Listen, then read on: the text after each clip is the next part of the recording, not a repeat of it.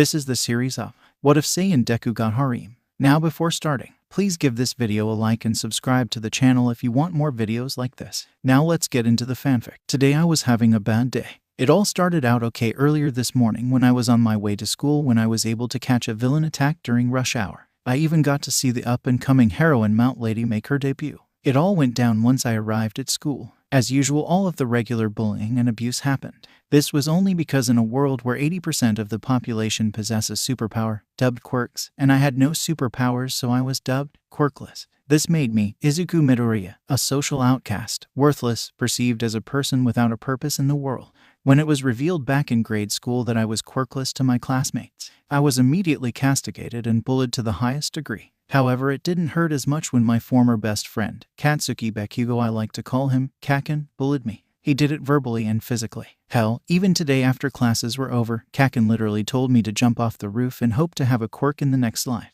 The reason he said this was because our teacher revealed to the class that aside from Kaken, that I will also be applying for UA High, the greatest hero course in all of Japan. Knowing that I had no quirk, in Kaken's mind, he knew I had absolutely no chance to make it into the prestigious high school. He also told me that I will die in the exams. Yup, definitely a bad day for me so far. I sighed. However, I had to learn how to deal with it on the daily basis since I was 4. So meh, it was whatever. Taking a shortcut, I tried to get home faster. Walking through a tunnel, I was not paying attention as I found myself captured by a slime villain. The villain was trying to take over my body as he suffocated me to death. I know, today was pretty much a horrible at this point, but there was a twist. You see, as I was seconds away from my own death when out of nowhere the #1 hero, the symbol of peace, All Might, would appear to save the day. He would land a Texas smash on the ugly slime villain and freeing me from his grasp. I woke up from my unconscious to see my idol standing before me. I was so excited to see him that I went into complete fanboy mode. I wanted to ask All Might to sign my hero journal number 13, but gasped in delight when I saw that he had already signed it. My excitement wore off as I had to get serious because I wanted to ask All Might one last thing. A question that mattered more than anything to me. This question roamed over my mind for over 10 years, something that has been answered countless times with the same answer. Can I become a hero, even if I'm quirkless? Before I could, I saw that the #1 hero was about to leave as he said that he had to turn the villain into the authorities. Seeing this caused me to panic because this may be my one and only chance to ask All Might this question. Because who knows if I will ever have the opportunity to see, let alone ask All Might this question, since he is a very busy person. I decided to take the risk and grab onto All Might as he took off, jumping high into the air. All Might noticed that I was hanging onto his leg for dear life. It forced him to land on a nearby roof, even though his transformation was running out. Landing on the roof, there was a huge puff of smoke. When it cleared, I was shocked to see All Might was gone, and what was left was a skinny, almost anorexic-looking version of All Might. Confused by the situation, I asked the man where All Might went. The skinny man told me that he indeed was All Might, or at least that was his true form, and his real name is Toshinori Yagi. Toshinori then explained to me that 5 years ago, he fought a villain who mortally wounded his respiratory system and destroyed his stomach. He visited countless doctors, but neither one could do anything for the hero. This injury has now limited to All Might only being able to complete 3 hours of hero work each day. Toshinori also explained that it was kept secret from the public because he still has to keep the persona of the symbol of peace. If word got out of his true condition, then villains would take advantage and cause more havoc. That is why it is necessary for All Might to never show any sign of weakness and to always have a smile on his face so that the people won't have to worry, because I am here. After Toshinori's explanation, I decided to ask the question, can he become a hero even though he is quirkless? Toshinori frowned, then proceeded to tell me the same as everybody else that I couldn't become a hero. The job of a hero is too dangerous for somebody without a quirk. Rampaging villains would do anything they can do to achieve their goals, and that meant killing as well. Toshinori told me that it is alright to dream big, but he also to dream realistically. Toshinori told me to look into more suitable careers such as a policeman or firefighter. Those jobs were also very important and admirable as they also risk their lives to protect and serve the people. Toshinori also asked me to plead me keep all of what he said a secret, as the public don't need to know that the symbol of peace was at all vulnerable. After that, he exited the rooftop and left me alone. I stood there as I was speechless. I didn't know what to say. The one person had been my idol and hero had told me that I blatantly could not become a hero no matter how hard he tried. All because I wasn't born with a quirk, something that was completely out of his power. There were so many emotions going through my thoughts at that moment. Sadness, anger, hurt, depression, but the biggest one was definitely disappointment. Disappointment in myself and in All Might. How could he say that? He's supposed to inspire hope into other people and motivate them to achieve their dreams. These were my thoughts as I left the rooftop and proceeded to the ground as I heard an explosion. Still disappointed I wasn't paying attention and didn't know I was subconsciously walking to where the commotion was. While I was walking, I was beginning to realize that this day was going from bad to completely horrible. Putting it straight, this has to be the worst day of my entire life no matter how anyone tries to slice it. Now in the present time, Izuku is walking towards a large crowd to see the fight that started earlier when he and All Might were on the rooftop. That's strange. Is the fight from earlier still going on? Izuku said. Why am I here? Did I subconsciously walk here just to check it out? Izuku thought as he crossed the street to get a closer view. I shouldn't even stop. All of my notes are useless, Izuku thought depressingly. However, his tone shifted as he saw the villain that was causing havoc. That's the same guy who attacked me, Izuku thought as he saw the same slime villain who tried to take his body through the tunnel earlier. That can't be right. All Might captured him. Izuku then thought back to when he and All Might were flying through the air. He must have dropped the bottle when I was holding onto his leg. Izuku then realized another fact. But then that means it's my fault, Izuku said as his face filled with dread. Why aren't the heroes doing anything? A civilian asked as he was a part of the crowd. It looks like they met their match, plus the villain captured a kid and things aren't looking so good, another civilian responded. He caught someone. I wonder how long they've been in there. How could they survive being suffocated like that? I thought I'd die after only a few seconds of struggling, Izuku said in his mind as he thought back to his near-death experience when he was captured by the very same slime villain. He cringed at the thought of somebody else going through the same traumatic experience. Wait, I'm confused. Isn't that the same villain All Might was chasing earlier today? One civilian asked. What, All Might? No way, he lost. Where is he? Can someone call him or something? A young woman asked. Seriously, why hasn't he shown up to help the heroes? Toshinori, who was at the back of the crowd, looked down to the ground in anger and was clutching his chest as he couldn't do anything because his time limit was up and couldn't jump in and save the day. Izuku has his hands covering his mouth and looked down in utter shame. I'm the one to blame. He wasted his energy on me, Izuku said in his mind. I'm worthless, Toshinori thought with the same shame as Izuku.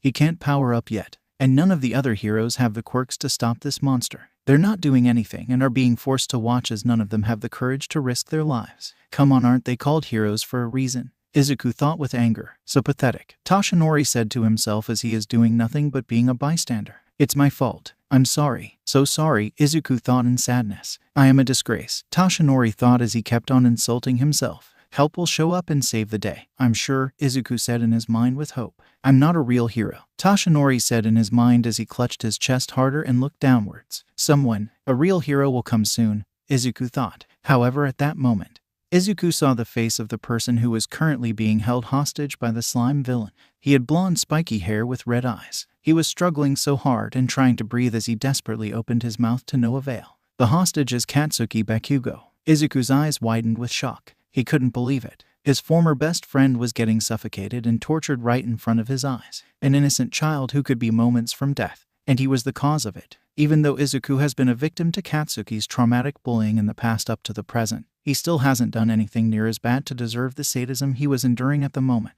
Nobody deserved this. It was too much. Izuku looked at the pro heroes. Nothing. They were doing absolutely nothing to save the child.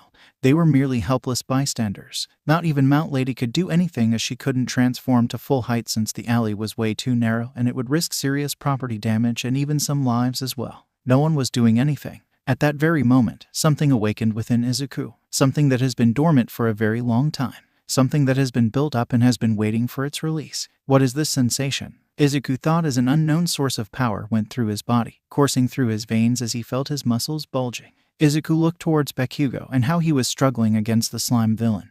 Then the look of shock was replaced by a look of determination and anger as he sprinted towards the slime villain.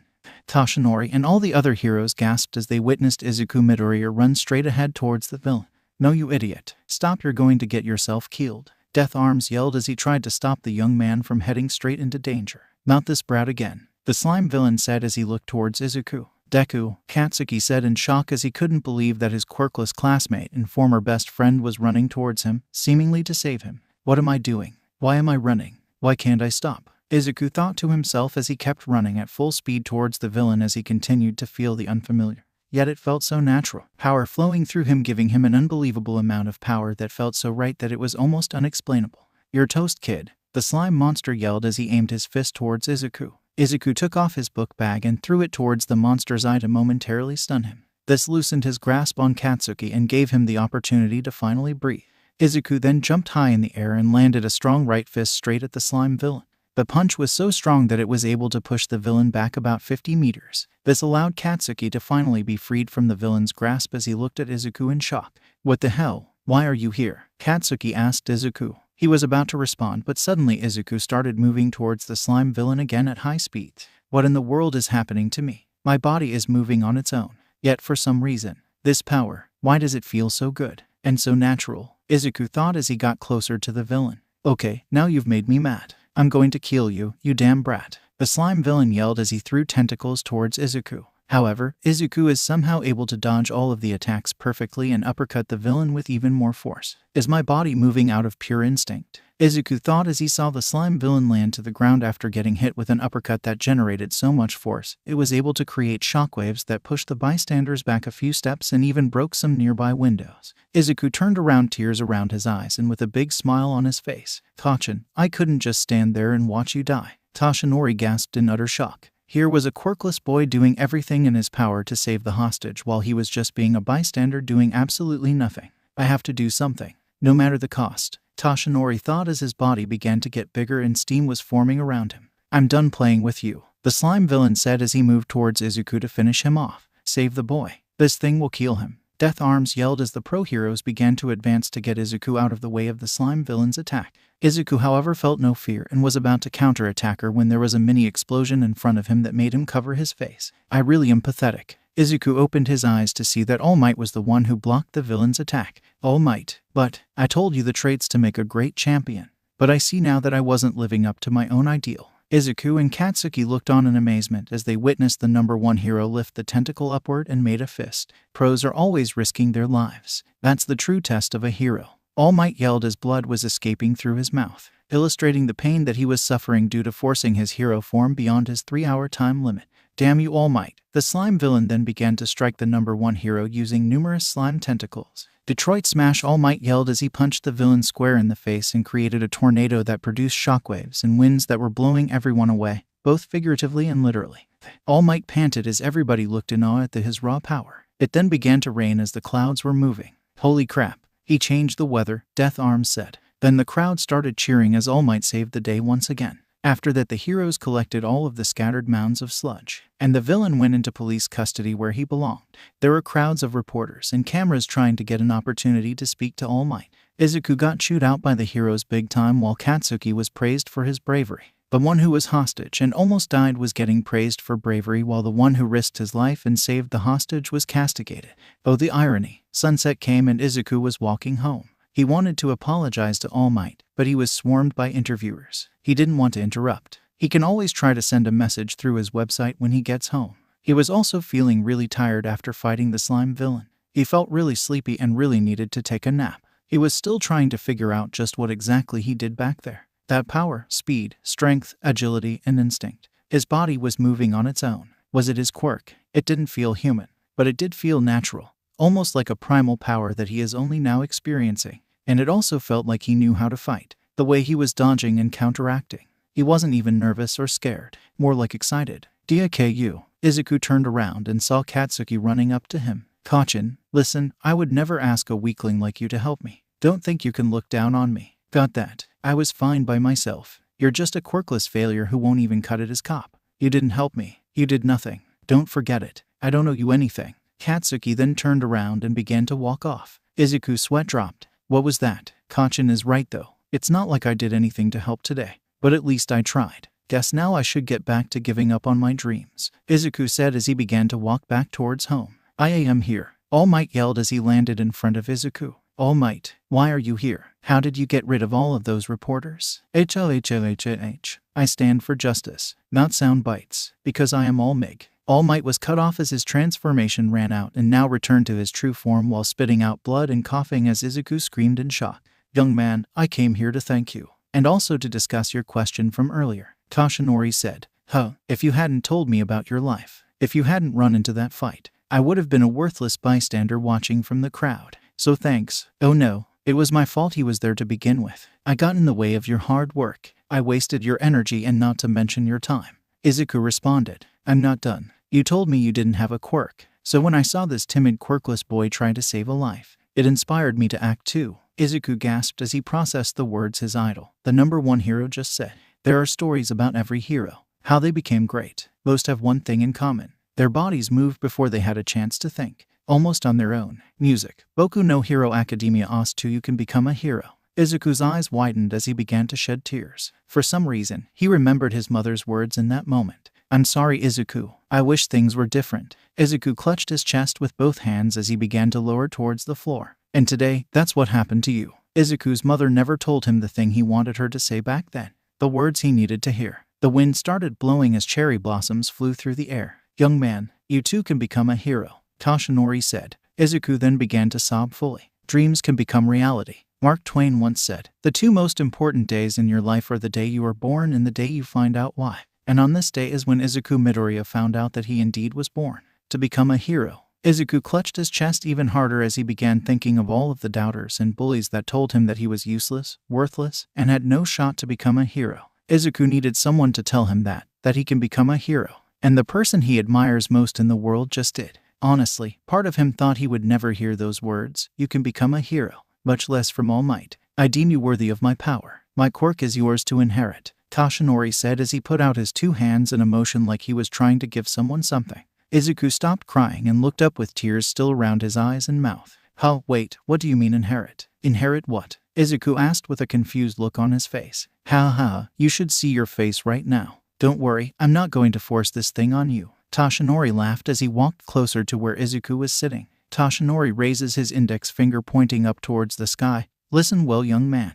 This is your choice. Toshinori points his finger towards Izuku now. Do you want to accept my awesome power or not? He yells as blood comes out his mouth. Izuku continues to look at Toshinori with a clueless face. What is he talking about? How is this? Toshinori rubs the blood away from his mouth. There are a couple things you should know about my abilities. Journalists always guess my quirk is super strength or some kind of invulnerability. When people ask an interview, I always make a joke and dodge the question. And it's because the world needs to believe that their symbol of peace is just a natural-born hero like any other. But I'm not. There's something natural about my ability. Toshinori then spread his arms out and looked towards the sky. I wasn't born with this power. It is a sacred torch that was passed on to me from someone else. Someone gave you this quirk. No way, Izuku said in shock. The wind blows as Toshinori's shirt moves, revealing bits of his scar. Yes way, and you're next. I can give you my abilities, Toshinori said in a dramatic pose. Wait, hold on, this is a lot to process, Izuku replied. It's true there's a lot of debate as to what your quirk actually is.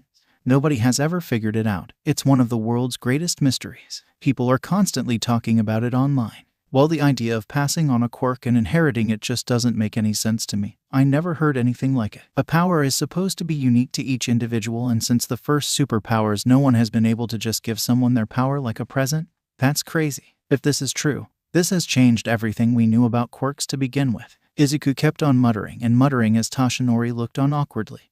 Sounds like you're overthinking this whole inheriting thing. Stop any RDING out. Izuku stopped his muttering as he heard Toshinori's shout. You'll have to adjust your reality and accept this new truth. I can transfer my quirk to someone else, and that's just one facet of my secret abilities. Toshinori holds out his hand as rainbow-colored light starts to emit from his palm. The true name of my power is One for All, Toshinori revealed with emphasis on the one for all part. 1, 4, oh, Izuku said slowly in awe as the name itself radiates power. Yes, one person improves the power, then hands it off to another person and continues to grow as it's passed along. Toshinori says as inside Toshinori's soul, multiple different colored stars move and turn into bigger and brighter stars as it finally stops when it reaches to a bright yellow star. It is this cultivating power that allows me to save those who are in need of a hero. The truth behind my strength. Toshinori finished as the rainbow-colored light in his palm faded. But why would you choose to give me a gift like that? What if I can't live up to it? Izuku asked. I was on a long hunt for a worthy successor, and then I watched you jump into action as the rest of us idly by. You may just be a quirkless fanboy, but you tried to save that kid. You acted like a hero. Toshinori answered Izuku's question. Izuku then began to cry tears of joy from listening to the inspiring words of his idol. Toshinori saw this and began to laugh. Come on, seriously, you've got to stop crying like that if you want my quirk. Come on, kid. Izuku made a fist in his left hand. He said so much to encourage me. He even told me the secret behind his powers. Is this what I've been waiting for all these years? How can I turn him down? Izuku said in his head as he wiped the tears off his face. Izuku stands up with a determined look on his face. Okay, I'll do it, yes. Izuku accepts Toshinori's offer. No reluctance. That's exactly how I figured you'd respond, Toshinori said with a smirk. Meet me at the Dagoba Municipal Beach in 2 days 5 a.m. sharp. That is where we will begin your training for you to inherit one for all. Right, I'll be there, Izuku responded. Oh right, one more thing. Mind explaining me those moves you pulled off while fighting the sludge villain? Where did all of that speed and strength come from? I thought you said you were quirkless. Did you lie to me? Toshinori asked the green-haired boy as he never seen moves like that before. It was like he was fighting as an experienced fighter with such expertise, and it seemed like he knew what he was doing. Izuku waved his hands around in panic. What? No, I would never lie to you, All Might. I really am quirkless. What happened back there? I don't know how to explain it. My body was moving on its own, on pure instinct. I felt something. A power so great that it flooded throughout my body and filled me with excitement. I had no fear, I was just going with the flow. I've never had any kind of experience like this, yet it felt so natural. Like I was born to fight and it just awakened. Izuku finished as he looked at his hands in wonder. Toshinori hummed. This is something that I should keep an eye on. It may be a hidden quirk that was never awakened until met with a life or death situation, Toshinori thought as he returned his attention to the freckled boy. We'll talk about this later. It's getting late, so head on home and get some rest so you're ready in 2 days. All right. And with that, the two parted ways and Izuku went home to rest for the upcoming trials ahead. When Izuku reached his house, he immediately felt tired and yawned. Must be from all of the stress today. I should go take a shower. Izuku proceeded to the bathroom and took a warm shower, and as he was washing himself, he felt a slight bump near his butt. Must be a bruise from the sludge villain, Izuku assumed, and finished showering and proceeded to bed. As soon as he reached his room, he collapsed on the bed and felt really sleepy. Man, I'm really tired today. Oh well, lights out, Izuku though as he shut off the lights and proceeded to fall in a deep slumber. The next day, Izuku woke up from his deep sleep. He yawned and stretched as he got up from his bed. Whoa, I slept good. I feel full of energy, Izuku said as he headed to his bathroom. As he walked to the bathroom, Izuku felt really weird. He didn't feel any pain or drowsiness, but something felt off. For one, Izuku felt a little higher as if he was standing on a stool or something. Also, he felt like something was attached to his bottom. He didn't have any clue as to why that is, and his clothes felt really tight. When he reached the bathroom and looked at the mirror, his eyes widened in shock. Standing in front of the mirror wasn't the skinny little plain Deku that he was known as. No, standing there was a young man with a height of 5'11" with broad shoulders and a defined lean muscles all throughout his body that would put most bodybuilders to shame. There was no more baby fat as his face had defined cheekbones and a sharp jaw with a face that resembled more like a man than a boy. His chest was much bigger and so were his biceps and triceps that they were bulging under the now too small and tight shirt Izuku was wearing. His hair was longer, denser, thicker, and much more spiky and a lot more darker. While all of this is surprising to say the least, the thing that shocked Izuku the most was what was behind him, more specifically a part of him. Behind him was a wagging brown monkey tail that was a few feet long. It was moving freely as it was the most normal thing in the world. What in the world? Why do I have a monkey tail and why do I look so different? Wait a minute. Could this be my quirk? Izuku thought as he closed his eyes and concentrated. He felt it. The same rush of power he felt yesterday against the sludge villain. Only this time, he felt more in control and like it was something he has had for his entire life. I feel the exact same energy when I was fighting the sludge villain. Is this really my quirk? If so, what exactly is Izuku? Are you still sleeping? It's past noon already. It's time to get up, Inko Midoriya said as she walked towards her son's room but stopped when she saw the bathroom door open. She peeked inside and saw a completely different Izuku inside with a brown monkey tail. Izuku, honey, what happened to you? Inko asked in shock as she couldn't believe her son was in the bathroom. Taller and packed with muscles that looked he worked his entire life to gain.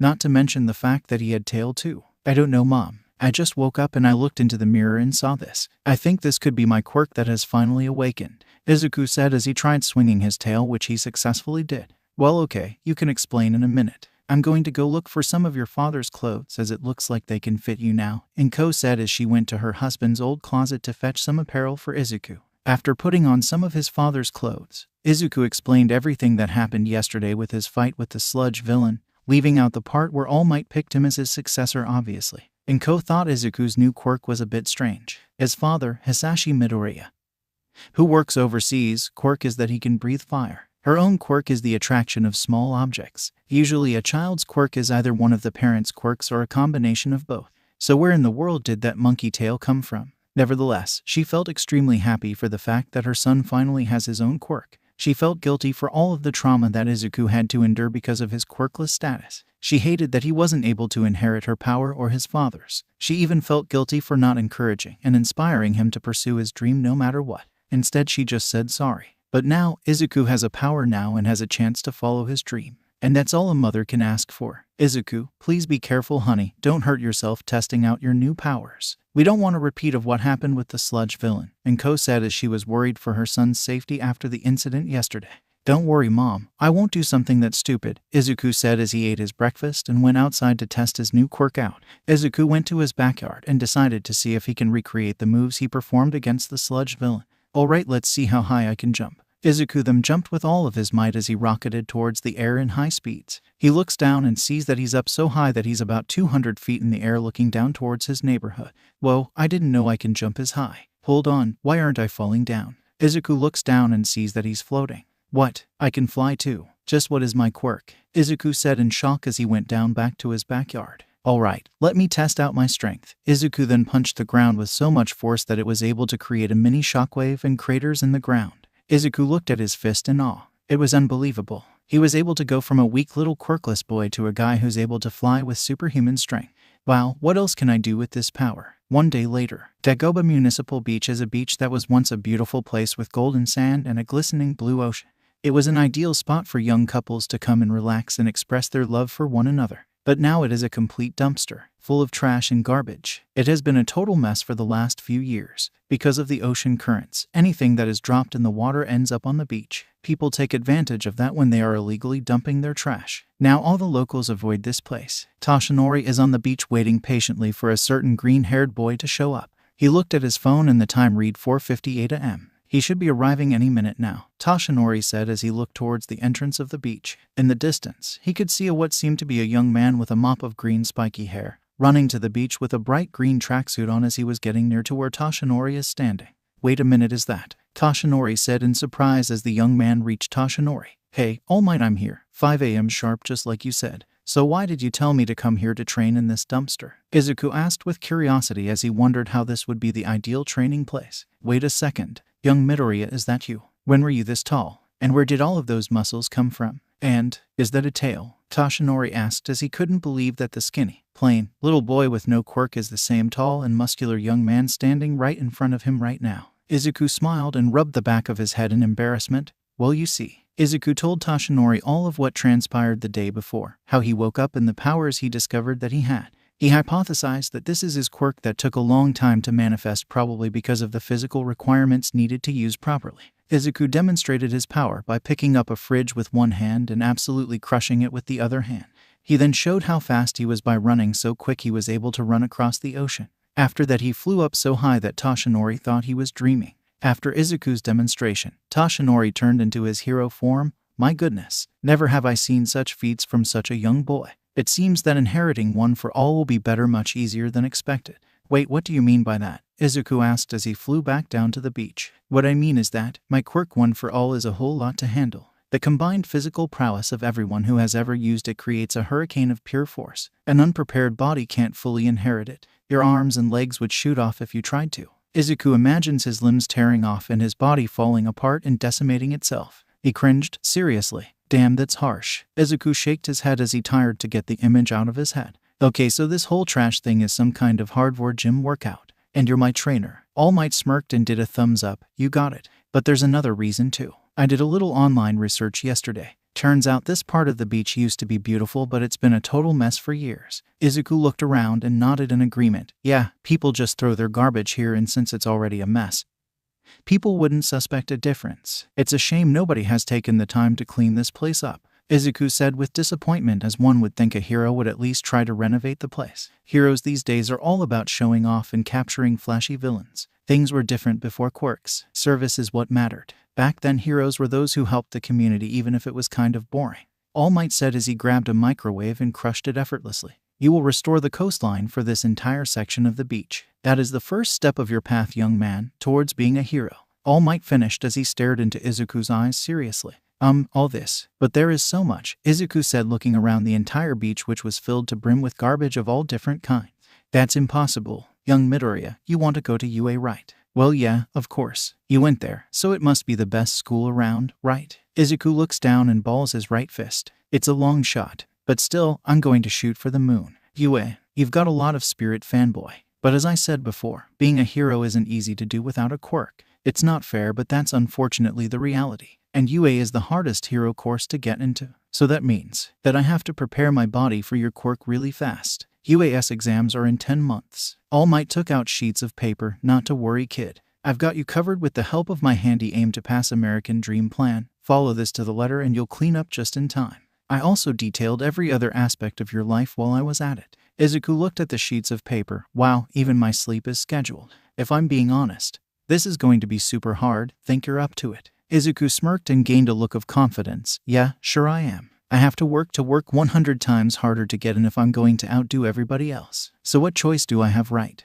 Izuku went right to work, taking as much trash as he could at a time. Ever since he has gotten his newfound power, his overall strength, speed, and stamina increased to the level of superhuman. He's able to lift cars and trucks that weigh several tons with relative ease. His efficiency in cleaning up the trash was so off the charts that All Might estimated that Izuku may get the job done with time to spare. When Izuku returned to school, all of his teachers and peers were speechless. They almost couldn't recognize him as he looked like a totally different person. It was unreal to them. When they saw his tail, they were even more shocked as they thought the green spiky-haired nerd didn't have a quirk. He explained to the class that his quirk finally awakened during the whole sludge villain ordeal. He theorized that the quirk is mutant, physical enhancement type that required the user's body to be developed in order to use as if he would have had it when he was 4. It may have been too much for his small body to handle. Surprisingly, Katsuki Bakugo didn't really give Izuku's newfound quirk much glance. If anything, he probably still thought he was much superior thanks to his incredibly powerful explosion quirk. After that day, Bakugo and pretty much everybody else stopped bullying Izuku. This was most likely because Bakugo respected Izuku a little for what he did against the sludge villain. And now that he had a quirk, it moved him up on the proverbial food chain in society. Since Izuku's knee power gave him inhuman amounts of stamina and endurance, he was able to study and do his school work with ease since he didn't feel much fatigue after the morning and afternoon workouts cleaning trash that he would have otherwise felt. Another cool aspect Izuku discovered about his new abilities was that he is able to feel the energy signature of any living being.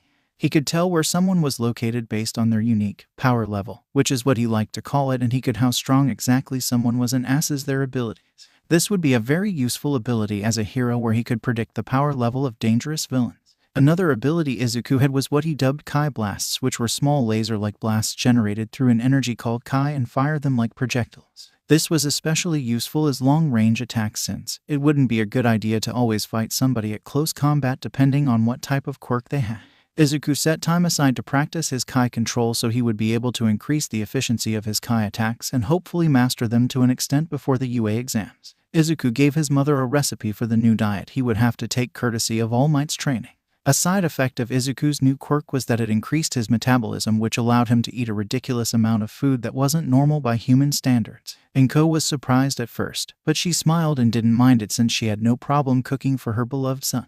Izuku loved his mother's cooking, and it would motivate him to keep on training and studying as hard as he could in order to achieve his dream to become a hero. His motivation was so strong, he even went to the beach and did extra cleanup during the times that he was supposed to be sleeping. He wanted to get it done as soon as possible and to get as much training as he could before the exams. I need to train 1,000 times harder than anyone else if I want to be the #1 hero, is what he told himself when he would spend the late night and early morning hours cleaning trash as fast as he could. He was so serious about his training that he even put training weights on all 4 of his limbs weighing 200 pounds each in order to increase his strength and endurance so that he can be the best possible vessel he can be for One for All. When Toshinori would arrive at 5 a.m. at the beach, Izuku would already be there hard at work, disposing as much garbage as possible, going at incredible speeds even with his training weights on. Toshinori was appalled at Izuku's pure work ethic so much that it even scared him a little. The only person that he could think of with the same kind of work ethic was his old sensei Gran Torino. Izuku would spend so much time on training that it wouldn't be far-fetched to say he was addicted to training.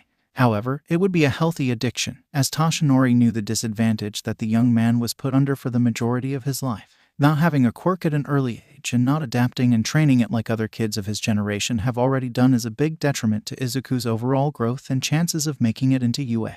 However, if there is one thing that Izuku has over anybody else is his will and ambition. He has the will of a hero, And that can take someone a long way. Couple that with his work ethic, incredible power, and the fact that he will soon be inheriting one for all, there is no limit to what he can achieve. The same pattern repeated as Izuku would start working before Toshinori got there. Go to school, lift weights under the table during class, eat, study, sleep, train, and train some more. After a while, Izuku got accustomed to his training weights, so he increased them to 2,000 pounds each. He kept these weights on 24/7, even when he was showering or sleeping, because he wanted his physical body to get used to the strain so that when he inherits one for all, it won't be a problem for his body and he will be able to adjust with relative ease. This made his body add in even more body muscles and made his figure even bulkier. But not too bulky, as Izuku didn't want to trade strength for speed, as he loved the fact that he had an equal balance of the two. Izuku is too smart to think that strength alone can win you any fight.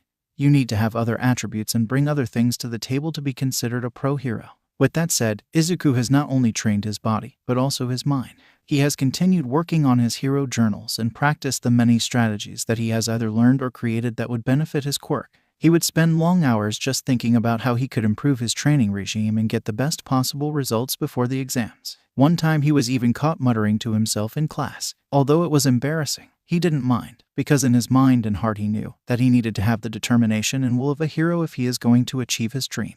September 26th, exactly 5 months before the UA entrance exams, Toshinori got out of his truck and walked towards the beach. It was the halfway mark until the UA entrance exams, and he needed to assess Midoriya's progress in cleaning the beach and see how much longer it's going to take him and if they need to make any adjustments in the aim to pass American Dream plan to get the job done quicker. It was currently 4:30 a.m., so Izuku should already be there cleaning up as usual. However, before he took another step forward, Toshinori heard something that made him stop in his tracks. A primal roar was heard throughout the entire park in the early morning as birds scurried and flew away, fearing that such a beastly roar belongs to a predator that is nearby. Toshinori's eyes widened as he looked for the source of the roar until he looked up, and what he saw made him drop his jaw to the ground. On top of a pile of trash was a shirtless Izuku as the sun rose and made the sweat around his body glisten. Over the past 5 months, Izuku grew 2 inches, making his hay now 6'0". His overall figure was much more muscular and leaned as his body adjusted to the harsh training protocol Izuku went through. His weights were still on as they now weighed 10,000 pounds each. The entire beach and the shoreline was completely clean and not an ounce of trash was anywhere in sight. Izuku has completed his task in half of the time that was expected. Hey, holy crap, kid. You even cleaned outside the area I told you to. Seriously, there's not one speck of trash left on this beach. And with 5 months to spare, you've exceeded my expectations. Holy stinking super crap, Toshinori said as he transformed to his hero form mid-sentence. Izuku started wobbling and fell off the pile of trash that he was on top of.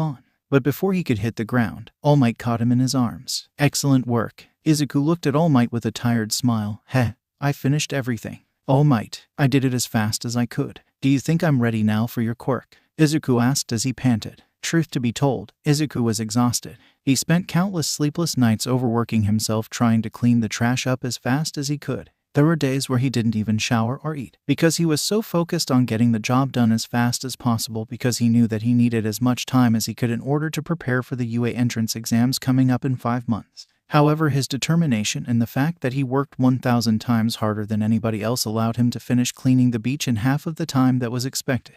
It was hard, but it was worth it in the end, because now he has 5 more months to train. Yeah, you did good, kid. I gotta say I'm impressed. I knew you had it in you, but this is beyond what I thought was possible. Look at this. All Might showed Izuku a picture he took 5 months ago at the beginning of their training.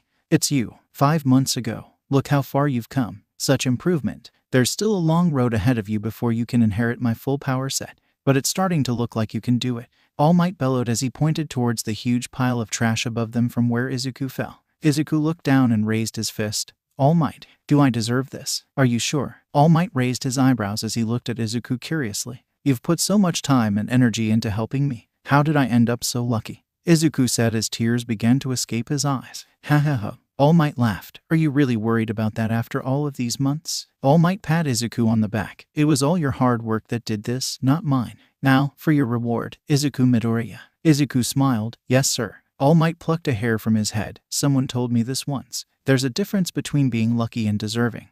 One's an accident and the other a reward. Never get the two confused. All Might replied to Izuku as he remembered the words of his deceased predecessor. Take that to heart, young man. This gift, you earned it with your own valued effort. Izuku smiled as he heard All Might's words. He knew what he said was true, and he took great pride in the fact that he did indeed earn his quirk and is worthy to inherit it. But what All Might said next completely made his eyes go wide. "Eat this," All Might yelled as he held his strand of hair towards Izuku. Izuku was speechless as he slowly comprehended what exactly the number one hero was saying. "To inherit my power, you got to swallow some of my DNA. That's how it works. This isn't exactly how I imagined it. Come on, there's no time. The exam is in 5 months, and we have to get you ready so that you're able to use one for all efficiently, so you'll no doubt make it into UA. Eat. All Might yelled as Izuku took the strand of hair and forced himself to swallow it, and cringed as he stopped his gag reflex and swallowed as hard as he could feel the strand of hair going down his throat. "It should take you about 2 hours for you to digest my DNA. By then, one for all should start taking into an effect. Until then, you should relax and take a breather. I know how hard you have worked these past 5 months. Also, take off those weights, as you shouldn't strain your muscles because one for all can hurt your body enough as it is," All Might said as he gave Izuku a water bottle. When Izuku finished the water bottle and took off his weights, he began to feel a surging sensation throughout his body. It's similar to the Kai energy he uses with his quirk, but it was different. He could feel a lightning ozone go through his veins and a shooting star rushing through space as it gathers energy and power second by second. "All Might, I think I can feel one for all. It's growing stronger by the second," Izuku yelled as immediately stopped resting to tell All Might the news. "But that should be impossible. It has not even been 5 minutes yet. Surely your body hasn't digested that one strand of hair that fast." "Well, you see, one side effect of my quirk is that it exponentially increases my metabolism rate. So food digests faster and it makes me hungrier than the average person, and it allows me to eat a lot more than the average person also. So your hair has probably digested by now, and I think I'm able to use your quirk now," Izuku explained. He could feel the power get stronger and stronger, adapting to the incredibly strong body. "I see. I guess it's convenient for the situation. Are you feeling okay, young Midoriya? You think you can try to use one for all in your current state?" All Might asked with concern for his successor. Izuku smirked as he flexed his right arm. "I think it wouldn't hurt to give it at least a test run." "Well, alright. Don't push yourself too hard, young man. Remember, we got 5 months left to prepare you for the exams, so we've got plenty of time."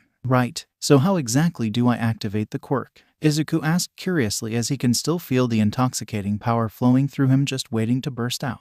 "It's pretty simple, kid. All you have to do is clench your butt cheeks and reach down from the depths of your heart and yell smash." All Might yelled as he demonstrated by punching the air and creating a mini tornado that resulted in a whirlwind. Izuku nodded and looked towards the crystal blue ocean. He concentrated and raised his right arm and clenched his butt cheeks. His arm began to glow as red markings appeared and his biceps bulged as he can feel the power building up in one point.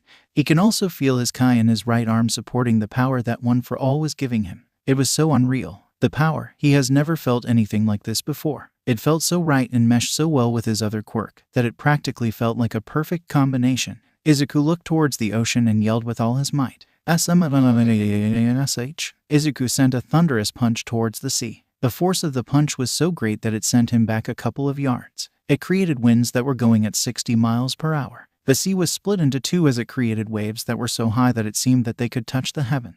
Izuku's punch also created a tornado similar to the one that All Might produced with his Detroit smash against the sludge villain. It wasn't strong enough to completely change the weather like All Might did, but it was still impressive in its own right, especially since it was Izuku's first try. All Might smirked as he saw the display of power Izuku put on. He was extremely impressed, and Izuku even exceeding his expectations once again. That smash was near the level of All Might's 5% Detroit smash in his prime. All Might walked over to Izuku to see the condition of his arm. He knew what the backlash of using one for all for the first time could be like. He just hoped that he didn't completely break his arm. "Wow, I was able to do that much with just one punch. I can't wait to see what I'm able to do when I've mastered this quirk. The power output is so amazing." All Might's jaw dropped to the ground when he saw Izuku standing with no injuries at all, looking completely fine.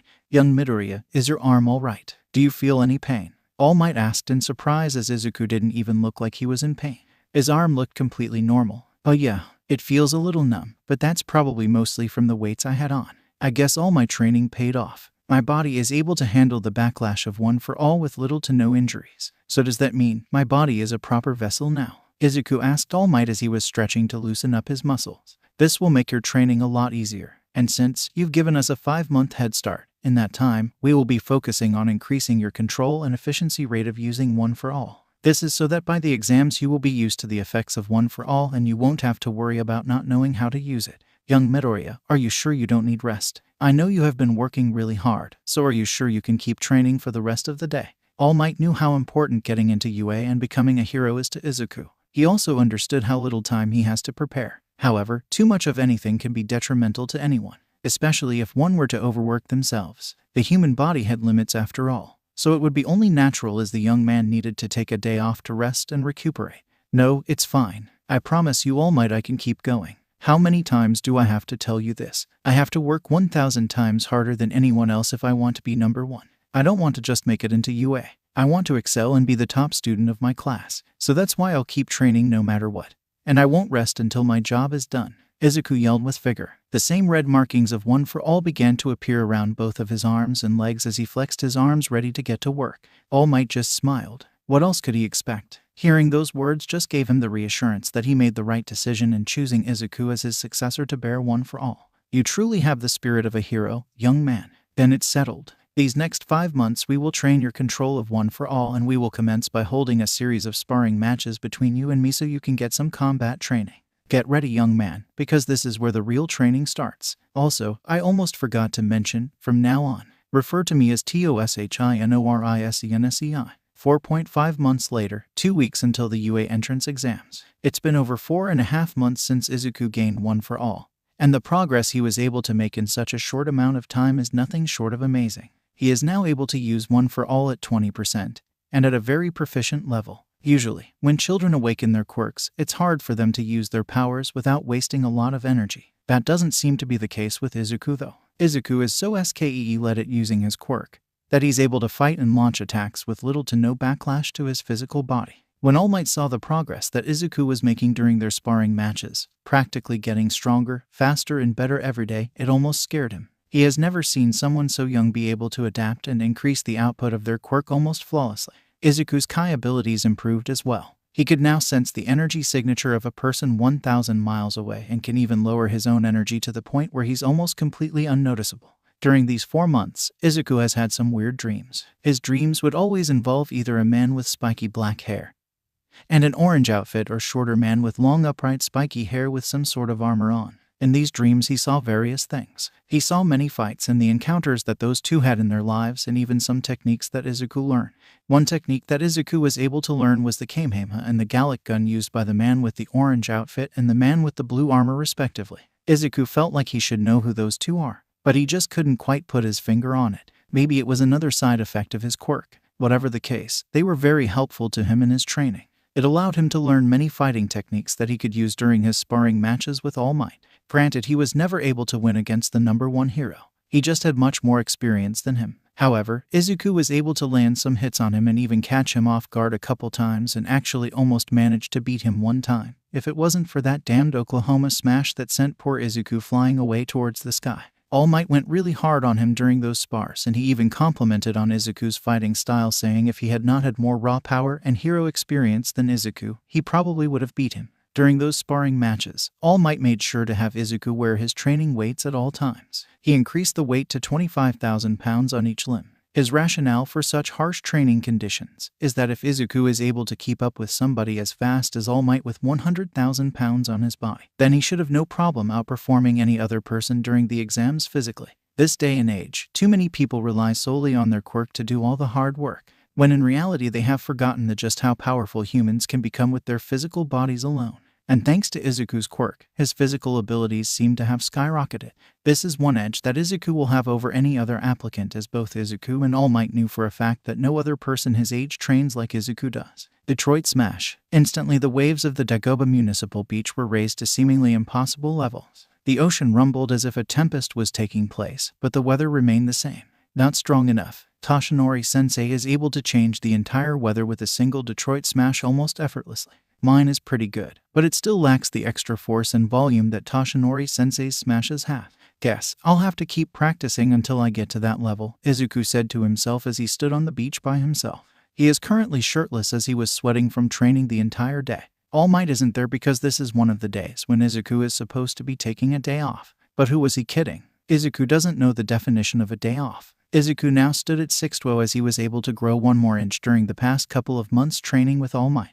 Izuku guessed that the reason he was growing so fast was because of the addition of One for All. His body adapted since the bigger and stronger his body is, the more effective his usage of One for All can be. He now had a defined six-pack, which is a sign of evidence of all the hard training he has done these past 9.5 months. Well, at least it's better than before 2 months ago. Flashback to 2.5 months ago. Damn it, yelled a frustrated Izuku. He just finished a sparring session with All Might, and was currently taking a 5-minute break. Why do you seem so troubled, my boy? You have made excellent progress. At this point, Izuku has already gained access to 10% of One for All. He is able to activate it in all 4 limbs and fight on par with All Might's 10%. It's just that I feel that there is a way to use One for All a lot easier and more efficiently like you, Toshinori-sensei. When you use One for All, it's not just in your arms and legs, but your whole body, and you're able to use it with much more versatility. I want to be able to use it like that as well, but for some reason, I can only activate it in my limbs. Right when he said those words, Izuku widened his eyes as a light bulb lit up in his head. Wait a minute, that's it, Izuku exclaimed as he jumped up and confused All Might. All this time, I've been thinking of One for All as sort of like a switch, where I turn on and off whenever I use its power, as if it's an external weapon, sort of like a gun or sword. However, I've got it all wrong. One for All isn't just some disposable weapon. It's a part of me. It's connected to my very core and soul. It's the power that will unite the world and smash all evil into its place. I am One for All. Izuku closed his fists and began to power up and use One for All. Red markings immediately appeared on his arms and legs. Then it started to spread to his forearm, then to his hands, then to his feet, and upwards to his chest and shoulders. Come on, focus and concentrate, Izuku said loudly and grit his teeth as he put in his absolute best effort. The red markings then rose up to his neck, cheeks, and ears. Then it finally reached to his eyes and head as his eyes turned into a brighter and glowing shade of green. His hair rose a little as his green spikes became a little more defined. After that, the unique red markings completely disappeared, and in its place came a sparking green light encoded with a reddish aura that produced an ozone scent. Izuku smirked. I did it. I can use the power of One for All throughout my whole body now. It feels amazing. All Might smiled in pure pride. He was so proud of how far Izuku was progressing in such little time. He will even admit that he's doing better than when he himself got One for All for the first time. All Might cracked his knuckles. You ready for another round? Izuku just grinned and charged full speed towards All Might and yelled, One for All, full cowl. Back to the present. Izuku smiled at the memory. Ever since that day, he has practiced using full cowl nonstop, doing his best to increase his control as much as possible for the exams. Now he had only 2 weeks left and he wanted to be prepared for anything UA may throw at him. However, he also knew that if he pushed himself way too hard, it could start to have negative effects on his overall health. Izuku is smart enough to know that any addiction, even an addiction to training, is bad for you. But he just can't help himself. He just loves to train and fight. It fills him with excitement and joy that he can't really explain. It's almost like some sort of primal nature. Maybe it's because now he has a quirk. He has never experienced the joy in having his own power to develop and train. But it feels like something else. Wow, I have never seen someone pay so much attention to detail for their own quirk. Izuku's eyes widened as he heard a sweet feminine voice behind him. He thought he was alone on the beach. He must have been so preoccupied with his training and own thoughts that he didn't notice their energy signature in close proximity to him. Izuku turned around and was shocked to see what seemed to be a teenage girl his age with his hero journal number 14 in her hands as she read with all. However, the fact that there was a girl reading his journal wasn't what shocked him, but it was the girl herself. Standing at a height of about 5'8", she has black hair with a long spiky ponytail and gray eyes. Her face is nothing short of beautiful. She has a mature physique for her age and a curvaceous figure that most women would keel for. She has bangs on the right side of her face and she also has a large bust. Izuku had to admit, she is one of the most gorgeous females he has ever seen. Oh hi, I didn't see you there. What brings a beautiful young lady like yourself to this beach? Izuku asked as he put back on a green tank top he was wearing earlier, feeling embarrassed being shirtless around such a pretty girl. The girl blushed after hearing that kind of compliment from a boy who she will admit is handsome. I could say the same to you. I just wanted to find a good spot to relax and ease my thoughts. And what do you know, I find a beautiful beach that suits perfectly, she said as she turned a page in Izuku's journal. My name is Momo Yurazu, by the way. And what is a handsome hunk like you doing out here alone? She asked with a smirk as she complimented Izuku back. Now it was Izuku's turn to blush. My name is Izuku Midoriya. Nice to meet you, Yurazu-chan. As to what I'm doing here, Well, I'm just training to prepare for the UA entrance exams in 2 weeks. I really want to excel above my peers and get in, and I know it's going to be really difficult. So that means I can't slack off and I have to continue training diligently. Izuku answered proudly with a big smile on his face. Cute smile, Momo said in her head as she smiled in awe of Izuku's will and determination. Well then, if you make it in, then we'll be seeing more of each other. Because I got accepted into UA through recommendation. Whoa, seriously? You were able to get into the #1 hero course solely through recommendation? That must mean your skill set and quirk is amazing enough to accomplish such a feat. Wow, congratulations, you earned it, Izuku said, impressed. Momo was speechless to say the least. She expected him to say how lucky she was or that she got in the easy way. But in reality, Izuku said the opposite, which she really appreciated since she deals with self-confidence issues and sometimes doubts her abilities as a hero. So hearing Izuku's words was a relief to her that she needed. Thank you very much, Midoriya-san. That really means a lot to me, Momo said as her cheeks became a little red. Don't mention it, and you can call me Izuku. You don't have to be so formal, Izuku said as he rubbed the back of his head sheepishly. Okay, then if I can call you Izuku, then you should be able to call me Momo. It's only fair, right? Sure, no problem, Momo-chan, Izuku said as his eyes widened. Oh yeah, I almost forgot to ask. What is your quirk? It must be really powerful to allow you get accepted into UA through recommendation alone, Izuku asked curiously as he was now really interested in Momo's quirk. Being the nerd that he is, my quirk is called creation. It allows me to create any inorganic object as long as I understand the atomic makeup of said object. The only drawback is that creating objects require lipids as fuel and my skin needs to expose so I can create something, Momo demonstrated by holding out her hand as a baseball appeared out of her skin. That is so cool. That makes your quirk adaptable to virtually any situation. It's also very useful in daily life as well. No wonder you were able to get accepted into UA through recommendation alone. You're really amazing, Momo-chan, Izuku said as he truly was eye-pressed by the greatness of Momo's creation quirk. Momo's face began to get red once again as she received another kind and truthful compliment from the 9th holder of One for All. All her life, she thought her quirk is not so great as it wasn't exactly an offensive juggernaut. However, this handsome boy she just met said that her quirk is amazing and that she is deserving of being accepted into UA. It made her heart skip a beat seeing the warm and kind nature that the boy had. She also couldn't find any deceit in his eyes or face since he was being 100% truthful. So what exactly can you do with your quirk, Izuku-kun? Momo was now the one curious and interested. My quirk is a physical enhancement type. I'm able to increase my strength, speed, and durability to superhuman levels and deal massive damage. Look, I'll show you. Now it was Izuku's turn to demonstrate. The scent of ozone invaded Momo's nostrils as Izuku powered up to 5%. One for All, full cowl and green sparkling lightning surrounded his body. Momo stood in awe at the pure raw power that Izuku was emitting. Izuku turned towards the sea. You should take a couple steps back, Izuku warned as Momo listened to what he said and moved back. Izuku readied his fist and yelled, Detroit Smash. Just like before, the ocean waves rose to an unbelievable height as a mini tornado was created, causing the whole beach to slightly rumble. Momo's eyes widened and gasped, such power. I've never seen anything like it. It's comparable to All Might. Izuku rubbed the back of his head sheepishly. Oh, you're being too kind. I'm nowhere near All Might's level. Izuku blushed at the praise. However, that blow was using One for All only. He could have used Kai to throw an even bigger smash, but Izuku wasn't one to boast. Oh, stop being modest. It's true, I haven't seen a quirk like yours before. It can be a real powerhouse as a hero. Momo then looked at her phone to see a message from her father, telling her to come home since it was getting late. The sun was already starting to set. I'm sorry, Izuku, but I have to head home. It's getting late and my parents don't think it's safe for me to be out during dark, Momo said, disappointed at the fact that she had to leave. That's no problem. I can take you home if you want. Just tell me the address, Izuku offered as he started floating above the ground and getting ready to take off. Hold on a minute, you can fly too. That's incredible, Izuku-kun. I don't mind since I want to see how it is to fly. Let's get going then. Izuku proceeded to pick up Momo bridal style and flew off to Momo's address. During the whole ride, Momo had a huge blush on her face. She could feel Izuku's rock-hard abs through his shirt. Momo looked down at the beautiful city and saw the beautiful sunset keeping her in awe. She looked up to see Izuku's smiling face. She felt secure, safe, and protected in his arms. She somehow knew that he wouldn't drop her or let anything bad happen to her. As she thought of this, it made the blush on her face darken and caused her heart rate to increase. We're here, Izuku said as he descended to the ground. In front of them was a huge expensive mansion with a large front yard.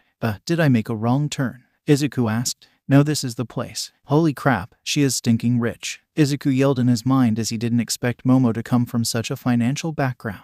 Before I go, let's exchange phone numbers so we can keep in touch, Momo said as she put her phone number in Izuku's phone and vice versa. Goodbye, Izuku. I'll text or call you later. Good luck in the exams, Momo shouted right before she entered her house. Izuku waved and flew to the air towards his house. While he was in the air, he realized something. I talked to a girl. I even got her number and she's smoking hot too. The sun rose. The ocean waves moved. The seagulls flew in the sky. It was a peaceful sight this morning at the Dagoba Municipal Beach. It was quiet. The only sounds that could be heard were the sounds of nature. When the public heard that the once dumpster of a beach returned to its original alluring and prepossessing state, people wondered just how it was cleaned up and by whom. Citizens hypothesized that maybe a diligent hero cleaned it up or maybe some sort of volunteer for community service. But when they tried to think which hero could have done such a feat, nobody came to mind. All of the possible candidates were just too busy to have the time to clean up some beach with no particular reward in return. However, there were rumors being spread around about some civilians passing by and witnessing a skinny, lanky, blonde-haired man yelling at a tall, muscular teenager with green hair as he picked up various types of trash and disposed of them at an inhuman rate. Some even proclaimed that they still saw the same teenager training and practicing his quirk. Every time someone would try to go near him and question him regarding the state of the beach, he would almost instantaneously disappear out of their sight, as if he were never there in the first place. Who were those two individuals? And were they the ones responsible for returning the beach to its true glory? The world may never know. Nonetheless, today was a beautiful day. Well, it may seem like that on the surface, but in reality, this day is going to be a very significant and important day. The reason for this is that this is the day of this year's UA entrance exams. UAS entrance exams are the hardest to pass of any high school with a hero course. Only 3 in 100 applicants pass every year. For young ones aspiring to be heroes, it is an opportunity to prove themselves and show they have what it takes to be a hero. However, it is easier said than done because there are numerous applicants with only so little seats. The events of today will determine the future generation of heroes. A red truck pulled up on the parking lot of the beach. The driver of said truck none other than Toshinori Yagi, the #1 hero himself. He was wearing a long black coat. The reason he was here is because he texted Izuku last night telling him to meet him at the beach just before the exams. Toshinori walked on the sand and looked around for his young protege. His eyes was finally able to lock onto him. Izuku was floating a few meters above the ocean in a lotus position. His eyes are closed as he was meditating deeply. The milky white aura of his kai would be seen as the ocean currents reacted to the power as they moved in various directions.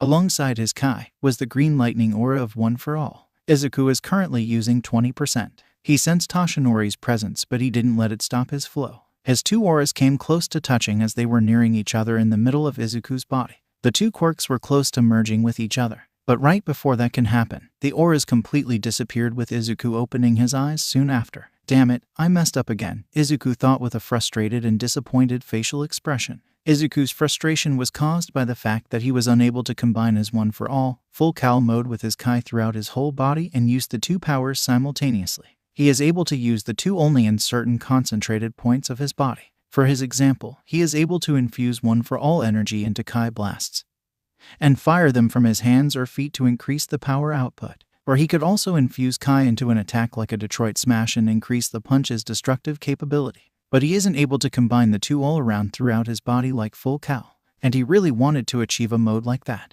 The reason being that when he combined the two quirks into one attack, it would cost him a decent amount of his stamina and limited his versatility, control, and efficiency. Similar to how it was when he used One for All before he had full Cowl. This was something Izuku has been trying to succeed in for the past couple of weeks now, but no matter how hard he concentrated, focused, or tried, it all ended in the same result. Both of his quirks shutting off, and each time making him feel more annoyed. Izuku tried to use a similar strategy to unlock One for All, full Cowl. But for some reason, this was just a lot more difficult than he expected. You struck another dead end, huh? Toshinori said to his successor, knowing full well that he just had another failed attempt in combining his quirks. Izuku told Toshinori of his shortcomings with combining the two powers. Toshinori was intrigued at the idea and thought it was actually a very interesting assessment. In theory, if he managed to use One for All and kai simultaneously, it would make him stronger many times over. But to be able to control two quirks with such high levels of raw power was no easy feat. It took Toshinori years until he fully mastered One for All, and even then, it still cost him a considerable amount of stamina to maintain. So he could only imagine how hard it was for Izuku to control both One for All and his kai. It had to be strenuous, especially for Izuku who has only had his quirk for 10 months. I don't know what's the problem, Toshinori-sensei. I've tried everything I could but I keep on coming up short. There has to be something missing, but I just don't know what. Izuku flew back to the sand and stretched his legs out. They were a little stiff from the intense and long meditation session. Toshinori sighed. He understood Izuku's frustration, but there are other important matters at hand. The exams are going to begin in about 2 hours, and it would not serve well for Izuku if he is distracted and unfocused. It could cost him dearly if he is not careful, and he could not afford to be off his game. Not today. So to cheer him up, Toshinori transformed. Worry not, young Midoriya. I understand your frustration and concern, but maybe you can try again later. As for right now, you've got bigger fish to fry. The exams are going to commence soon, and it would do no good if you were distracted. You'll have to bring your A game. This is what you have been training so hard for. You said you want to excel above your peers and become the #1 hero and the next symbol of peace, right? Are you willing to throw all of that away just because of a failed attempt at controlling your quirk, which you've only had for 10 months now? Izuku tightened his fists. He knew that what his sensei is saying is 100% true. He shouldn't let something like that discourage him. Of course, there are things in life he won't succeed in at his first try. Nobody is perfect. He's a human, for crying out loud. Or is he? You're absolutely right, Toshinori-sensei. I didn't come this far to only come this far. All of the hard work I've done these past 10 months will be all for naught if I let this one little thing get to my head. Don't worry about me. I will pass the UA entrance exams. And not only will I pass and get accepted to the #1 hero course, but I will be the #1 applicant and outperform anyone else. And that is because I will be the #1 hero. Izuku exclaimed as he had a cocky smile full of unmatched confidence that actually surprised All Might, as he never heard Izuku be so sure of himself. Usually, he would be very modest, timid, and shy. But it seems that All Might successfully brought the young man's spirits up to where they need to be. I would expect nothing less from you, my boy. That drive and will to win is one of the many reasons why you are deserving to be the rightful 9th holder of One for All. I like the confidence, Izuku Midoriya. Let it fuel you to do what you do best, and that is make people's jaw drop. Always remember that I am proud of you, and no matter what may happen in the exams, just know that I take pride in calling you my successor. All Might said honestly, as he truly is happy that he met Izuku. Without him, he may never had found the right successor to pass on One for All. But everything happens for a reason, and All Might had no doubt in his mind, heart, and soul that Izuku is destined to be a hero. Pride, huh? Why does that word make me feel so strong and motivated? Izuku questioned in his mind. But he smiled and replied with, and always remember, Toshinori-sensei, that I feel pride in bearing One for All, and that you have chosen me to take your mantle as the next symbol of peace. I promise you that I won't let you down, and I will use the power you have given me to smash any obstacle in my way. Izuku yelled with life as he lifted his right fist that was sparking with green lightning. All Might just smiled. He loves this kid. All Might then checked the time on his phone and saw that the exams are only about an hour and a half away from starting.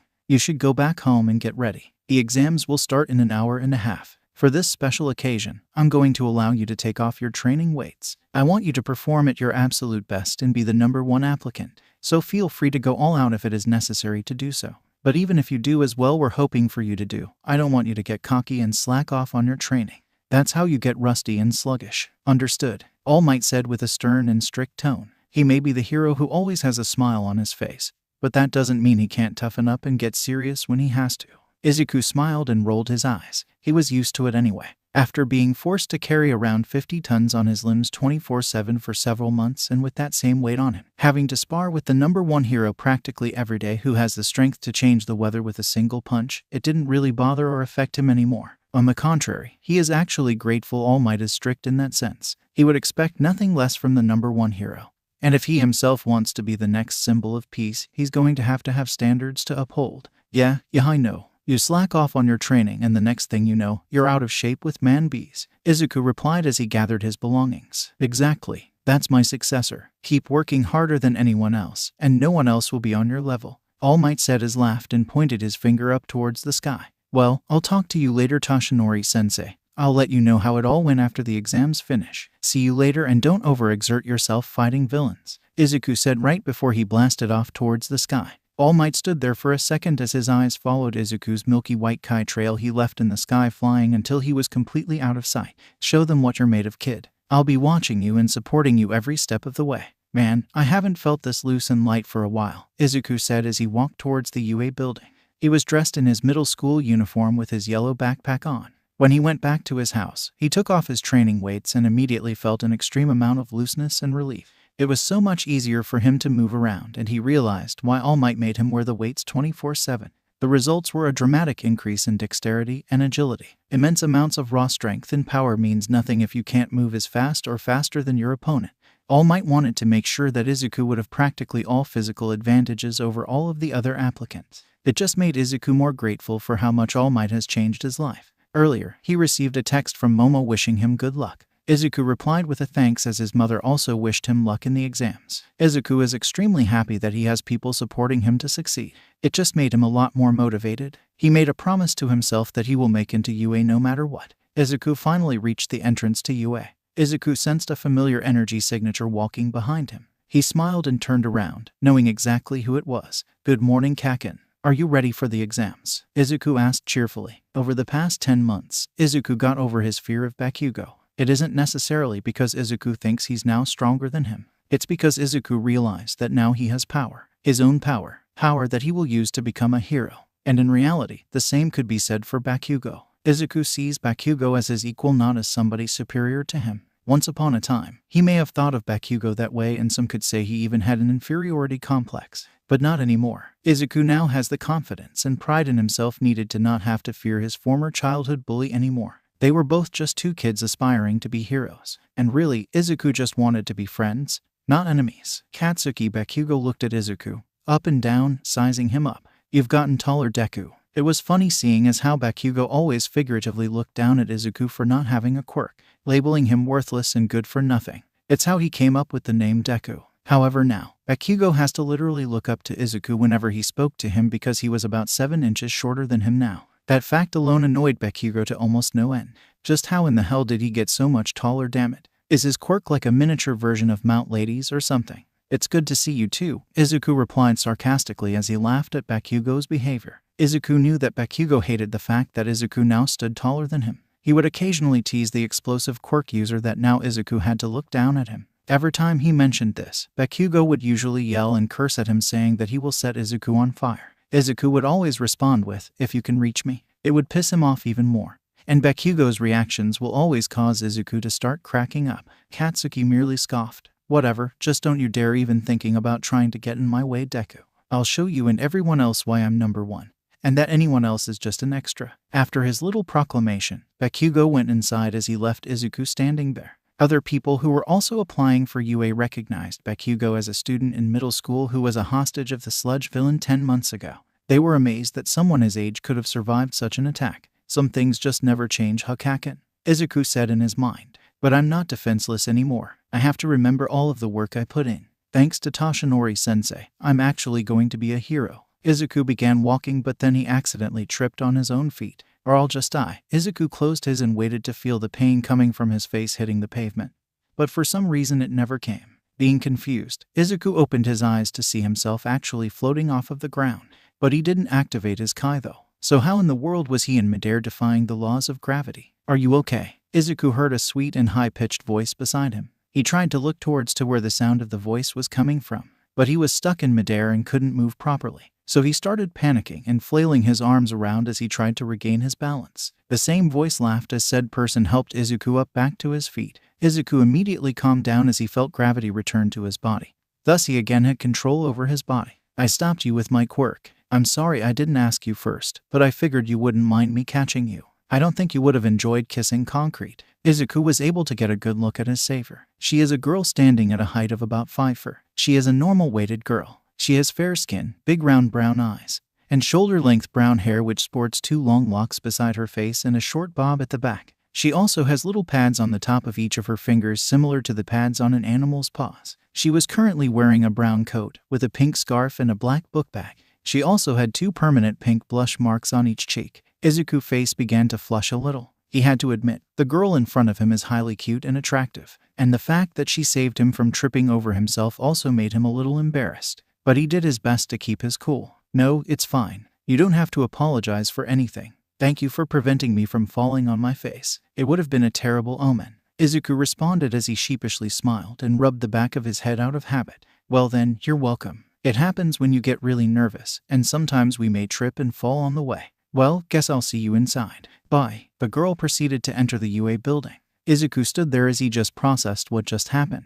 Holy crap, that's the second girl I just talked to recently. It is true, excluding his mother, Izuku doesn't have much communication or interaction with the opposite sex. It was not until he met Momo that he actually started to have a little more socialization with females. After so many years as being deemed a social outcast, Izuku got used to being pretty much antisocial. He really doesn't have any friends aside from Momo, who he just met 2 weeks ago. And if you really want to go there, you could count Bakugo, but that's really it. As a result of being deprived of friends, he doesn't have any experience with girls, and if a girl were to talk to him, he would almost freeze up, especially if the girl is as attractive as Momo or the brunette that saved him. It also doesn't help that Izuku has been fatherless for pretty much his whole childhood up until now. A father would be needed for teenage problems like this. But as fate would have it, Izuku's father can't be around. Apparently he works abroad and has a full schedule where he can't even come to visit for like 1 day. However, he makes sure to support Izuku and his mother financially. But at what cost? Izuku is not even sure his father was aware that he was quirkless. Izuku shook his head as he cleared those thoughts out of his head.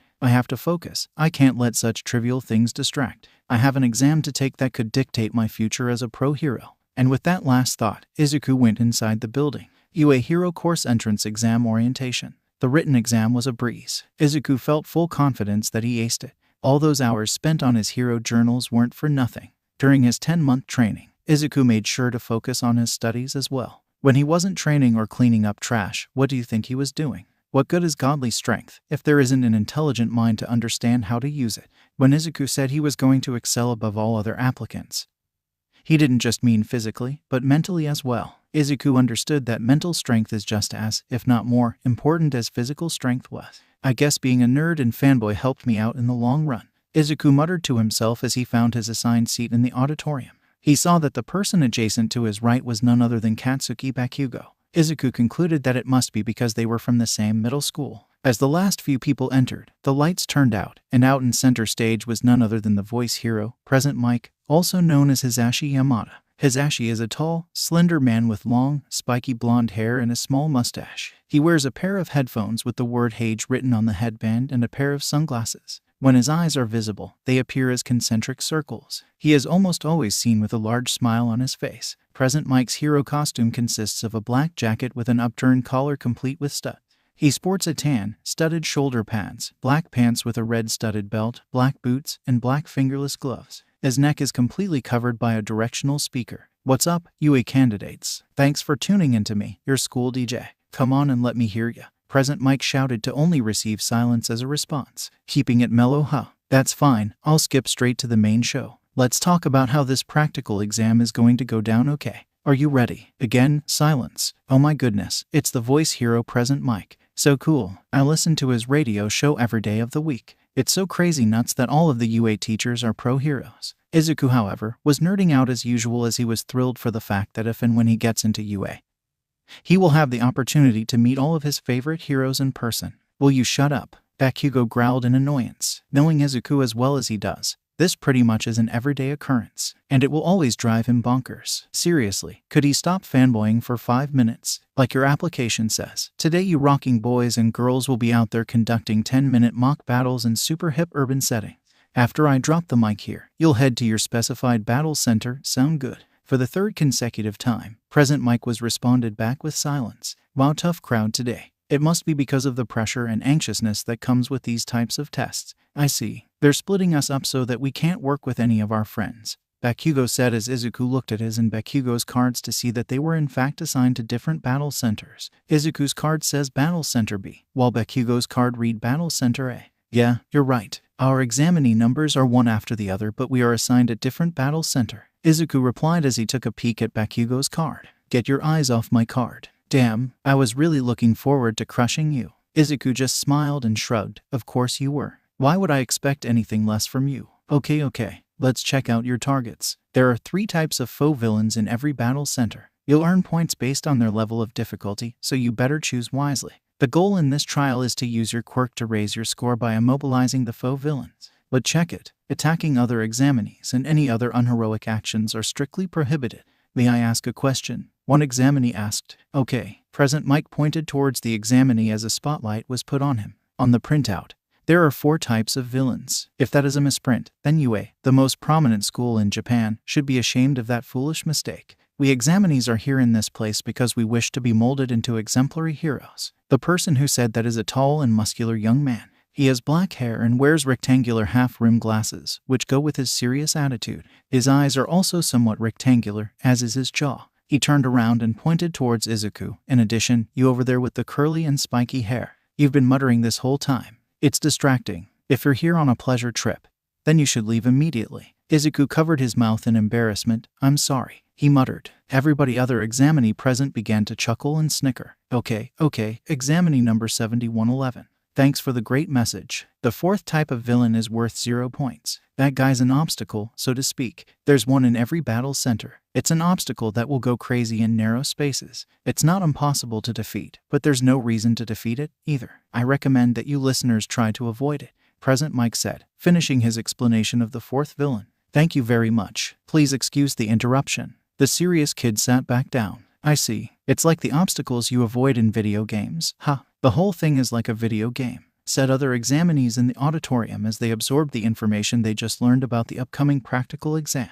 That's all from me. Finally, I'll give you listeners a present our school motto. The hero Napoleon Bonaparte once said, a true hero is someone who overcomes life's misfortunes. Go beyond, plus ultra. Now everyone, good luck suffering. UA, High School Hero Course Entrance Exam Battle Center B. The bus arrived at the battle center, and Izuku was immediately mesmerized. The setting for the practical exam is a giant mock city with many tall buildings and structures. It just goes to show how top-notch of a school UA is. To be able to afford to have access to all of these building sites is incredible. And this is only for the entrance exam. Imagine what kinds of things actual students get to do in hero training. It just made Izuku all the more motivated to ace this test. As soon as Izuku stepped out, he took a deep breath. He is wearing his green training tracksuit. He put 10 whole months of grueling and strenuous work into this same attire when he was training under All Might. So, Izuku thought it was only fitting to make sure that hard work didn't go to waste by wearing the same garb that got him there in the first place. A good luck measure, to put it simply. It's time to do it. It's time to give everything I got from my training with Toshinori-sensei these past 10 months. I will become the hero I always dreamed of being. Izuku said in his head as he began shaking. Why am I shaking? I know I'm not nervous, because I know I have full confidence in my abilities and so does Toshinori-sensei. Wait a minute. This shaking, it isn't from anxiety. It's from excitement. It's true. For some reason, Izuku couldn't explain it, but the idea of going out and fighting robots and showing the world what you're capable of, the whole concept just filled Izuku with a sudden urge to just rush out and destroy everything in his path. This violent nature, it feels similar to the primal nature inside his core that he felt when fighting the sludge villain. It was so bizarre. It's almost like it was embedded in his DNA, as if he was born for the sole reason of fighting. Whatever it was, Izuku couldn't help but admit that he liked it. The rush of excitement, he can feel it fueling him, preparing him for the battle that's to come in a few moments. His patience was running thin. He just wanted to start right now and Detroit smash every single robot that dared come in his path. Mock battles, Izuku muttered to himself as he looked around at his competition. Everybody seems to be confident. They even have equipment to go with their quirks. Izuku kept on wandering his eyes until he saw a specific person. Oh, it's the person I met at the school gates. The nice person. She was assigned to the same battle center. Huh. Oh yeah, I have to thank her for earlier. Izuku began to walk towards the girl's direction until he felt a hand on his left shoulder stop him right in his tracks. Izuku turned his head to see it as the same kid with glasses that called him out for his muttering earlier. He's here, too. Izuku thought embarrassingly as he hadn't forgotten what transpired in the auditorium not even 30 minutes ago. That girl appears to be trying to focus. What are you doing here? Are you taking the entrance exam to interfere with everyone else? The boy asked with a stern voice with a stern glare that put Izuku on edge. Izuku jumped and began to flail his arms around. And no, of course not. That guy's the one who was about to trip in front of the school gates, right? The one who winced after being called out. He may seem like a tough competitor given his height and extreme muscular figure, but he seems to be a nervous wreck. At the very least, we have one less rival to worry about. Lucky for us. All of the other examinees who saw the interaction between the two said simultaneously as they didn't see Izuku as a threat. I feel like the others think they lucked out because I'm here.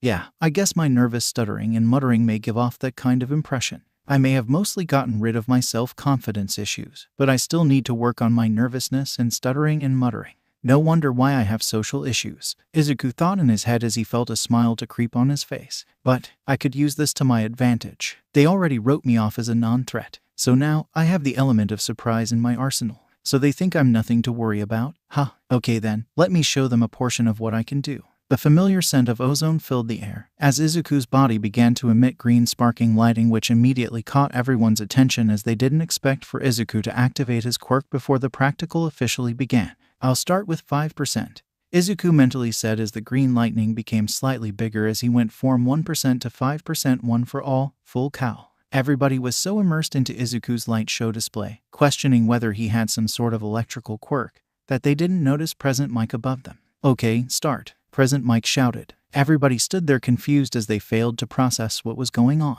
What's wrong? There are no countdowns in real fights. Run, run. The die has been cast, you know. Look, there's already one examinee who's way ahead of all of you. The examinees looked ahead shocked to see Izuku already running and jumping over buildings as he already found robots to destroy. Whoa, he's so fast. He was right next to me, and yet I didn't even notice when he moved. The boy with the glasses said as he and the rest of the examinees, who were still shocked at Izuku's pure speed, raced ahead to begin the practical exam. Meanwhile, with Izuku, as he was running down a street, a robot came in front of him and cut him. Izuku stopped and grinned. So you're the one-pointer. Target acquired. I will kill you. The one-pointer said as it charged straight at Izuku. Bad mistake, Izuku said as he flicked his finger towards the robot. Delaware smash. The force of the finger flick was so potent that it was able to create a sharp gust of wind that completely obliterated the robot in half and barely left any scrap metals left. Really, that's it. That was barely even a warm-up. If the rest of the robots are like this, then this test will be a breeze,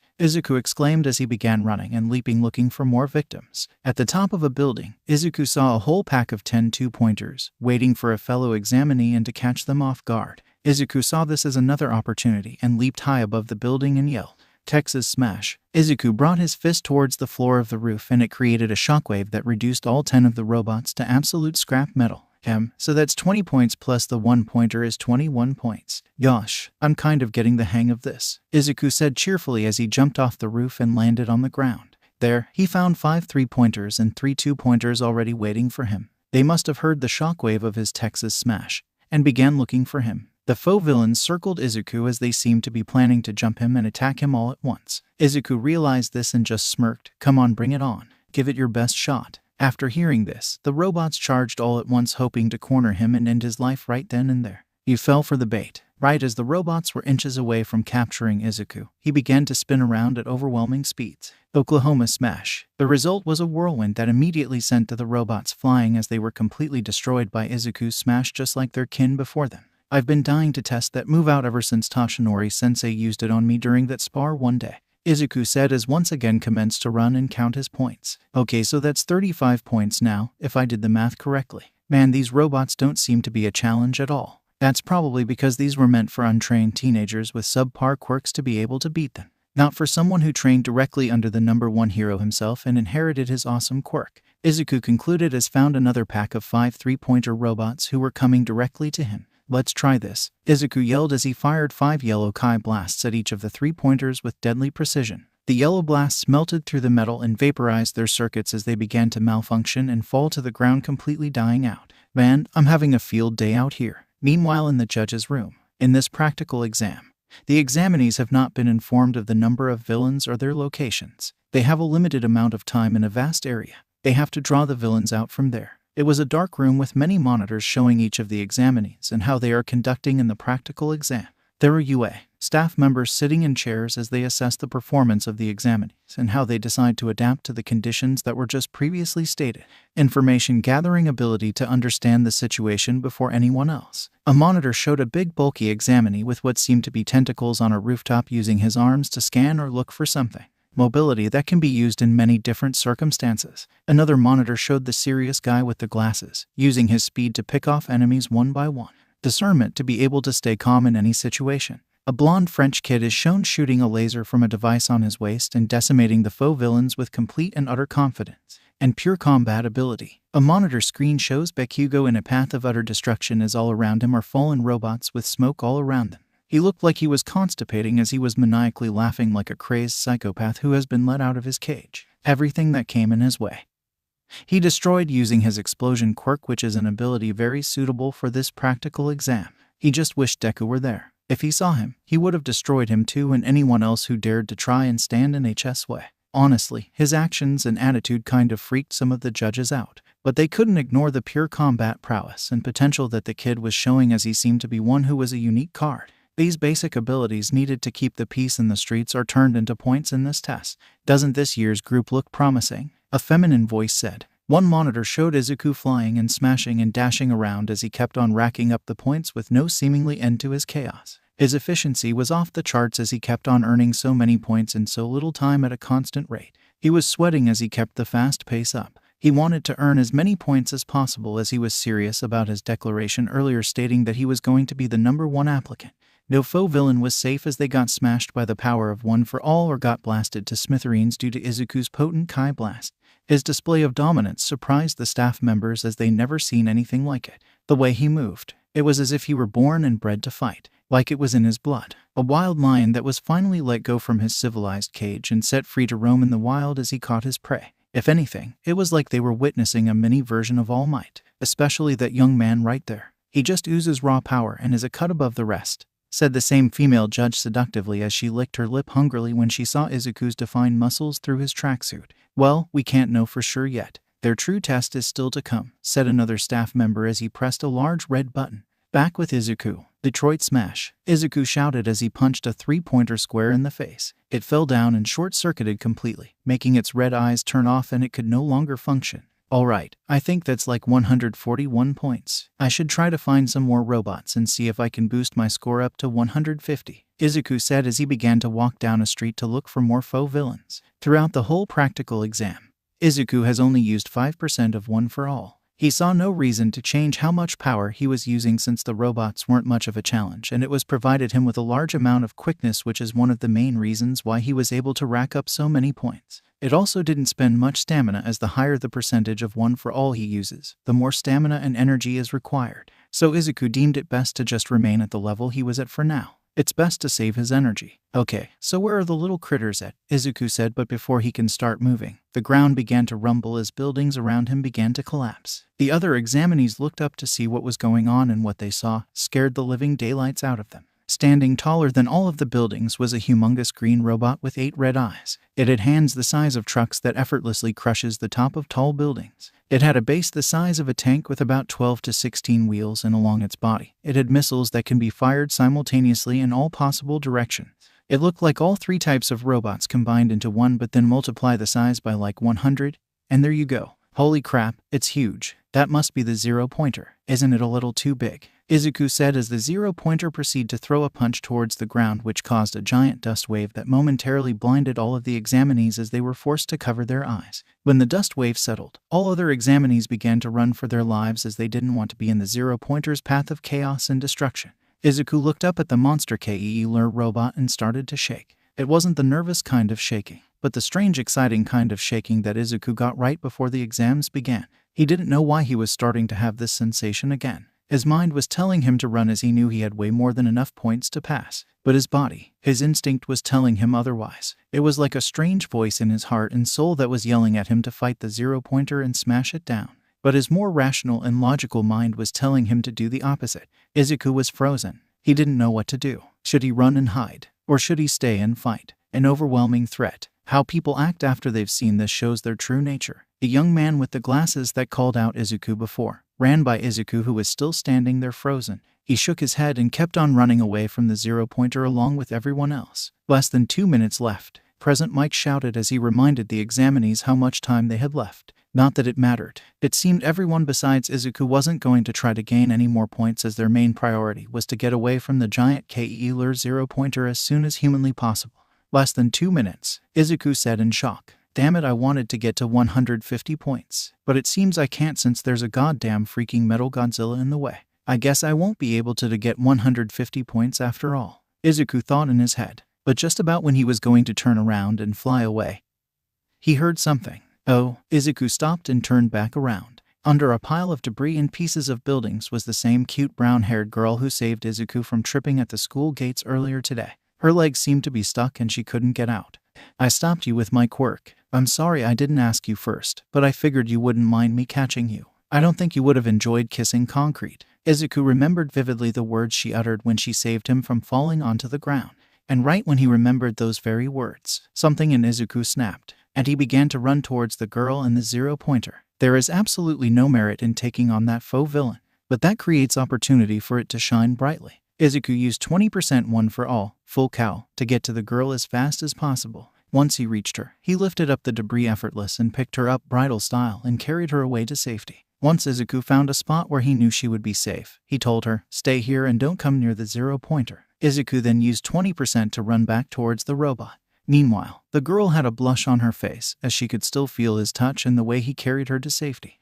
And rise to the surface, the staff members of UA widened their eyes as they saw what was transpiring in Battle Center B. They certainly weren't expecting an examinee to face the 0-pointer directly all by himself. Izuku proceeded to fire 2 Delaware smashes at 20% to distract and flinch the 0-pointer, and he succeeded as he was able to push the 0-pointer back a considerable distance. Izuku took this opportunity to open his hands, place his open right hand above and his open left hand below and place them together. He then brought this pose down towards his right side and began to say, "Ka." The 0-pointer began to lock his eyes on Izuku as it realized he was trying to do something. So not wasting any time, it began to move again. And this time, its target was none other than Izuku Midoriya. The UA staff members began to wonder what exactly the spiky green-haired young man was trying to do, as they never seen a pose like that before. Just then, a blue-colored energy like Kai Blast was starting to appear inside Izuku's hands. This intrigued the judges as they were now really curious on what exactly Izuku was going to do with that.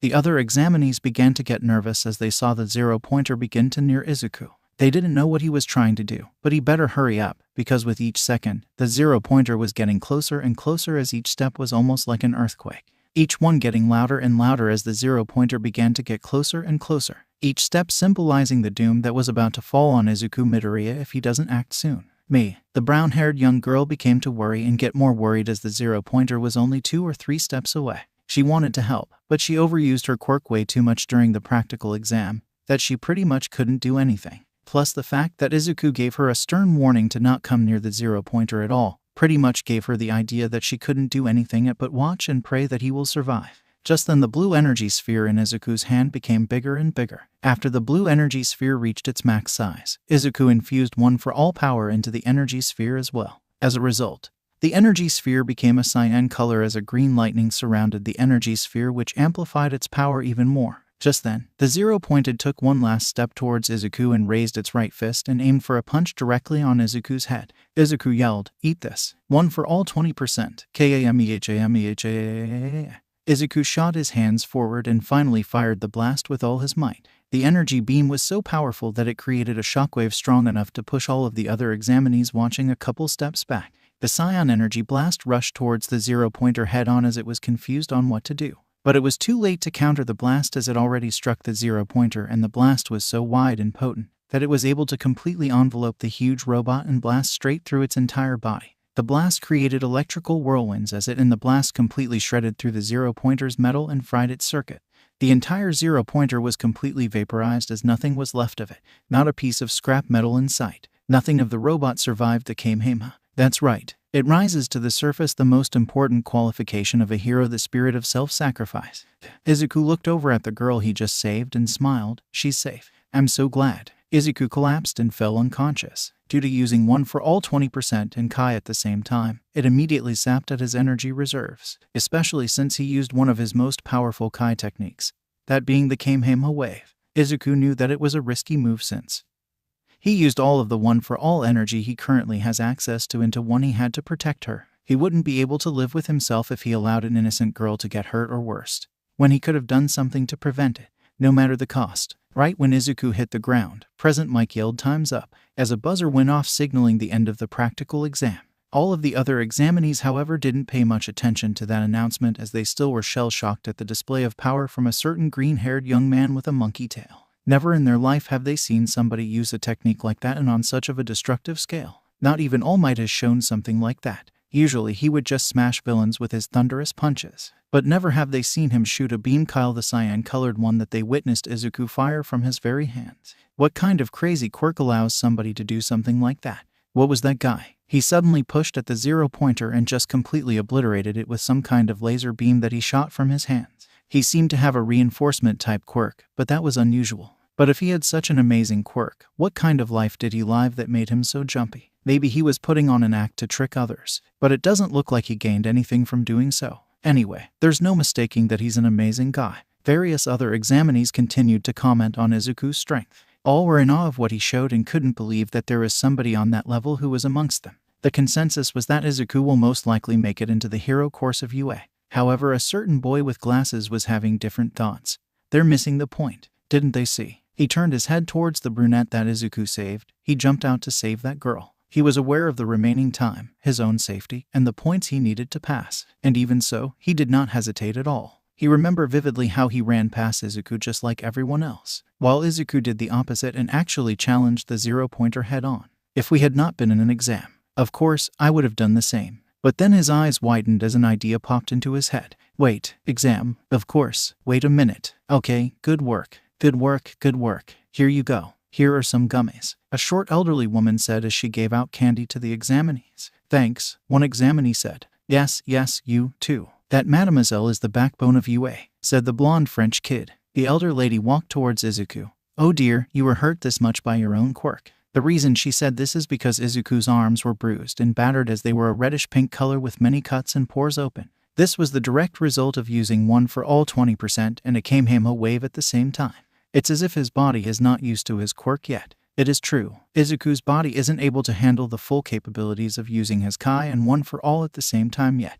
That's why he's trying to find a way to combine the two quirks so he could use them simultaneously without having to waste so much stamina and damage his body as a result. Izuku prides himself in efficiency. And what good is a hero with godly power when he destroys himself with only one attack afterwards? The elder woman puckered and stretched her lips to kiss Izuku's head. What was that? One examinee asked as he and many others were confused at the actions of the elder. The blonde French examine responded, UA, Hai's licensed school nurse, the youthful heroine, Recovery Girl. Recovery Girl, also known as Chiyo Shuzenji, is a short, elderly woman with gray hair styled into a bun that has a syringe looped through it. She wears a doctor's lab coat and a dress with yellow and red vest-like designs on either side, 2 yellow buttons, and a pink belt. She wears pink boots and has a helmet on her head. In addition, she walks with a cane designed like a syringe that she can also use for healing. After getting kissed on the head, Izuku's arms began to glow with a green light. Somehow the wounds were beginning to fade. Her quirk is the super activation of healing ability. UA can only go through with such a reckless entrance exam because of her. All of Izuku's wounds disappeared as his arms looked good as new.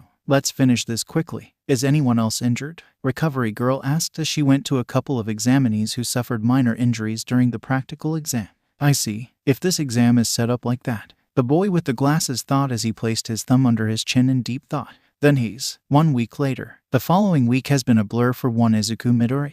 When he woke, he found himself in Recovery Girl's office. She explained to him what transpired after he took down the zero-pointer, how she healed him, and the fact that everybody present was completely in awe of the feat he was able to pull off when everybody else ran away. He asked her if anybody else got hurt by the zero-pointer. When she replied with no, Izuku breathed a sigh of relief. Recovery Girl was honestly impressed. She didn't expect Izuku to be so caring of others, even though he was really the only one who suffered major injuries. Kids these days are usually concerned with how flashy their quirks are and whatnot, but Izuku seems to have come from a rare breed. He already had the mindset and spirit of a hero, and it sure helps that his quirk is very powerful. Recovery Girl asked Izuku if he felt alright, and Izuku told her that he felt better than ever. Her also said that he actually felt stronger after she healed him, which is weird, but Izuku brushed it aside as it probably being because he was able to get some rest. When he got home, Momo called him to ask how the exams went. He told her that the written exam was really easy, and he is pretty confident in himself that he got a perfect score. He then went on to tell her that he got 141 points in the practical exam.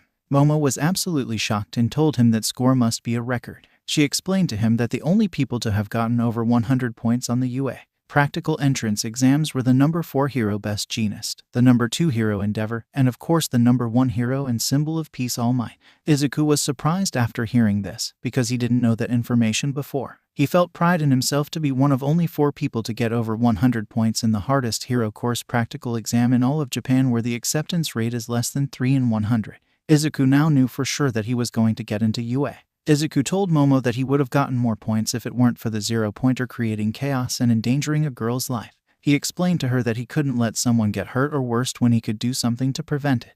Momo's face flushed when she heard Izuku's words. She was impressed by the level of selflessness he showed. Even though he could have gotten more points and possibly surpass All Might's record for the most points in the practical exam history, he sacrificed that glory to save another examinee because he knew that was the right thing to do and it was what a true hero would have done. It just made him all the more attractive in her eyes. When he told his mother how he did, Inko was delighted with happiness. In order to award him for his performance in the entrance exam of the best hero course in all of Japan, she made him his favorite meal and quadrupled the size so that he could eat all he wanted until his stomach could not take any more. Izuku cried tears of joy and thanked her over 1,000,000 times, calling her the greatest mother in the world.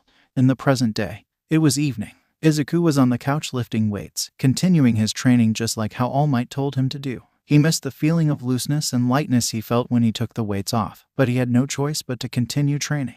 He wanted to be the #1 hero after all, and he can't be wasting time slacking off and doing nothing. Ever since the entrance exam, Izuku hadn't been able to contact All Might. He hasn't answered any of his text messages or calls. Izuku at first was worried and thought that maybe he didn't get into UA, and All Might was disappointed in him and didn't want anything to do with him anymore. But Izuku calmed and just guessed that he was busy with his hero work. He is the #1 hero for crying out loud. Of course he would be busy and not have much time to contact Izuku. He just hoped that he will hear from him soon. Izuku promised that he wouldn't tell anyone about One for All. All Might entrusted him with his power. He needed to remain as the symbol of peace until it was Izuku's turn to inherit the torch. So, he'll keep his mouth shut. Just then, Inko came barging into the living room. Izu.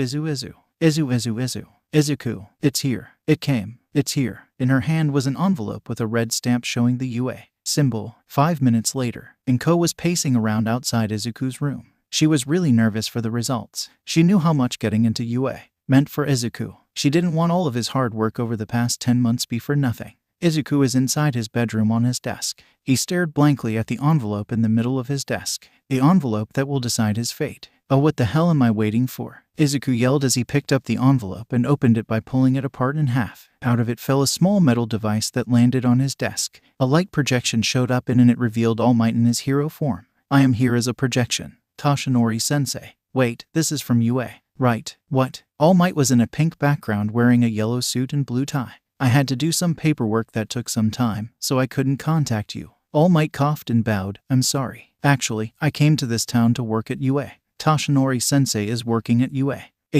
What is it? Somebody was trying to talk to All Might behind the scenes, explaining to him that he had to wrap it up soon. Wrap it up. But there is something I must talk to him about. It's going to push everything else back. All right. Okay. Izuku swallowed in anticipation for what his teacher and idol was about to say next. Congratulations, my boy. You got a perfect score on the written exam and 141 points on the practical exam.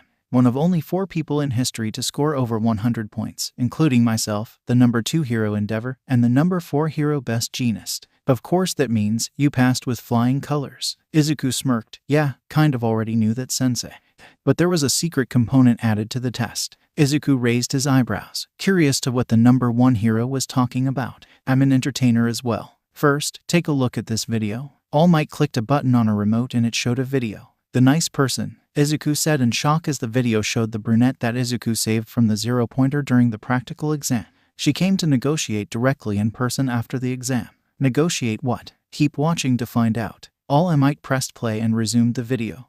The person with green spiky and curly hair and freckles. Do you know who I'm talking about? He's very tall and muscular with a brown tail. He also has a handsome face. Izuku's face went red. She's talking about me. Is it possible for me to give him some of my points? There was still time left and he could have gotten more points if he wanted to. But instead he came and saved me from the 0-pointer. So I thought maybe he needed more points. Music. Boku no Hero Academia Ostu, you can become a hero. What the hell can you do? Izuku heard the voice of Bakugo in his head. At least the points he lost because of me. There was absolutely no reason for you to put yourself in danger. Izuku also began to hear the voice of Death Arms. He saved me. Izuku gasped as he stood up from his chair, as he was utterly speechless. Please.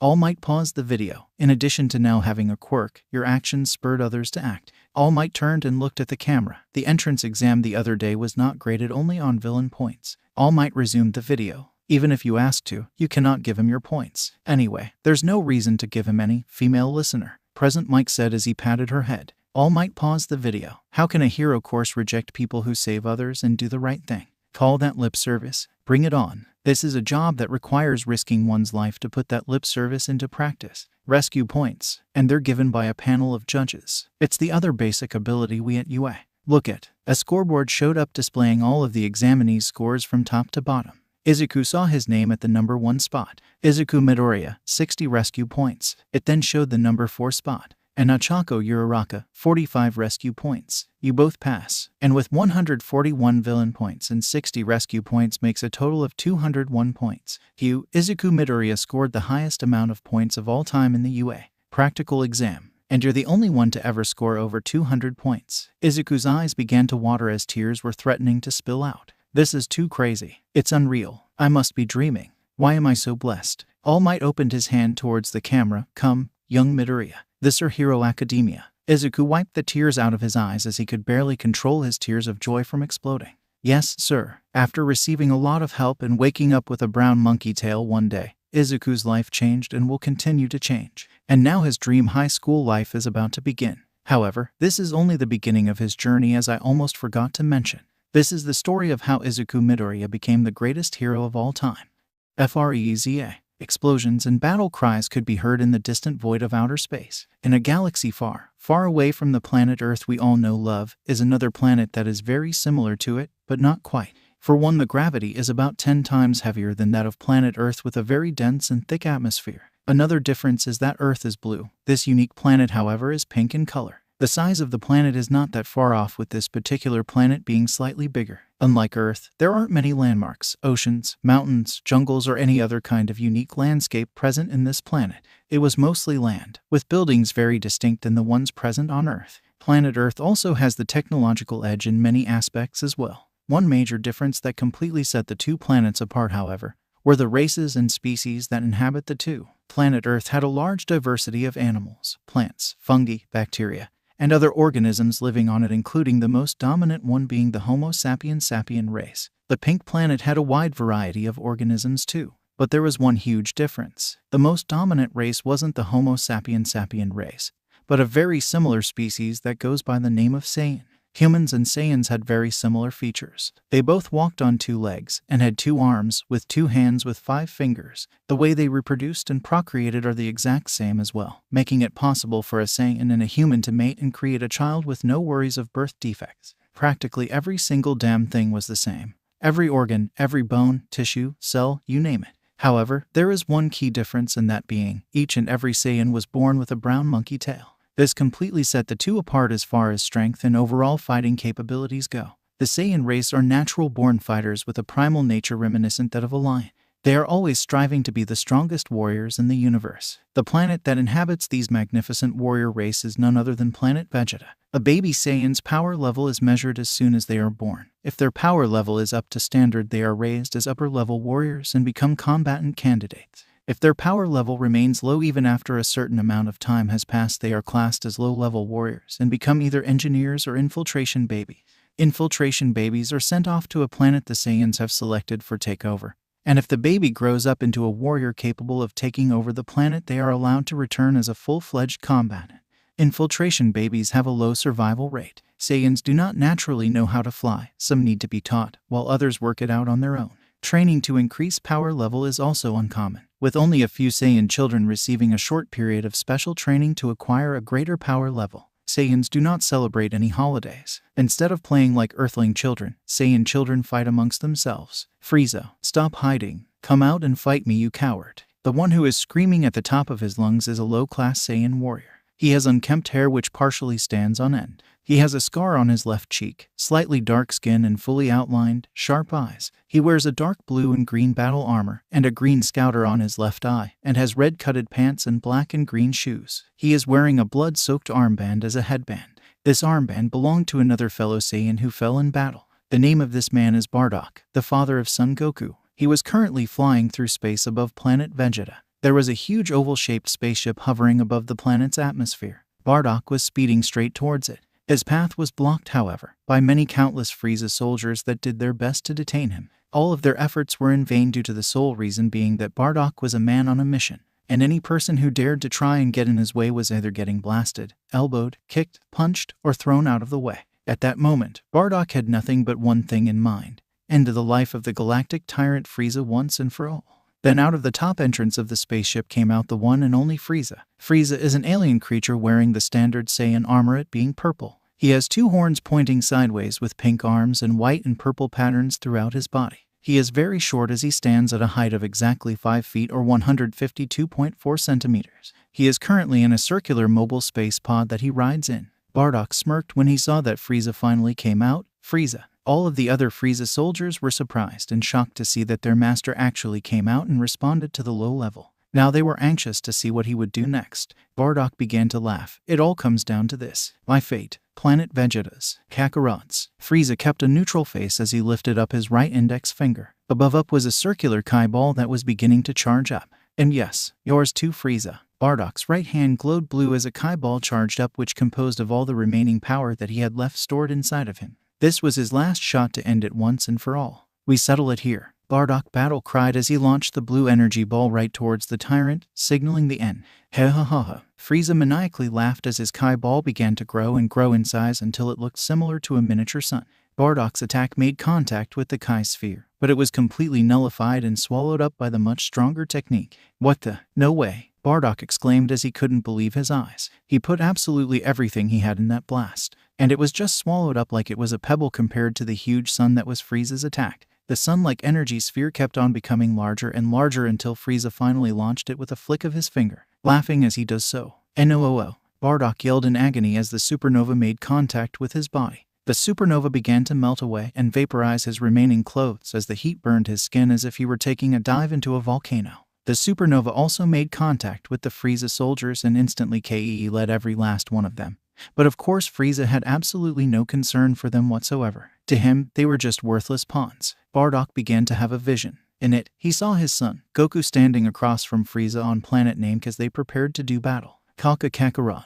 Bardock smiled and laughed as he knew the future. In time, his son, Goku, the last hope of the Saiyan race, will face off against Frieza, and Goku will win. Not only will he win, but he will avenge his race and everyone else who tragically died at the hands of Frieza. Kakarot. The name of his beloved son was the last thing Bardock said as his body was burned to ash by Frieza's supernova. It eventually made contact with Planet Vegeta. All over the planet, yellow cracks were spread throughout as the splash damage of the supernova took effect.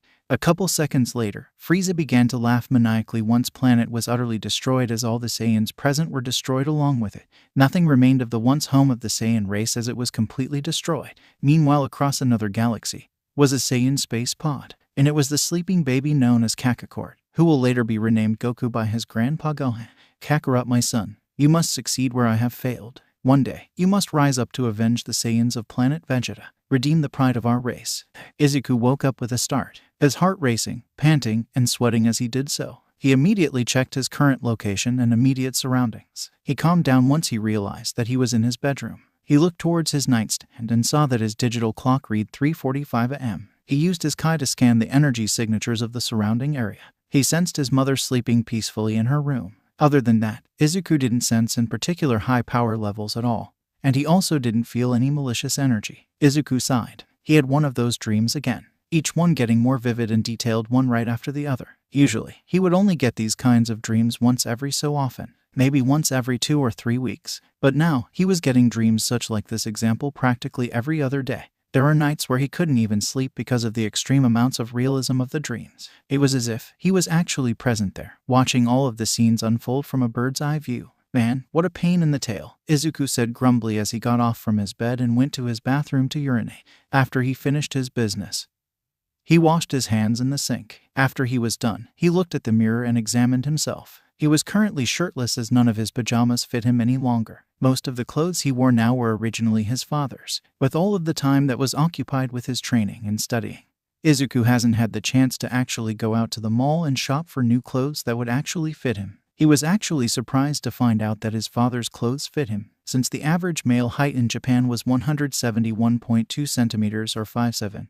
Not many people were as tall as Izuku, so it just made him wonder how tall exactly is his dad. Izuku thought back to the dream he had. That man, Bardock, was his name. He had a tail, just like him. And not only that, but he could use Kai attacks as well. And that other person, Frieza, he was able to destroy a whole planet with just one flick of a finger. It almost terrified Izuku to think that someone exists with such unbelievable power. He didn't even think All Might is capable of such a feat. And that's saying something. Izuku looked at his right hand. He closed his eyes and began to concentrate deeply. He called forth the power of his Kai to his right hand. After a few seconds, a blue energy sphere appeared on his right hand. It was the same attack Bardock used as his last assault against the villain Frieza before he unfortunately met his demise at the tyrant's hands. Izuku then used one for all on his left hand as green lightning sparked violently. He held the hands side by side as he looked at his reflection, the two powerful energies illuminating him. I have been blessed with these two quirks, and with this power, I swear that I'll be the greatest hero in the world. The night after Izuku opened his acceptance letter, Toshinori contacted him. Toshinori told Izuku to come meet him at the beach so they can catch up and talk about UA and such. When Izuku received his message, he was absolutely thrilled since he hadn't heard from his sensei in over a week. As Izuku was flying over to the beach, he still couldn't get that dream he had out of his head. What was that? And why did it seem so real? It's like I'm having visions of the future or something, Izuku exclaimed as he moved over sideways to prevent himself from hitting an apartment building.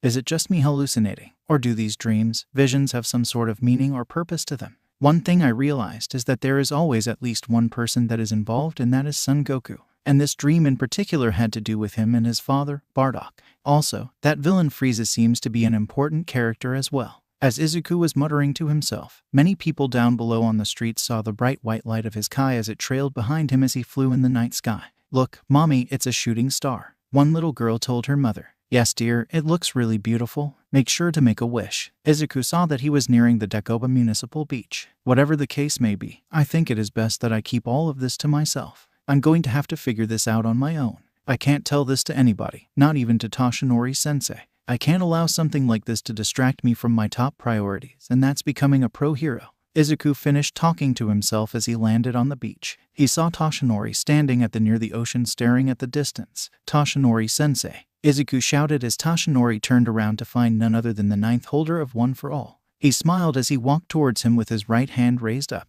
Congrats on getting accepted, young man. You got the #1 highest score. I knew all along you had it in you. Thank you very much, Izuku replied as he gave his mentor and idol a high five. Just so you know, I didn't tell the school about my connection to you. You're the type that would think that's cheating, right? I wasn't one of the judges, Toshinori revealed. Knowing someone like Izuku, he would want to earn things the right way without getting any outside favorable help. It just wasn't in him. He wants to win using his own power. Thank you for your concern. It's true, I wouldn't want you or anyone else pulling strings behind the scenes in order to make it easier for me to succeed. Knowing that I completely earned and deserved such a high score just made it all the more satisfying.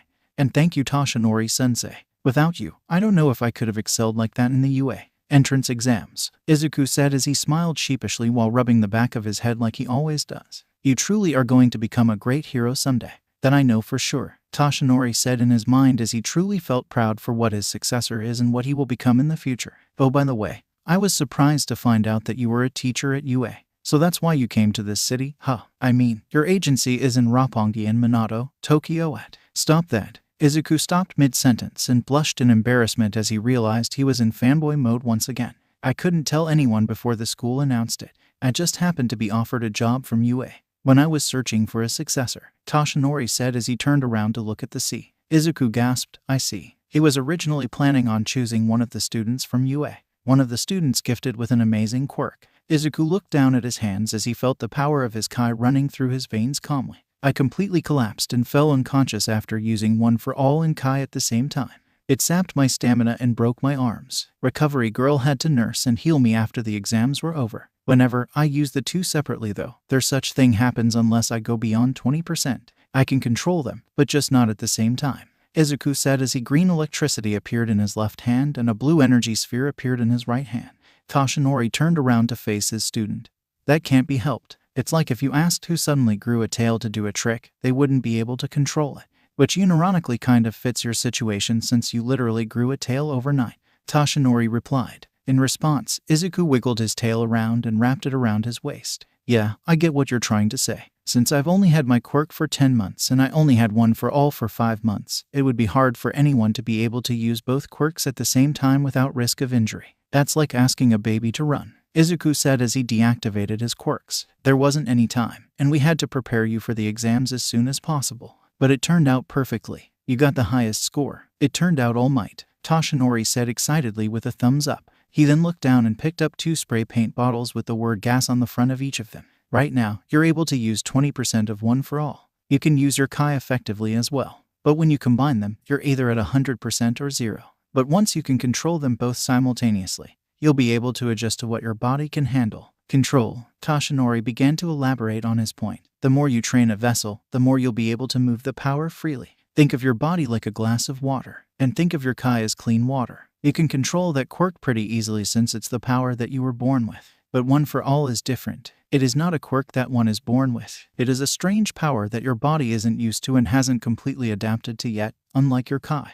So think of one for all as a different kind of liquid, like soda. Putting in the soda and water in the same glass cup at the same time wouldn't be a good idea. So for you to enjoy both drinks, you would have to empty out the glass cup and pour the liquids in separately. Your body as it is now can only handle one quirk at a time. But with time and training, your body will adapt to one for all and it will become second nature to you. And you'll be able to use both powers freely. Like this, All Might said as he crushed the 2 spray paint bottles effortlessly in his hero form. Izuku smirked as he said, "All right then. I'm just going to have to keep training up until I've mastered both quirks to the point where I can use them both at the same time without having to worry about KEing myself." Right.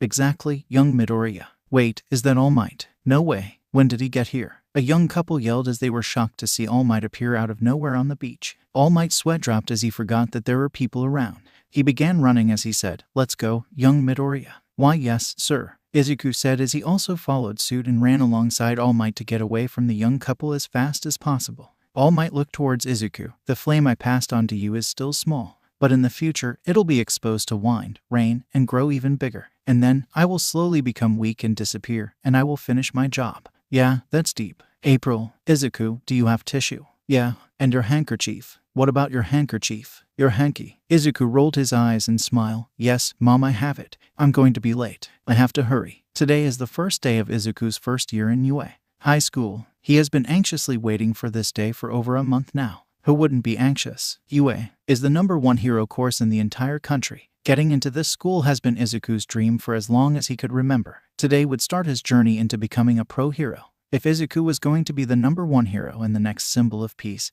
then this was the school to help mold him into the hero he has always strived to be. Izuku and Momo would sometimes talk for hours on the phone about the upcoming school year. She was glad that she had somebody to talk to who was on her level in terms of intellect. Izuku would get so excited that on some days, he would literally just spend all day training, using that as a way to spend all of the adrenaline he had stacked up inside of him. But even then it wasn't enough. He would go 100% fanboy mode while sparring with All Might, which annoyed him to almost no end. The #1 hero would have landed a couple of decent Kansas smashes in order to knock some sense into him. After Izuku finished tying his shoes, he stood up and put on his same old yellow book bag and opened the front door. Izuku turned his head to face Inko. "Yes, Mom. You look just like your father when he was your age. You're really cool, and I want you to know that I'm proud of you, honey, and I know for a fact that he would be proud of you as well." Inko said with a smile as she had tears at the edge of her eyes, as she could barely contain her joy of seeing her son going to his first day of high school. She was witnessing her baby boy grow up into a fine young man who will later become a great hero someday. Izuku widened his eyes. Whenever the subject of his father was brought up, it always hit a sore spot. But in the context of the situation, it being a positive one, he was actually happy that his mother said that. It not only lets him know that he has his Inko's support, but somewhere overseas, he also has the support of his father. Still, it wouldn't hurt to at least visit once in a while. "Thank you, Mom. You don't know how much that means to me." "Well then, I'm off. I'll see you later," Izuku said before he blasted off to the sky. "Don't forget to call me if anything happens," Inko yelled out as Izuku disappeared from her line of sight. The acceptance rate for UA High's hero course is less than 1 in 300 every year, other than the 4 people admitted through recommendations. 36 are admitted through the regular exam. Those 36 are split into only 2 classes, with 18 each. Class 1A. 1A. This place is too big.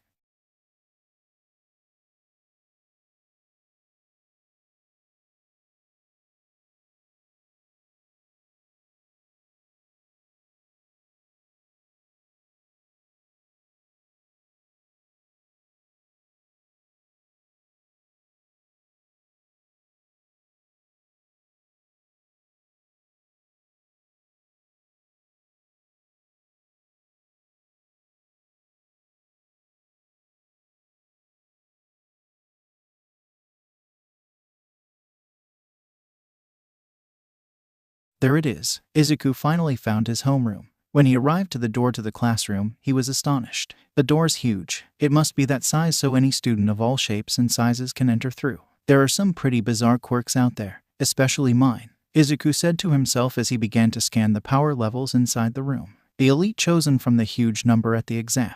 And of course, the two people who I hope would not be in the same class me are in fact in the same homeroom. Lucky me, Izuku said as he sensed two pretty distinct power levels inside. He slid the door open only to see. Don't put your feet on the desk. Huh, don't you think that's rude to the UA upperclassmen and the excellent craftsmen who made the desk? Nope. What junior high did you go to, you side character? Izuku's sweat dropped. Of course. The tall, serious teen with glasses stopped for one moment as he began to speak again. Let's start over. I attended Sumi Private Academy. My name is Tenya Ida. Bakugo scoffed. Sumi, so you're a damn elite? Huh, looks like I will have fun crushing you. Crushing? That's cruel. Do you truly aim to be a hero? Tenya replied before Bakugo looked towards the door as he also did the same. He then saw Izuku standing there. It's him, Tenya said as he recognized Izuku as the one who destroyed the zero-pointer in the entrance exam. All of the students present in the classroom proceeded to look towards Izuku as he kind of stood out. Being tall, having a muscular figure, and having a brown monkey tail wiggling behind him. Not to mention his unique hairstyle. Oh, Izuku said awkwardly as he wasn't used to having all of the attention on him. Since most of his life, he's kind of been a social outcast. Bakugo smirked. I knew you would pass. Good morning. I am from Sumi Private Academy. My name is, I heard you before. I'm Izuku Midoriya. Nice to meet you, Ida. Izuku said as he smiled sheepishly and rubbed the back of his head, a habit that has seemed to have stuck with him. Midoriya, you realized there was something more to that practical exam, didn't you? Huh, Izuku responded dumbly. I had no idea. I completely misjudged you. I hate to admit it, but you are better than me, Tenya said as he praised Izuku. Izuku's sweat dropped as he waved his hands around. No, you've got it all wrong. I wasn't aware of the secret behind the exams. I just did what I thought was right. I couldn't let a fellow examinee get hurt or worse when I could have done something to prevent it from happening. Right, Izuku said as he found Momo at the back of the class. She gave him a smile and nod as she waved at him. Oh, that curly and spiky hair. You're the handsome-looking one. Izuku turned around to see the same cute brunette that he saved during the entrance exam.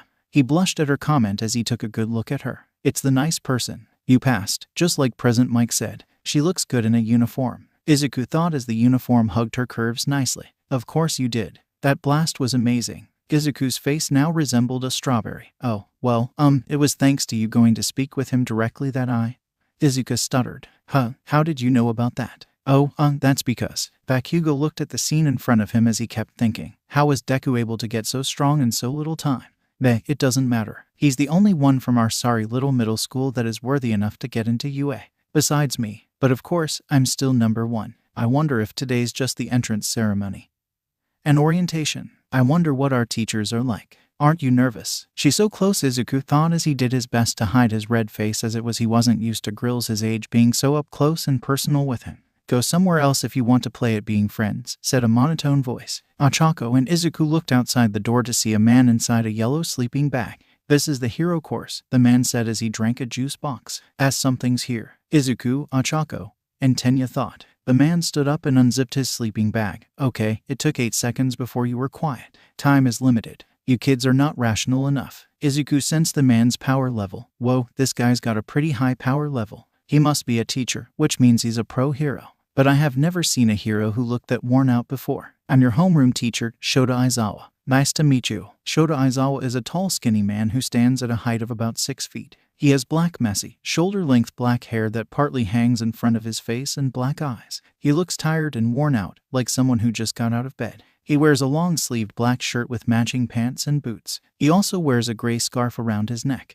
It's kind of sudden, but put this on and go out onto the field, Aizawa said as he took out the UA gym uniform from his sleeping bag. It was blue in color and had the letters UA in white with the U going through the chest up and the A going from the stomach and down the legs connecting with the gym pants. Meanwhile, Toshinori with his yellow suit on was in the teacher's lounge reading the teacher directory. The UA system does not follow the beaten path. Depending on the homeroom teacher, even the first day can be a quirk assessment test. Class 1A yelled. What about the entrance ceremony? The orientation? Ochako asked. If you're going to become a hero, you don't have time for such leisurely events. UA's selling point is how unrestricted its school traditions are. That's also how the teachers run their classes. Aizawa responded as he turned around to see the shocked faces of Class 1A.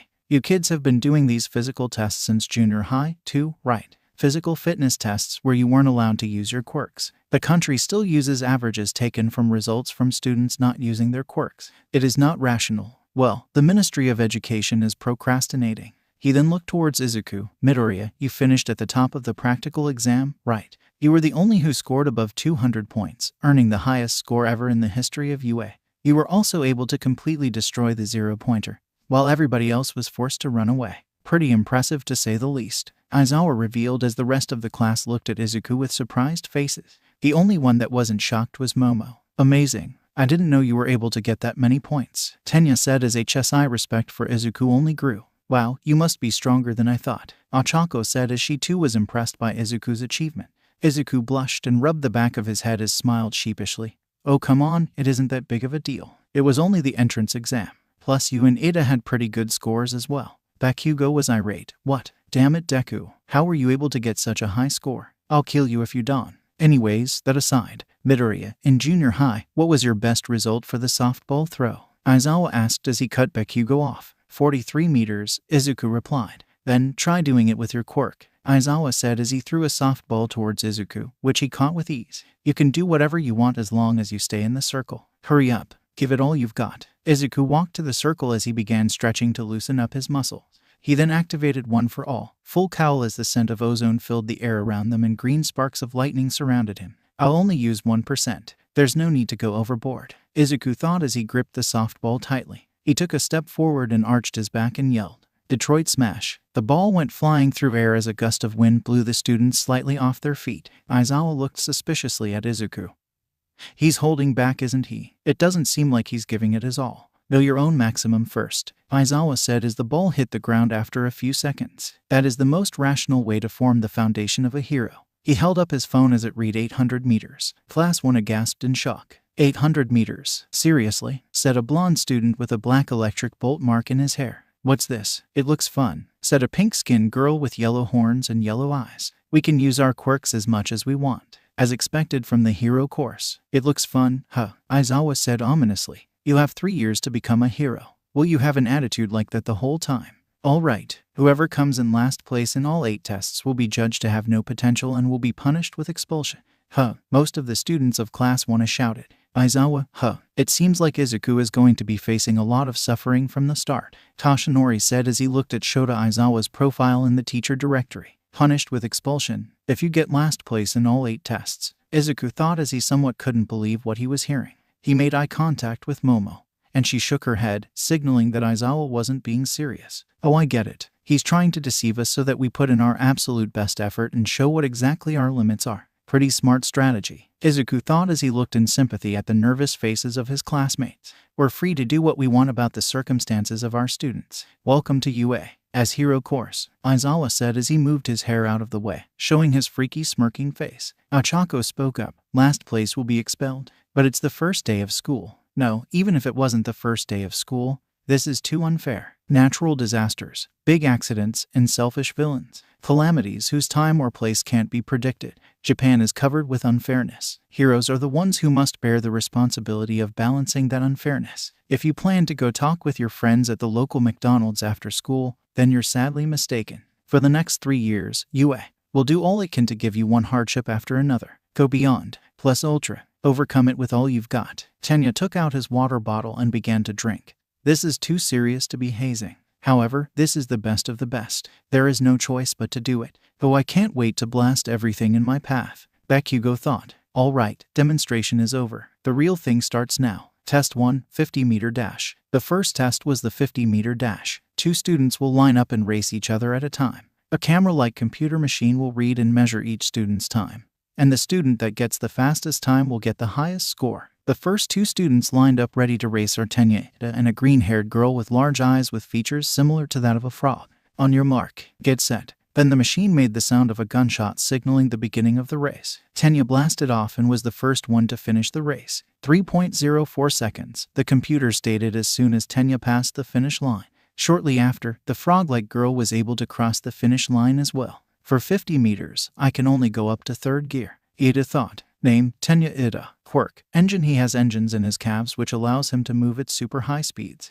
Well, he's like a fish in water. He's certainly in his element. However, speed isn't the only attribute that is essential for a pro hero. It'll be worth seeing what others do. Ribbit. Name, Tsuyuasue. Quirk. Frog. Well, the name speaks for itself. She can do whatever a frog can. Tsuyu's 50-meter dash time was recorded as 5.58 seconds, which is not too shabby. Lighten up my clothes and shoes. Name, Ochako Uraraka. Quirk. Zero gravity. Anything she touches will become weightless, and she will have absolute control over. However, her drawback is that as she overuses her Quirk, she will begin to become nauseous. The machine made the gunshot sound as Ochako and a blonde student with a large tail began to race. The boy with the tail crossed the finish line in 5.49 seconds while Ochako did so in 7.15 seconds. Alright, that's faster than I was in junior high. HMPH, everyone, you're not being creative enough. I'll show you what it's like to be allowed to use your Quirk. Name, Yuga Aoyama. Quirk. Naval laser. He can shoot a laser from his belly button, but he's limited by the amount of time he can shoot continuously. 5.51 seconds. If I shoot for more than a second, I get a stomachache. What the heck, thought the various students of Class 1A. Looking at the upper limit of your quirks and the room for growth in each result, it becomes clear what you can and can't do, Aizawa said as he looked at the last two students getting ready to race. They were none other than Izuku Midoriya and Katsuki Bakugo. On your mark. Izuku looked to his left and gave Bakugo a thumbs up. Let's do our best, Kachin. Bakugo smirked. Yeah. Just try not to fall too far behind me, okay, Deku? Get set. Izuku called upon his full cowl mode as he decided to also use 1% in this test. That will connect to the creativity needed for you to survive. Aizawa thought as the gunshot sound went off and both students blasted off. Explosive speed. Bakugo shouted as he ignited his hands with explosives that allowed him to get a boost of speed. 3.06 seconds. Bakugo was shocked midway through the race as he saw that Izuku had already passed the finish line before him. 4.13 seconds. Bakugo finished the race shortly after. Name, Katsuki Bakugo. Quirk. Explosion. He can create explosions from the palms of his hands. When I use both hands, the force disperses. Bakugo looked towards Izuku in annoyance. He'd better than I thought. It looks like I'm going to have to bring my A game. There are 7 more tests. The more I use one for all, the more stamina it drains. Same goes for my Kai. So I'm going to have to use both quirks wisely if I'm going to be consistent and efficient in the remaining tests. Izuku thought as he felt the two energies circulating through his energy. Aizawa stared at Izuku for a couple of seconds. He knew he was holding back a lot of power. Test 2, grip strength. Focus on the water in the glass cup. Don't let it overflow. Come on, Izuku, don't go overboard. Izuku thought as he summoned 1% of one for all and gripped the device in his hand tightly. Beep. Izuku opened his eyes as he was shocked to see that his grip strength was 535 kilograms. Wow, I guess that weight training with Toshinori-sensei really paid off. Well, you got a monster high score just like Shoji. What do you two guys eat? Shiro said to Izuku as he and Minta were envious of Izuku's raw power. He looked over to see a student who was also about 6'2" with tentacle arms get a score of 540 kilograms.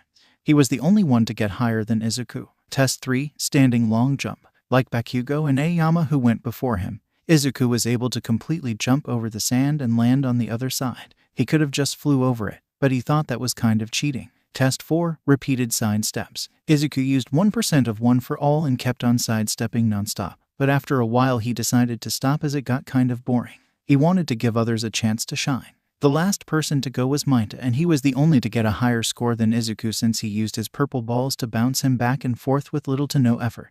Izuku's sweat dropped at the display as he wasn't expecting that. Test 5, ball through. Since Izuku already did this exercise, he wasn't required to do it again. Bakugo got a score of 705.2 meters. He began to throw a tantrum complaining about how Deku shouldn't be above him in anything and that he was number 1. You know, the usual. Momo created a cannon and was able to fire the softball about 767 meters. Izuku congratulated her and praised her Quirk as it was one of the most useful and versatile he has ever seen. She would surely make a good pro hero. Of course, Momo blushed at the praise, but she did her best to hide it. When it was Ochako's turn, she used her zero-gravity quirk on the ball and threw it as it kept on floating and floating until it became a twinkle star in the sky as it went into space. Aizawa showed what his phone read, and everybody was aghast to see that it read a pink infinity symbol. Infinity. Class 1 shouted. That's amazing. She got infinity. Well, I guess she got me beat in this test, Izuku said as he sweat dropped and chuckled. Test 6, sit-ups. Every stood there gobsmacked as they couldn't believe their eyes. Izuku was currently doing continuous sit-ups without breaking a sweat. Everybody had long stopped doing their sets. Bakugo tried to keep up with Izuku, but it was too much for him and he was forced to stop as his body could not go on. Izuku wasn't aware of this as he was deep in his thoughts. He was only using 1% of one for all, which was practically nothing for him since it didn't consume much of his stamina. After a couple of more minutes, Aizawa decided that he's seen enough. Alright, Midoriya, you can stop now. You've shown enough. I'll put you in the #1 spot for this activity, Aizawa said as he looked at his phone and put everybody in their spots for the sit-ups test. Huh, Izuku said as he looked up to see everybody staring at him. He blushed in embarrassment as he rubbed the back of his head nervously. Guess I kind of spaced out, huh? Test 7, seated toe touch. Due to Izuku's high pain tolerance and strong hamstring muscles, he was able to stretch the longest distance. One would think that his size and strength would prevent him from being able to be as flexible as he is. But All Might made sure during their training that Izuku was as fast and agile as he is strong. This allowed him to be flexible so that villains wouldn't be able to exploit that kind of weakness. Okay, just one more test and we're done, Izuku said as he prepared for the next trial. Test 8, long distance run. After about 15 minutes, the only two people that were still running around the field were Izuku and Momo. Since Izuku had only been using 1% of one for all throughout all of the tests, he had plenty of stamina left, so he was easily able to keep running after everyone else who already tired themselves out. The reason Momo was still there was because she created a bicycle that allowed her to easily keep up with Izuku. You weren't kidding when you said you could create anything, Izuku said as Momo caught up with him. How in the world are you able to keep on running like that? Aren't you tired? Momo asked in between breaths as she began sweating. Izuku shook his head. Not really. I train practically every day for hours upon hours. So an exercise like this is really nothing for me. It's barely even a warm-up for me. After that, 15 more minutes passed and Momo was forced to stop as her legs couldn't keep on pedaling forever. After Izuku stopped running, the entire class waited patiently for the results. After arranging all of the spots, Aizawa looked at the class and said, "Okay, I've got the results, but there seems to be a problem."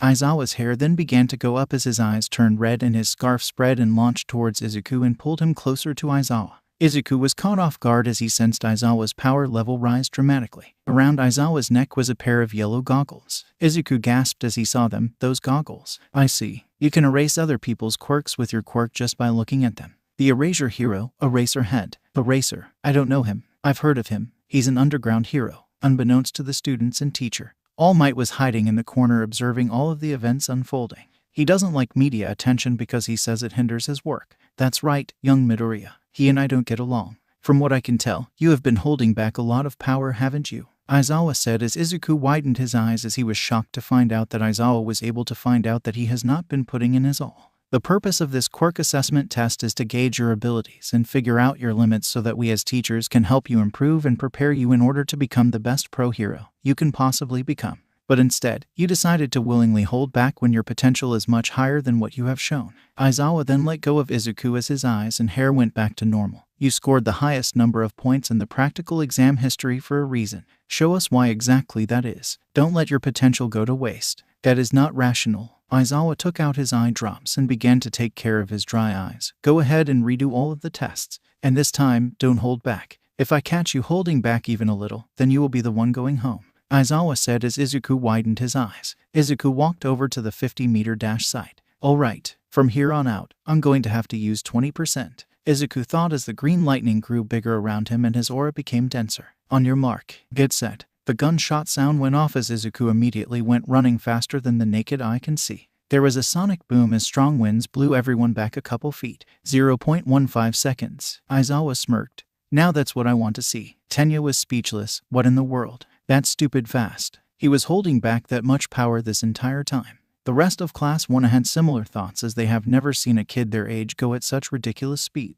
Izuku was also shocked at his own speed. What the hell? That has to be some sort of record. I wasn't expecting that. After everybody calmed down and picked up their jaws from the floor, Izuku redid the grip strength test. When he used 20% of one for all, he completely broke the device as his grip strength was way too strong to be read. Zero and Minda cried out in shock. What? There's no way that's possible. He's not human. After that, Izuku did the standing long jump again. This time he decided to completely fly over it and land on the other side of the field. For the repeated side steps, Izuku was moving so fast that the machine couldn't keep up and it said error and just counted Izuku's score as infinity. Izuku began to scare some of his classmates. It seemed like there was no limit to his power. For the ball throw, Aizawa decided that he needed to see more. Midoriya, remember when you were able to completely vaporize the zero-pointer during the practical exam? I want you to use that same power, but this time, don't pass out and completely break your arms. In order for you to become a pro hero, you can't always destroy your own body and think that every time somebody is going to save you. You have to learn to control your power. And if you can't, then well, I guess we won't be seeing you in UA anymore, Aizawa said as he put the most pressure on Izuku that he possibly could. Tenya began to worry. Why is Mr. Aizawa putting this much pressure on Midoriya? Hasn't he proved himself already? Bakugo replied with, he better come up with something or else he's done for. He better not get expelled or I'll kill him. Come on Izuku-kun, you got this. I believe in you. Momo thought as she also began to worry for her friend. He said to show him the same power I used against the zero-pointer. He must mean when I combined both my Kai and one for all into one.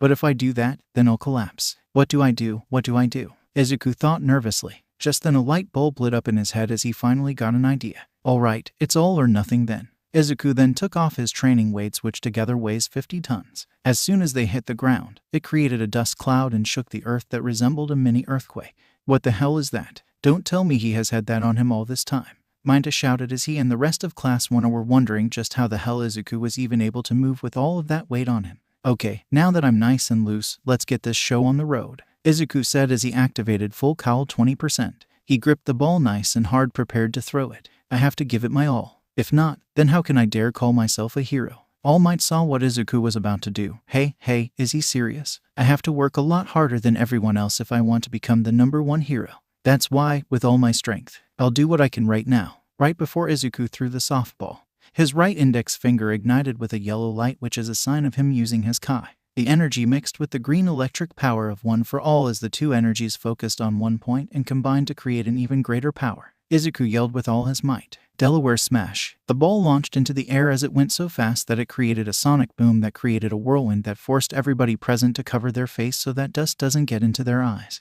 It doesn't hurt as much as before. Izuku's index finger was completely broken as it was now an ugly purple color. When the ball finally hit the ground, Aizawa looked at his phone as it read 80 kilometers. Mr. Aizawa, said teacher looked towards Izuku as he looked at him in the eye and smirked pridefully as he closed his fist with the broken finger. I can still move. Aizawa smiled and returned with his freaky face. This kid. I came because I was worried. But what the heck, young man? You still couldn't control both one for all and Kai at the same time, but you also couldn't become incapacitated. So, you propelled the ball at the last point of contact by sending the power of one for all and your Kai at the same time to just your fingertip, minimizing the injury while maximizing the power. All Might thought as he felt so much pride in the fact that his successor was able to defy the odds once again. What the heck, young man? You're so cool. 80 kilometers. Multiple members of Class 1 cried out in shock as they were once again had their jaws dropped thanks to witnessing the absolute raw power of none other than Izuku Midori. Yeah, that's amazing. I knew he could do it. Achako cheered as she was happy that Izuku isn't going to be expelled thanks to exceeding everyone's expectations once again. Nice job as always, Izuku-kun, Momo said as she crossed her arms. His finger is swollen. He also broke his arms during the entrance exam as well. His quirk is really powerful, but it is also very strange. I have never seen anything like it. He truly is one of a kind, Tenya said with his finger resting on his chin as he pondered about Izuku's abilities and his unique powers. It's not very stylish, Ioma said, but everybody ignored him. However, the one that was the most surprised out of the group was Bakugo as he had his mouth open gaping at Izuku's magnificent softball throw. What's with that power? Everyone's quirks manifest by the age of 4. This is unthinkable. No, it's blasphemous, unbelievable, but it's happening right in front of me. You're trying to tell me that he got this strong in the span of 10 months. Bakugo yelled in his head as he thought back to the first time Izuku's quirk appeared, which was when Izuku saved Bakugo from the sludge villain.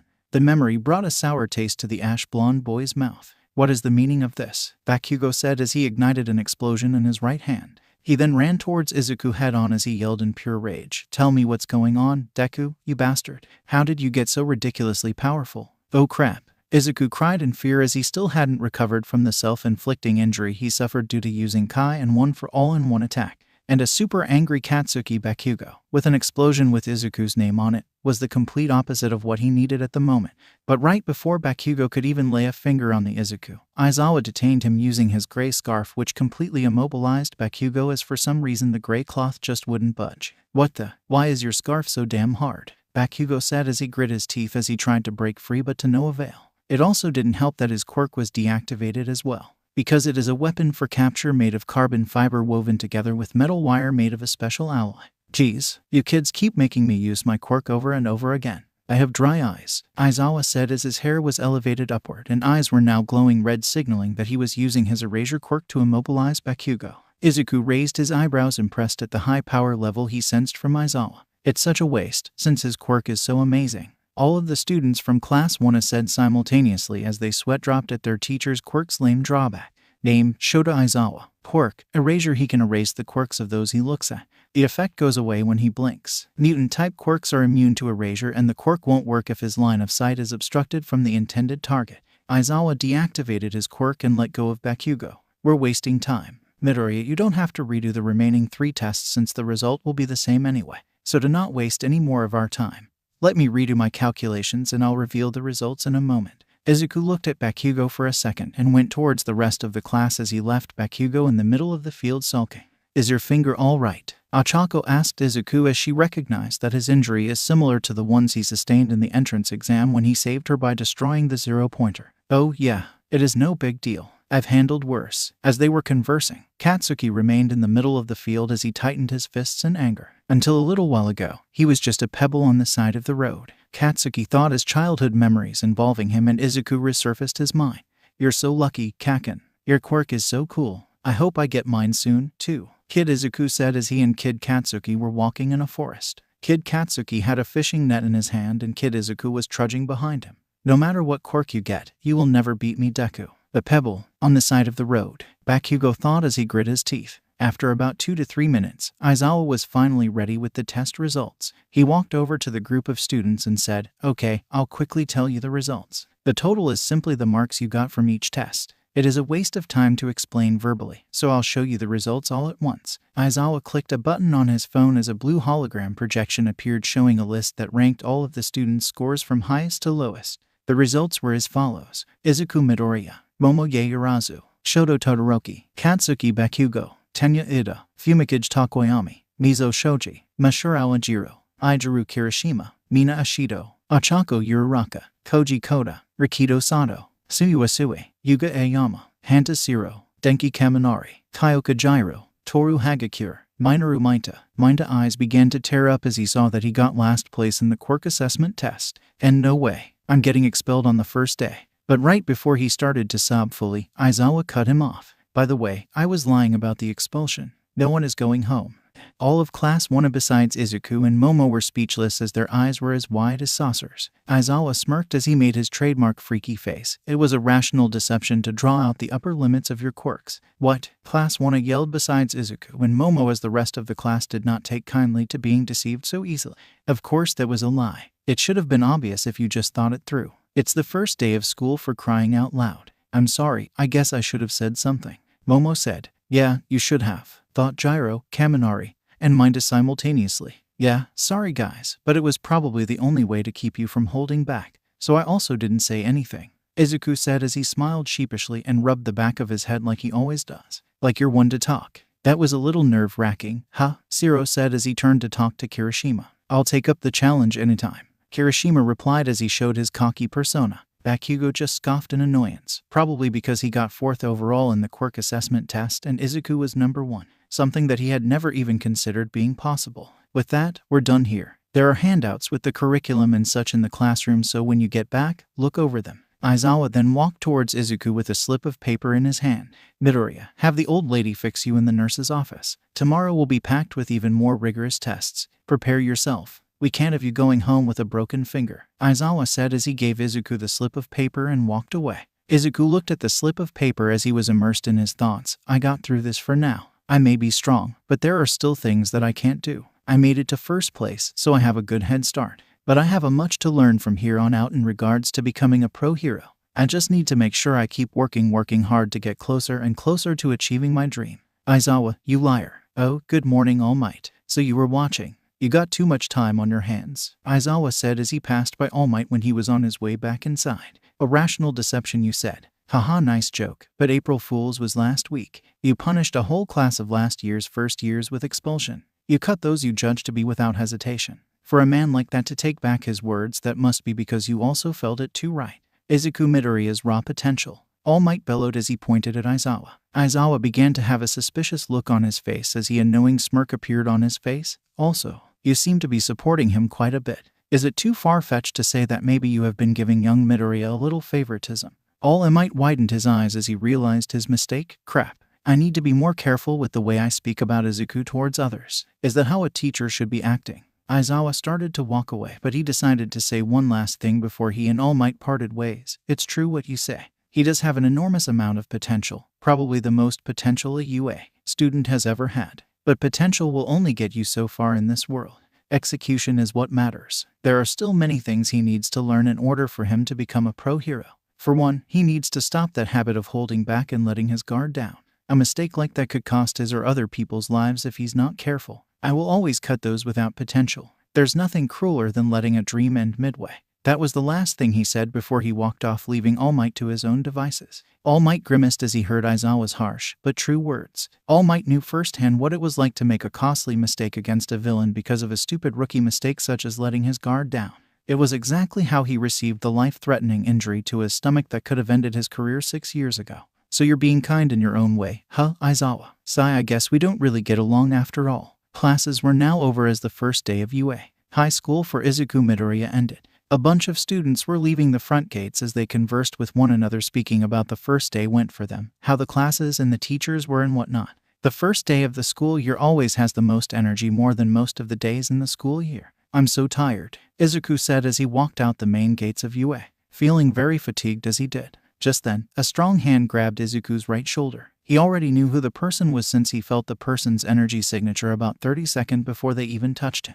Izuku turned around and greeted them. Hey Ada, what's up? Ada raised his eyebrows at the nonchalant attitude that the green-haired young man was displaying, but pushed that thought aside. Is your finger healed? Yeah, thanks to Recovery Girl, Izuku said as he showed Tenya his bandaged finger. Flashback. Nurse's office. Kiss. Recovery Girl kissed Izuku's broken finger as a green light illuminated it and healed it completely. Wow, it's healed. But I suddenly feel very tired. I need a nap, Izuku said groggily as he instantly felt the fatigue kicking in.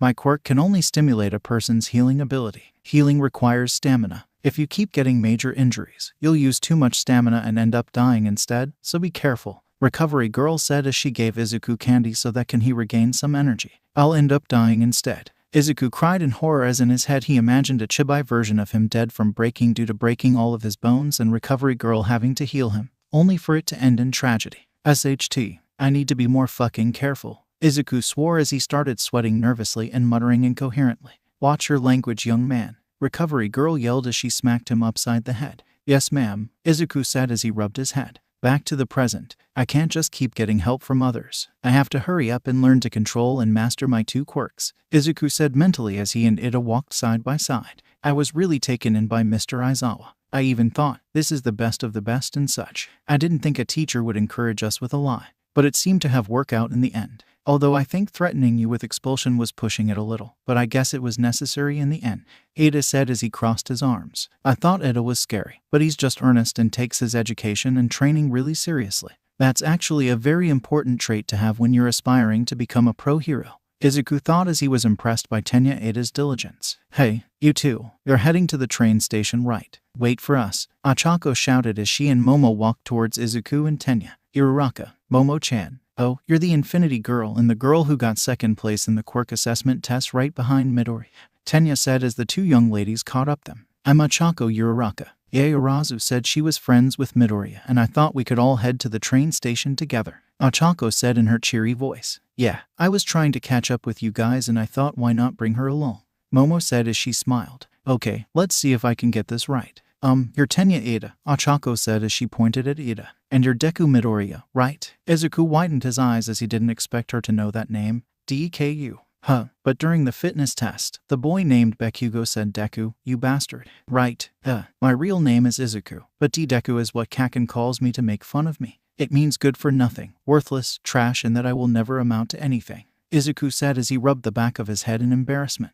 An insult. That's not a nice way to greet a fellow classmate. Oh, is that right? I'm sorry, I didn't know. But Deku sounds like the Japanese word for you can do it. It has some sort of never give up vibe, so I kinda like it. DKU it is, Izuku said immediately with no hesitation as his face was bright red. What? But Midoriya, you're accepting it too easily. Wasn't that an insult? Tenya said as he was perplexed by the situation. It's like a Copernican revolution, Izuku mumbled as he hid his blushing face with his hands comically. Kopi, Ochako asked confused as she didn't get the reference that Izuku was making. Momo giggled as she shook her head, being the only one who actually understood what Izuku was talking about.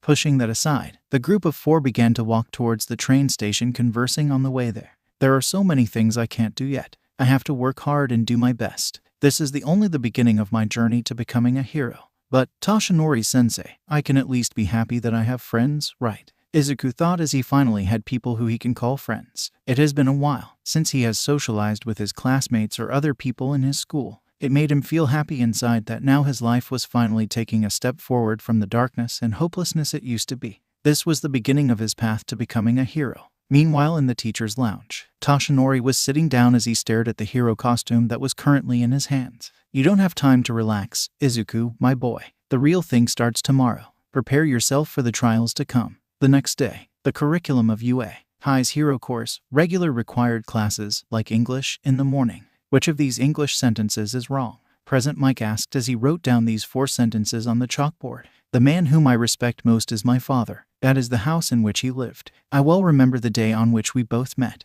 Please tell me that all you know. So normal, Mina, Kaminari and Gyro thought simultaneously. So damn boring, Katsuki thought as he rested his head on his hand. Everybody, heads up. Let's get this party started. Present Mike bellowed as he tried to get his students to be more enthusiastic. The relative pronoun is in the wrong place in number 4, Izuku said mentally as already knew the answer as soon as Present Mike wrote the problem on the board. But he wanted to give his classmates a chance to answer the questions as Izuku isn't the type of person to hog all of the spotlight. Momo raised her hand since nobody else was doing anything. Okay, Yaoyorozu, come on, Present Mike said as Momo proceeded to answer the question correctly. Lunch is at the main cafeteria, where students can buy gourmet food for reasonable prices. White rice is great comfort food, isn't it? Lunch rush, the cook hero said. Yeah, Ochako said as she chewed the delicious dish in delight. Of course, Izuku was gushing and fanboying over meeting another one of his favorite pro-heroes in person. Yeah, nothing new there. And then in the afternoon, Class 1 finally has hero basic training. I am. Izuku smirked as he knew exactly who it was, coming through the door like a normal person. All Might burst through the door very dramatically, which was not normal at all. It's All Might, Kaminari said excitedly as he truly was hyped to be taught by none other than the #1 hero. Wow, he really is a teacher, Kirishima said. That's a costume from the Silver Age, isn't it? Suyu said observantly. Its style is so different, it's giving me goosebumps. Ajiro stated as bead of sweat rolled down his cheek. All Might marched to the teacher's podium. I teach hero basic training. It is a subject where you train in different ways to learn the basics of being a hero. You will take the most units of this subject. Let's get right into it. This is what will today combat training. All Might exclaimed as he held a card that read the word battle. Katsuki smirked in anticipation. Combat. Training. Izuku finished as Ito was smirking. He couldn't lie, he was just as excited for Kaken. Just the thought of fighting made him shake in excitement. He knew firsthand what it was like, training with the symbol of peace, so he couldn't wait to see just what exactly they'll be doing next. His tail began wagging back forth as he anticipated for what's coming. And to go with that are these. All Might pointed to the wall as from holes installed there came out numbered boxes from 1 through 20. These are costumes made based on your Quirk registrations and requests you sent in before school started. Students cheered in delight as they couldn't wait to try their new costumes on. Costumes, Izuku said. After you change, gather in ground beta. Yes, sir. At ground beta. All Might stood at ground beta waiting for his students to arrive. After a couple of seconds, figures can be seen coming out through the tunnel. They say the clothes make the man. Young men and ladies, be fully aware. From now on, you are heroes. As he said that, students from Class 1 all entered through the tunnel suited up ready to face whatever challenge that may come their way. All of the students had costumes that best suited their quirks in one way, shape, or form. They were also aesthetically pleasing to look at as all of the costumes were unique and best fit the young aspiring heroes in training and their personalities. All Might smiled as he greatly approved of everybody's gear. That's great, everyone. You all look cool. Now, shall we begin, you zygotes? The clothing allowance. Before they enrolled in UA High, all of the students in the hero course submitted their Quirk registration, physical measurements, and desired designs so a support company exclusive with the school could prepare state-of-the-art costumes for them. It truly is a remarkable and useful system. Flashback to 3 weeks ago. I need to go to City Hall to get my quirk registration for the clothing allowance, Izuku said as he sat on his couch with papers spread all around the table. He got caught up with all of the training with All Might that he forgot to send in his request for his costume, and he left it for the last minute. Oh wait, but I'm already registered as quirkless. Oh crap, what should I do? He decided to call Toshinori for help. Quirk registration. Oh yeah, you can update that, Toshinori said blatantly as he sat in the teacher's lounge. Wait, really? Just like that? Toshinori chuckled. Everyone is examined and registered all at once when they enter elementary school and junior high, right? But there are cases where people discover their quirks are not what they thought they were, so you're allowed to update it once or twice. They won't accept outrageous changes, but if you had none before, it's probably fine. I'm home, Inko yelled from the front door. Izuku got nervous because she could find out All Might and Izuku's secret, so he panicked and hung up by accident. Damn it, I hung up by mistake. I'll have to apologize to Toshinori-sensei later. Back to the present. Izuku jogged through the tunnel as he was little behind everyone else. It took him a little more time to get into his costume, so he had to hurry or else everybody will wonder where he's at. I saw this in a dream. It felt so real, and I guess I took inspiration from it. I couldn't get it out of my head, so I drew the model in Hero Journal, number 14. I liked the way it looked and it just stuck to me. I sent the design to the support company, making sure that I got all of the detail accurate and listed exactly everything I needed. And now that I'm wearing it, I'm happy I did, Izuku thought to himself as he neared the entrance. He finally entered ground beta as everybody had their eyes on his costume. His costume consisted of the Saiyan armor with a dark blue chest plate with green stripes. He had red cutted pants with black and green boots with red wristbands. He also wore white gloves. Izuku held a red headband in his hand as he brought it up to his forehead, tightened it and put it on. He has his tail wrapped around his waist. He was wearing the same exact gear that Bardock, the father of Son Goku, wore. This is my costume. Oh, Deku-kun, Ochako said once she noticed that Izuku arrived on ground beta. Hiroraka, Izuku said, but once he got a good look at Ochako's costume, his face began to flush. That looks so cool. I have never seen a costume like that on any kind of hero. Very original and unique. I should have written what I wanted. Mine ended up being a skin-tight bodysuit. It's embarrassing. The hero course is the best, Mineta said as he gave Izuku a thumbs up. All Might saw Izuku's battle armor, and he was really impressed. He was worried that Izuku may try to emulate All Might's costume and copy it since he looked up to the symbol of peace so much. But All Might is glad that Izuku is trying to find his own identity and not be a blatant copy of himself. All Might saw that everybody was ready, so he began to give directions. Now, it's time for combat training. Sir, this is a battle center from the entrance exam, so will we be conducting urban battles again? Ida asked. No, we're going to move ahead 2 steps. Most of the time, fighting villains takes place outside. But if you look at the total numbers, atrocious villains appear indoors at a higher rate. Imprisonment, house arrest, backroom deals in this society filled with heroes. Truly intelligent villains hide in the shadows. For this class, you'll be split into villains and heroes and fight 2-on-2 indoor battles without basic training. So you asked, this is a real battle to understand those basics. However, the key this time is that there's no robot you can just beat up. How will wins and losses be determined? Now it was Momo's turn to ask a question. Can we beat them up anyway? Of course Bakugo would ask a question like that. Who else? Will the punishment be expulsion like with Mr. Aizawa? Ochako asked as she didn't want that kind of pressure again. How shall we be split up? Asked Tenya. Isn't this cape crazy? Aoyama said randomly and completely off topic. All Might began to become overwhelmed as he wasn't used to being a teacher, so being asked like 50 questions at once was kind of new to him. I'll answer all of your questions. Now listen here. All Might brought out his teaching notes. A script. Is he being for real right now? Izuku thought with a sweat drop as he found amusement in his teacher and idol's antics. The situation is that the villains have hidden a nuclear weapon somewhere in their hideout.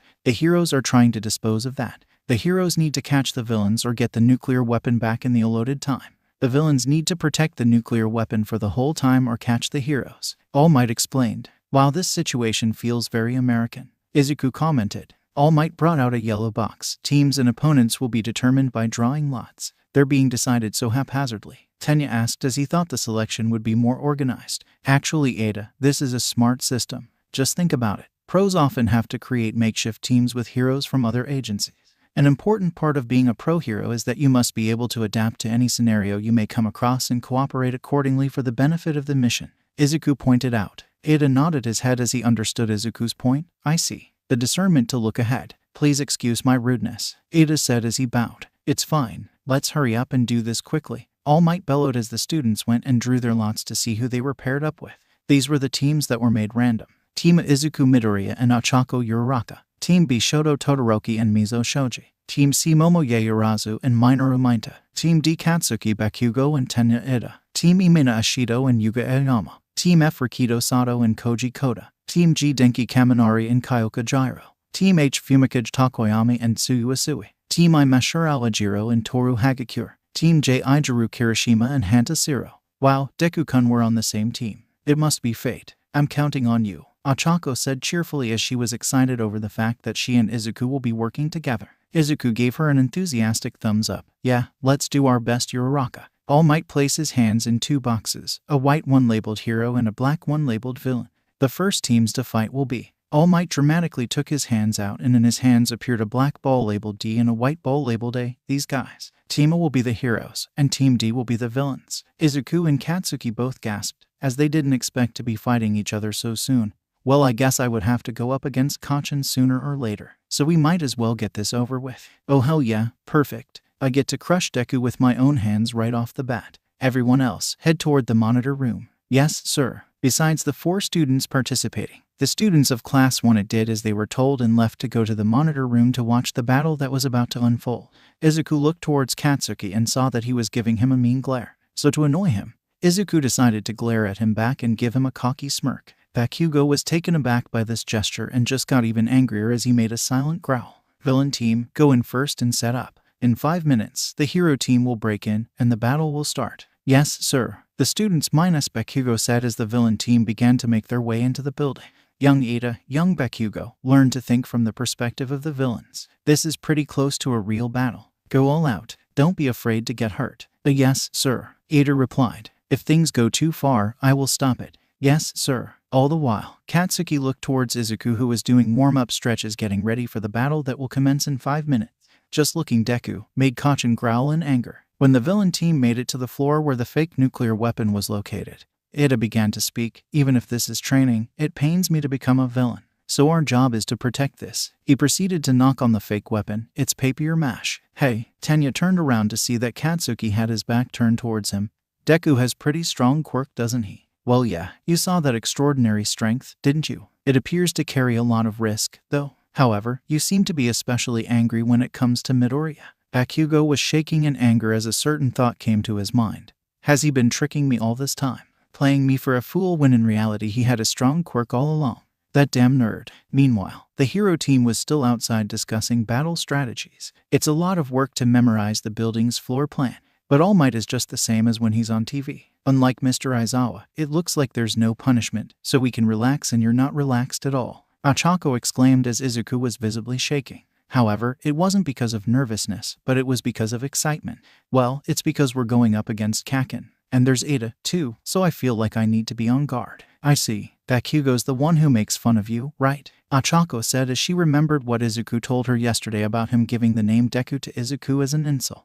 Izuku sighed. He's amazing. I'll definitely surpass All Might and become the top hero. Yeah, he can be really annoying and a jerk, but his goal, his confidence, his physical strength, and his quirk are way more amazing than mine. Izuku then stood to his full height and tightly balled his fists. But that's all in the past. Now, I have my own power, my own confidence, my own drive, and my own goal. So, now, I refuse to lose against him. Izuku bellowed as the milky white aura of his Kai sparked to life. Ochako stood in awe of the sheer raw power that was coming from Izuku. It made her feel safe and brought a sense of calmness and peace to her heart. She smiled and said, "So it's a fated battle between rivals, huh?" Izuku smiled sheepishly as he scratched his head.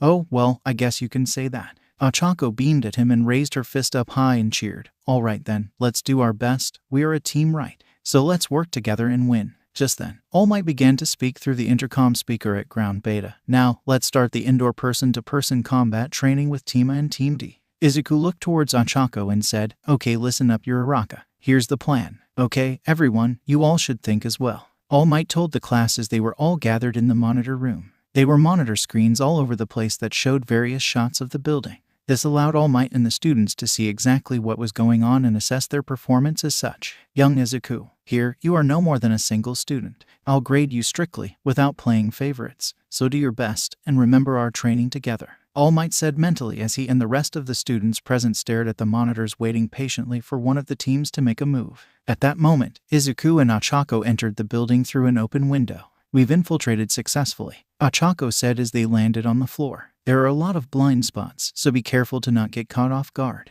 Izuku stated as the two began to walk through the hallways. Izuku closed his eyes and concentrated on the energy signatures in the area. Okay, so Ida is on the top floor. He's stationary and not moving at all. That must mean he's guarding the nuclear weapon, Izuku thought. He then scanned the area again as a smirk appeared on his face as he sensed a certain someone's energy signature, just as according to plan. Izuku quickly grabbed Ochako and moved out of the way the second before Bakugo came around the corner and blasted an explosion aimed directly for Izuku, but since he moved out the way, it just hit the wall. Hiraraka, are you alright? Izuku asked with genuine concern in his voice. Yeah, thanks for the save, Ochako responded as she got up from the ground and dusted herself off. The smoke cleared as Bakugo swiped his arm through it. Come Deku, don't dodge and fight me like a man. Izuku chuckled as he stood up straight. I figured you would come for me first, Kaken. A surprise attack from the start. Bakugo, that's cheating. A surprise attack isn't manly at all, Kirishima said angrily as he punched his fist towards his palm. A surprise attack is a strategy, too.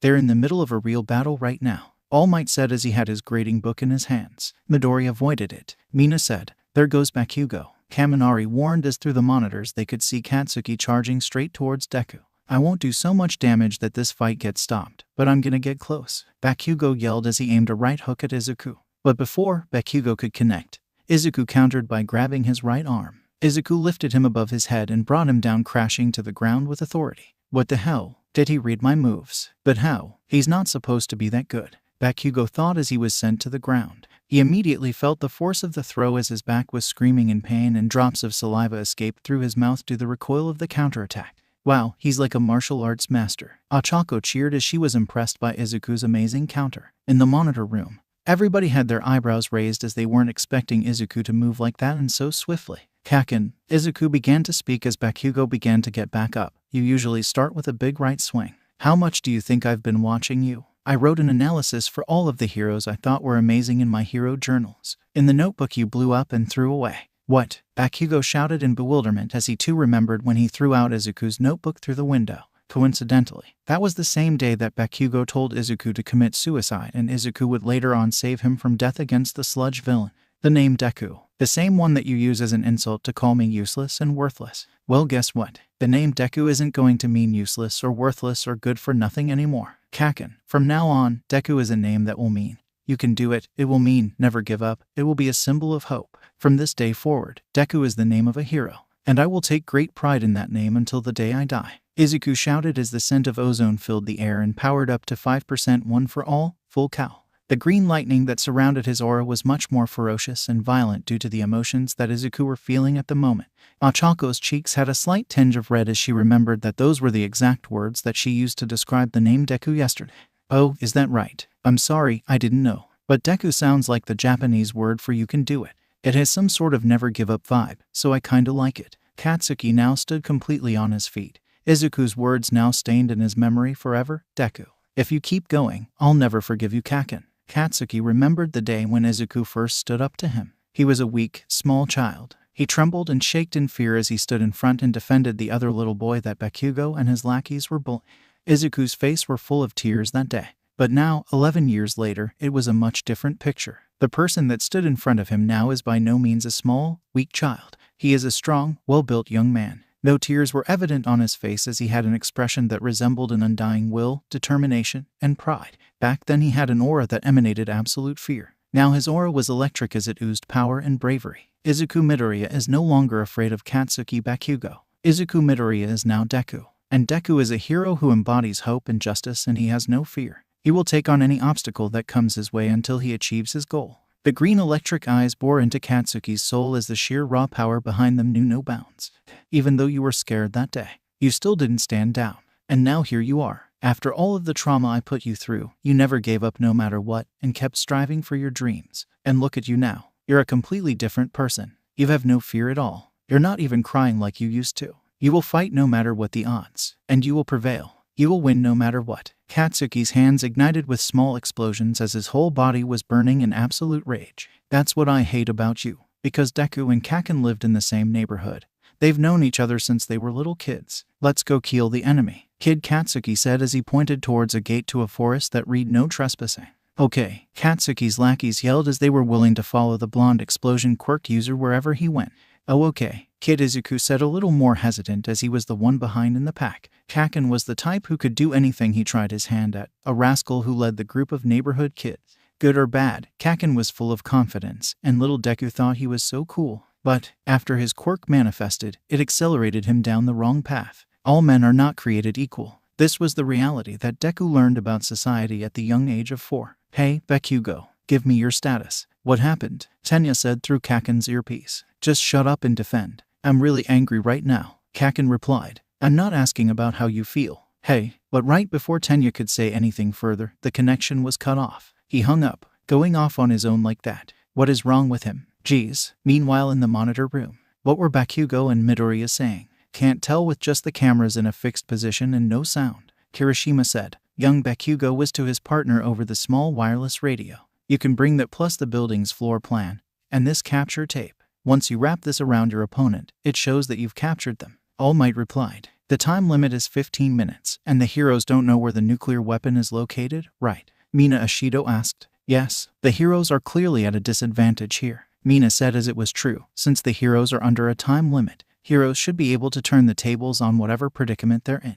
Besides, didn't Mr. Aizawa tell you, too? You know, here we go. Plus ultra. The students of Class 1 cheered their school's motto. Monsieur, Bakugo Izayama said. Huh, All Might replied as he looked towards the monitors. Back to the battle. Kaken put his left hand behind his back as he began to ignite an explosion.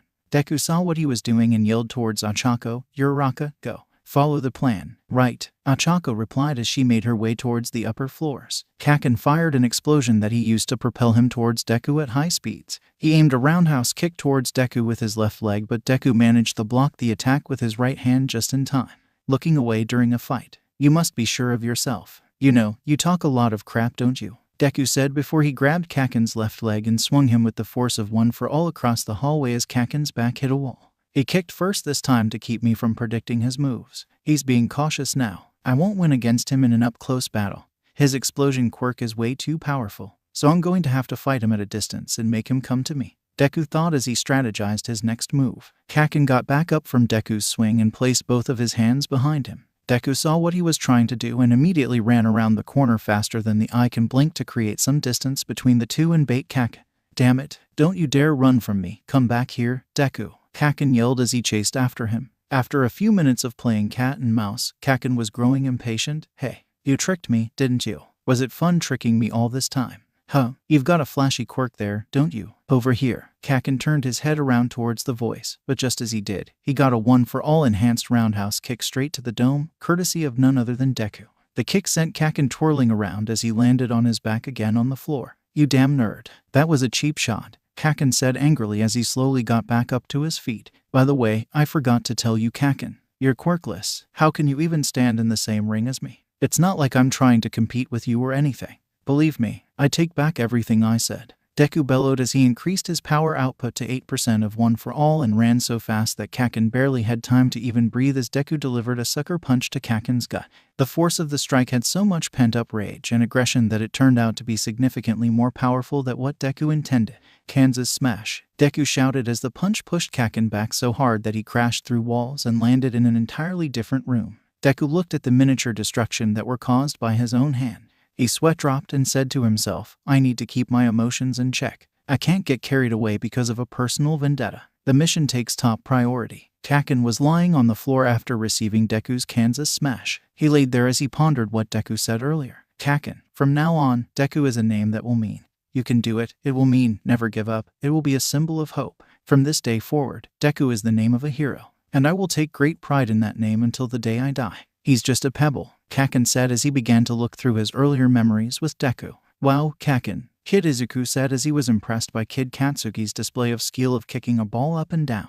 This is easy. But when Kid Izuku tried to emulate Kid Katsuki, he failed and busted his behind. Oh, Izuku, you really can't do anything, can you? You can read the characters for Izuku as Deku, you know. Kaken, you can read. One of Kid Katsuki's lackeys asked. You can't. And Deku means someone who can't do anything. Someone is useless, pathetic, worthless, and who won't amount to anything in their life. Kid Katsuki said as that was the origin of the name Deku. Really? Kid Katsuki's lackeys began to make fun and tease Kid Izuku for the new nickname that Kid Katsuki came up with. Stop that, Kid Izuku said as he did not appreciate the way that Kid Katsuki and his lackeys were treating him. It made him feel sad and he didn't like that feeling at all. Why don't you know? Kid Katsuki threw a stone across the river and made it skip a bunch of times. His lackeys and Kid Izuku were really impressed by his performance and wanted to be just like him. Kaken, how many times did yours skip? One of the lackeys asked. 7 times, Kid Katsuki said proudly. Wow, that's Kaken for ya. What about you, Deku?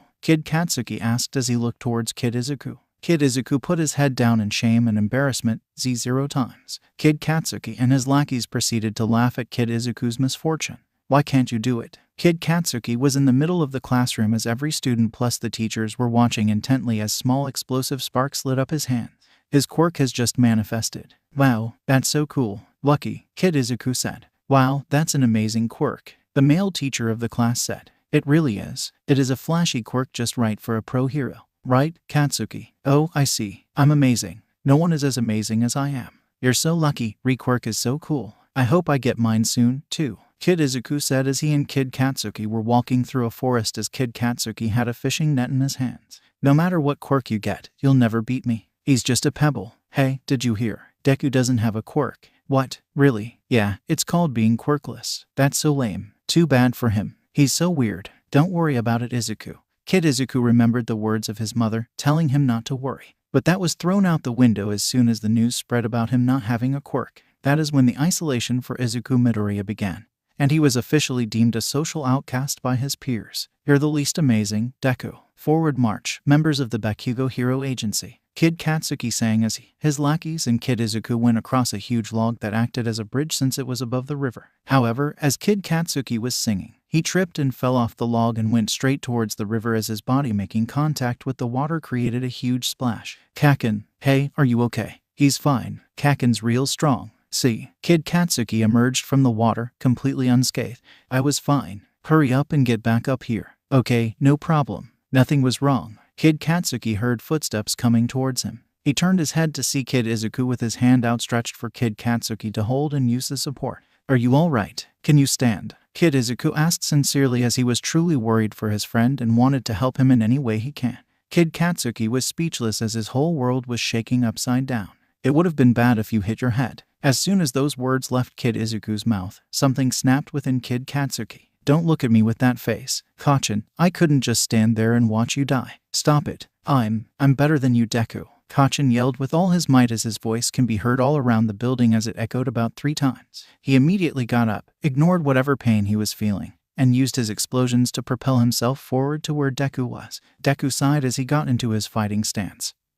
He just doesn't give up, does he? Alright then, Kaken, come at me. Found it, Achako said in her head as she peeked around and saw Tenya guarding the nuclear weapon. Now I just have to tell Deku-kun and hide until he gets here. Right before she was about to communicate to Deku, she heard Tenya begin to say something. Bakugo is a natural at being bad, but that fits this training perfectly. Then, I must also devote myself to being a villain. That's right. This is another trial to turn me into a man who will not bring shame to the Ida family. Become a villain. Be dyed with evil in order to become a hero. I am extremely evil. Achako couldn't contain her laughter as she saw the scene unfolding in front of her. He's taking this so seriously. However, that slip-up cost her dearly as it announced to Tenya that she was hiding in the room. Have you arrived, Uraraka? Oh no, my cover has been blown. Achako thought as knowing that she has been caught. She came out of hiding and revealed herself. I knew you would come here alone the instant Bakugo ran off by himself. Your quirk allows you to make the objects you touch float. That is why I put away all the things on this floor before you arrived. Now you cannot play your little tricks. You have blundered, hero. Tenya proceeded to laugh maniacally as he knew he had cornered her. He's starting to look like a villain. Deku-kun. Deku heard his name through his earpiece as he touched it to respond. Uraraka-san. How's it going? Ida found me. Sorry, I made a slight slip-up and he immediately knew I was here. I'm evil. Deku heard someone say through his earpiece as he was a little confused. What was that? He asked. Oh, well, right now, he's kind of getting into the whole villain role. Deku just pushed that aside. Where are you right now? At the top floor, where the weapon is located. That's almost directly above where me and Kaken are. We probably don't have much time left, either. If we run out of time, our opponents win. Deku gripped the capture tape tightly. I can't lose this fight. Just then Kaken made it to where Deku was, his face full of unfathomable rage, as he was panting. His right glove glowed red. Kakin smirked. They're loaded. Kakin, Deku said as he readied his fighting stance with 8% of one for all, full cowl activated. Why aren't you going all out? Kakin asked. Huh? Deku asked dumbly. How does he know that? Kakin growled. Don't try to act dumb and stupid. I know you aren't going 100%. The power you're using right now doesn't even hold a goddamn candle to the power I saw you use when Mr. Aizawa made you redo the ball throw. You know, the one where you threw a damn softball 80 fucking kilometers away. Crap, so he noticed, huh? Deku thought as he realized he had been caught red-handed. Kakin continued. Are you trying to tell me that you can beat me easily even if you don't use that power? Even if you do not go all out? Are you underestimating me, Deku? I have no choice but to do it. I can do it. I can, Deku said mentally as he looked at Kakin dead in the eye. I'm not scared of you anymore. Stop trying to put fear in my heart. You already know that won't work anymore. Deku stated matter-of-factly as he no longer felt any fear towards Kakin anymore. He had full confidence in his abilities and power. He no longer had to look up towards Kakin anymore. From this day forth we are equals. Thought it. Kakin widened his eyes as he heard the words that just sprouted Deku's mouth. Equals? Like hell we are. You are beneath me, damn it. Kakin thought, but then he calmed down a bit as he raised his right arm. With all your stalking, you probably already know, but my quirk, explosion, lets me secrete nitroglycerin like sweat from the sweat glands on the palm of my hand and make it explode. If they made this the way I asked, then these gauntlets will store the nitroglycerin inside them, and Kakin began to pull the firing pin on his grenade-like gauntlet. Don't tell me that's. Young Bakugo, stop. Are you trying to kill him? All Might yelled through the earpiece. If I don't hit him, he won't die. He'll be fine as long as he dodges. OSHT. He's being serious, Deku said as he immediately stood on guard, had his palm out. He could feel Kakin's power level rising rapidly. At that moment, Kakin completely pulled the firing pin as an explosion bigger than anything Deku has ever seen Kakin produce fired directly at him. Its attack potency was so strong that it rocked and made the entire building shake as Ochako and Tenya were knocked off their feet in the top floor. The explosion was so strong that everyone else in the monitor room could feel it. This is supposed to be a class. Where the hell did his brain go? Is he completely nuts? Hiroshima yelled as the rest of Class 1 were in complete shock of Kakin's violent and brutal attack that could actually kill someone. Young man, Nmidoriya. All Might yelled as he was worried for his student's safety. The smoke cleared as Deku could be seen with his headband off and torn, bits and pieces of his armor broken. His hand was glowing with blue Kai energy as he used that to try and nullify the huge explosion as best as he could so that it wouldn't cause too much damage. He increased his power output to 15% of one for all, full cowl, so that he could actually withstand and tank the attack. The green electricity around his aura became shaper and more violent as he was pissed off at the moment. Is that even allowed? And look at what you've done. My headband is torn and bits of my armor is broke. Do you know how hard it is to make these kinds of models? You literally could have led me right there. Hell, if it was anybody else, you probably would have. Deku exclaimed as he couldn't believe that Kakin had that bad of an anger management issue. Kakin made his way through the smoke. Wow. The more that's stored in these gauntlets, the stronger the blast. As he said that, his left gauntlet glowed red, signaling that it was completely loaded up. Come on, show me your full strength, Deku. I'll force you to surrender even if you're at full strength, Kakin said as he made a smiling face that resembled that of a psychopath. You're insane, Deku said blatantly as he didn't expect Kakin to go this far. Bakugo, answer me. Did you do that? What in the world did you do? Explain yourself. Tenya shouted through his earpiece as he was interested in just what in the world his teammate was thinking. This is my chance. If we retrieve the weapon, we'll win, Ochako thought as she sought to take advantage of Tenya's distraction and head straight for the nuclear weapon. Tenya saw what Ochako was doing and was immediately on the defensive. I won't let you, hero. Ochako used zero gravity on herself and jumped right over Tenya as she floated above the air. Tenya was not expecting a move like that. Can she make herself float now, too? We need to touch the weapon itself for it to count as being retrieved. Release. But before she even got a chance to reach the weapon, Tenya used his engine quirk to dash towards the weapon and snatch it as then Ochako landed hard on the ground. Your quirk is not a threat if you cannot touch anything. I'll hold out until time runs out. Tenya then did his evil laugh as he was really into the hole, playing the villain role. Deku-kun is trying so hard, though. I can't give up, Ochako thought as she got back up to her feet. Speaking of Deku, Kakin was currently taunting him. Hey, what's wrong, Deku? Why are you not going all out yet? Do you still think of me as weaker than you, or are you just that arrogant?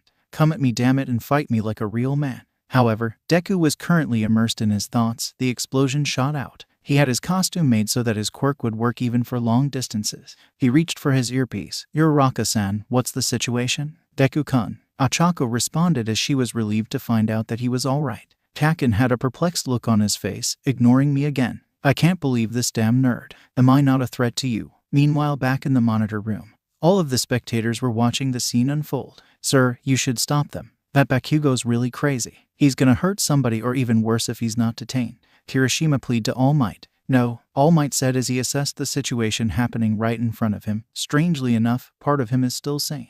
I don't know if it's small-minded or what, but anyway. All Might thought as he spoke through his microphone. Young Bakugo, the next time you use a technique like that, I'll stop the fight and your team will lose. Huh, Bakugo dumbly replied. To attack on such a large scale inside is inviting the destruction of the stronghold you should be protecting. That is a foolish plan for both heroes and villains. You will lose a lot of points for it. As a teacher, I know I should stop this. However, no. All Might raised his eyebrows as he Deku's voice. Don't you dare to stop this fight, All Might. Under absolutely no circumstance. I'm going to finish this battle and I'm going to win. Deku stated with an aura of confidence as he powered up. What was that, Deku? Kakin yelled as he couldn't believe the confidence that those words oozed. All Might stood speechless as he was almost shocked at his successor's words. Izuku, I don't know what you have planned, but I believe in you. Go to the pillar by the windows, now. Deku told Ochako through his earpiece. Over and out. Ochako understood and went to do what she was told. Fine, then. Let's settle this, Deku, with our fists. Kakin charged straight at Deku. He got ready to counterattack him, but right before Kakin made contact with Deku, he changed his direction mid-air by blast and explosion and using the momentum to go over Deku's head and blast Deku with another explosion from behind. Crap, I wasn't expecting that, Deku thought as he felt the burning pain of Kakin's deadly explosion fueled by fury. Back in the monitor room, students were shocked at Kakin's move as they too wasn't expecting him to do something like that. What was that? Kirishima asked. He doesn't look the type to think, but he's more subtle and intelligent than I expected. Shoto Todoroki, who doesn't speak much at all, said as he analyzed Kakin's movements. What do you mean? Now Kirishima was interested in what Shoto was talking about. He changed his course in a blast that doubled as a smoke screen and then did it again immediately. Shoto replied, getting in a clean hit while fighting against inertia requires fine lateral adjustments to the power of explosion. Momo said as she decided to also put her 2 cents in as well. He's too talented. Too talented. Ugh, Kaminari complained. Back to the fight. Kakin went to capitalize on his previous offensive move with another swing. Where's all that confidence now, huh? You are below me, Deku. Here comes you favorite right swing. He yelled as he went for his famous right hook. You talk way too damn much, Deku shouted as he fired a blue kai blast straight to Kakin's midsection on purpose, knowing that's where he has suffered the most punished throughout this fight. The blast connected as it blew Kakin away and created its own miniature explosion. He's not going to give me a chance to think. He's just going to keep charging at me like a locomotive no matter what. He's a ball of natural instincts, so I'm just going to have to fight back, Deku thought as he sensed Kakin getting back up and walking towards him. I should stop them, but I don't want to stop them for his sake, All Might thought as he was in an internal dilemma. Deku jumped over to where the winder was and positioned himself over there as he saw Kakin walk towards him slowly. That last laser blast stung like a BCH, but there wasn't too much force behind it. You're still holding back, aren't you? Why won't you use your full power? Are you underestimating me? Do you perceive me as inferior to you? Deku looked down as his eyes were shadowed. No. You have been like this ever since we were kids. Have you been underestimating me like that since then? You bastard? Kakin yelled. That's not it. Deku began to remember all of the memories he and Kakin shared as kids. Deku finally looked up as his eye were a furious, sharp, and electric green. You're an amazing person, so that's why I want to beat you. What? Kakin growled. I want to win. Deku then raised his power as rocks and pebbles began to float due to the aura of power he was shedding. And surpass you, you idiot. Don't look at me like that, you damn nerd. And with that they both charged at each at full speed. These are the first passionate emotions he's shown other than when he says I want to be the #1 hero. I'm sure this is necessary for you to arrive at the future you're looking at. The two jumped at each other, both with their right arms aimed ready to strike. Kakin had an explosion ready to ignite. Deku charged up all the way to 20% of one for all, full cow. Around his right arm is the milky white aura of his kai as it merged with the power of one for all and created a blue electric energy that fueled the arm with even more power than ever before. The muscles of his right arm bulged so hard that it tore his sleeve to shreds as the blue energy amplified itself even more many times over as the arm itself looked like it was about to explode. Detroit, you're toast, Deku, Kakin yelled as his explosion in his right hand was ready to fire as he aimed to completely incernate the young man before him. As they were inches apart, All Might yelled through the microphone, both of you. STO, let's go, URARAKA. Deku yelled. Okay. Ochako heard her teammates signal and proceeded to hold and grab onto a pillar by the window. I may have said we are equals, but smash. Right at the last moment before they collided, Deku aimed his arm upwards and smashed towards the ceiling. The punch went through each floor and made a hole in each one. The strike created gusts of winds that were so potent that it created whirlwinds and mini tornadoes as the entire building shook due to the sole force of the punch. The only reason the entire building didn't completely collapse is because Deku only aimed towards the ceiling and the air and not the building itself. Deku created shockwaves that were so powerful that it reached all the way to the monitor room as the students and teachers struggled to stay on their feet. What the? Tenya said in shock as he couldn't believe his eyes. There was a large hole right at the middle of the floor where he and Ochako were located. There was so much wind and debris that it was hard to even see what was going on. Ochako activated her quirk on the pillar she was holding onto and lifted it off the ground. Sorry.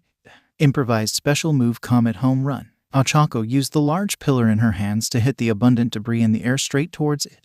You call that a home run? Tenya yelled as he used his arms to shield himself from the debris that were aimed right for his head. Ochako took that opportunity to use her quirk on herself and leap over Ada towards the nuclear weapon. As soon as she was close enough, she yelled, "Release." The law of gravity immediately took effect on her as she fell and hugged the top of the nuclear weapon. "Retrieved," she yelled in delight. "No, the weapon," Tenya screamed in horror as his words echoed throughout the building 3 times over. "This is my win, Kakin." Right at that moment, the timer went off signaling the end of the battle. All Might's hands shook as he said his next 3 words. "Hero team wins."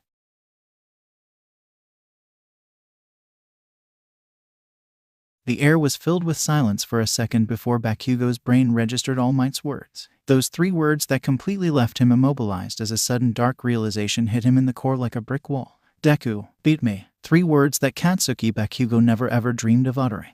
But reality had different plans. And the reality is that Deku Izuku Midoriya has beaten Kakin Katsuki Bakugo in a mock battle on the 2nd day of UA High School. As the smoke cleared, Izuku could be seen visibly panting and out of breath. That last attack took a lot out of him, but he still had enough energy left to stand and remain conscious. He looked at the destruction he caused and winced. He didn't mean to cause this much damage, since he only aimed for the ceiling and the upper floors. But it seems this was the result of a full-powered Detroit smash mixed in with a little Kai. He just hoped that All Might will not deduct too many points. Izuku looked across from him and saw Katsuki staring blankly at him, shaking. Izuku shook his head. Knowing Katsuki Bakugo as well as he did, he should have known this was what was going to happen after he Invitable won. It was just a matter of time. In all honesty, Izuku didn't want to have to humiliate Katsuki, but it was necessary. He had to learn the hard way that Izuku will not let him bully and boss him around anymore. Now he means business, and he won't let anybody get in the way of achieving his dream. Not even Kakin. After a few seconds of silence,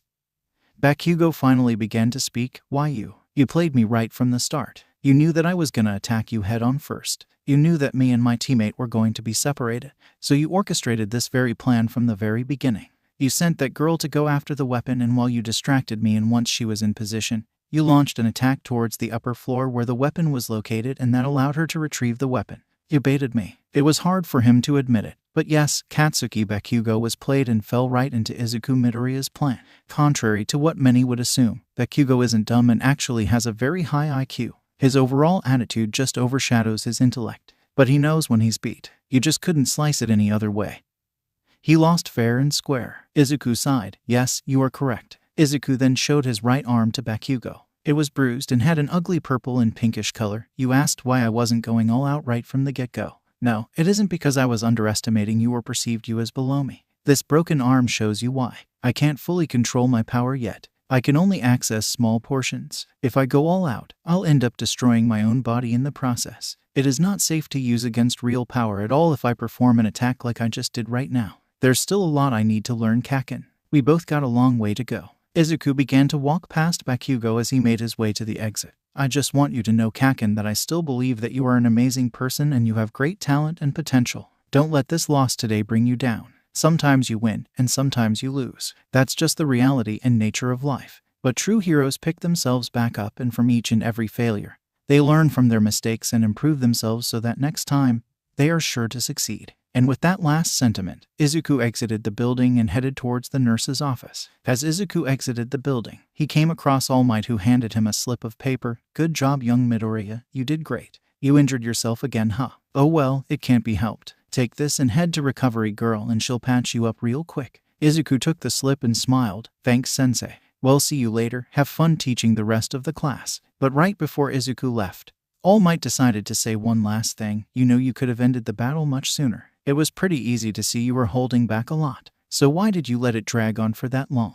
Izuku took a second before he responded. I couldn't do that to him. It wouldn't have been fair. If I did that, he wouldn't learn anything. I want him to take away something from this experience. And with that, Izuku walked away, headed straight for Recovery Girl's office. Meanwhile, Bakugo was still inside the building as he had his right hand open, shaking in anger. My right, Deku predicted it. On top of that, he found a way to win the exercise. You're an amazing person, so that's why I want to beat you. I want to win and surpass you, you idiot. As Bakugo remembered Izuku's words, he began to sweat and breathe very hard and irregularly. Does that mean, even if we fought all out, Deku would completely beat? But before Bakugo could finish that thought, he felt a big and strong hand grip his shoulder. Come back, young Bakugo. It's time to review the results. Whether you win or lose, looking back and learning from your experiences is a part of life. After saying that last bit, All Might, Bakugo, Ida, and Uraraka all went back to the monitor room as they prepared for the next mock battles. When Izuku made it to Recovery Girl's office, the first thing she did was scold him for being so reckless again. He apologized and said he will be more careful next time. However, as soon as Recovery Girl healed his broken arm, Izuku immediately collapsed to unconsciousness and fell into a slumber on the bed. This was due to using One for All and Kai at the same time and the huge stamina drawback that it brings, and since Recovery Girl's quirk uses the patient's stamina, it was too much for Izuku and he had to rest. During Izuku's nap, he had another strange dream. Although this was different than all of the others he has had before. He opened his eyes and found himself floating in space above the Earth's atmosphere. He looked down below and gawked at the sight as he could only stare at the beautiful bright blue sphere below him. It's not like he had never seen pictures of Earth, but seeing it with your own eyes is a completely different experience than just looking at a couple of photos. It felt so real too. Izuku could control his body and his senses, which is different from his other visions. It made him much more relaxed as he floated around the vast void of outer space. Why am I here? This is so weird. Why the hell am I floating in space? Izuku said out loud as he turned his vision from Earth. He used his Kai to try to see if he can sense out anybody else's power level, if there was anybody else in the area.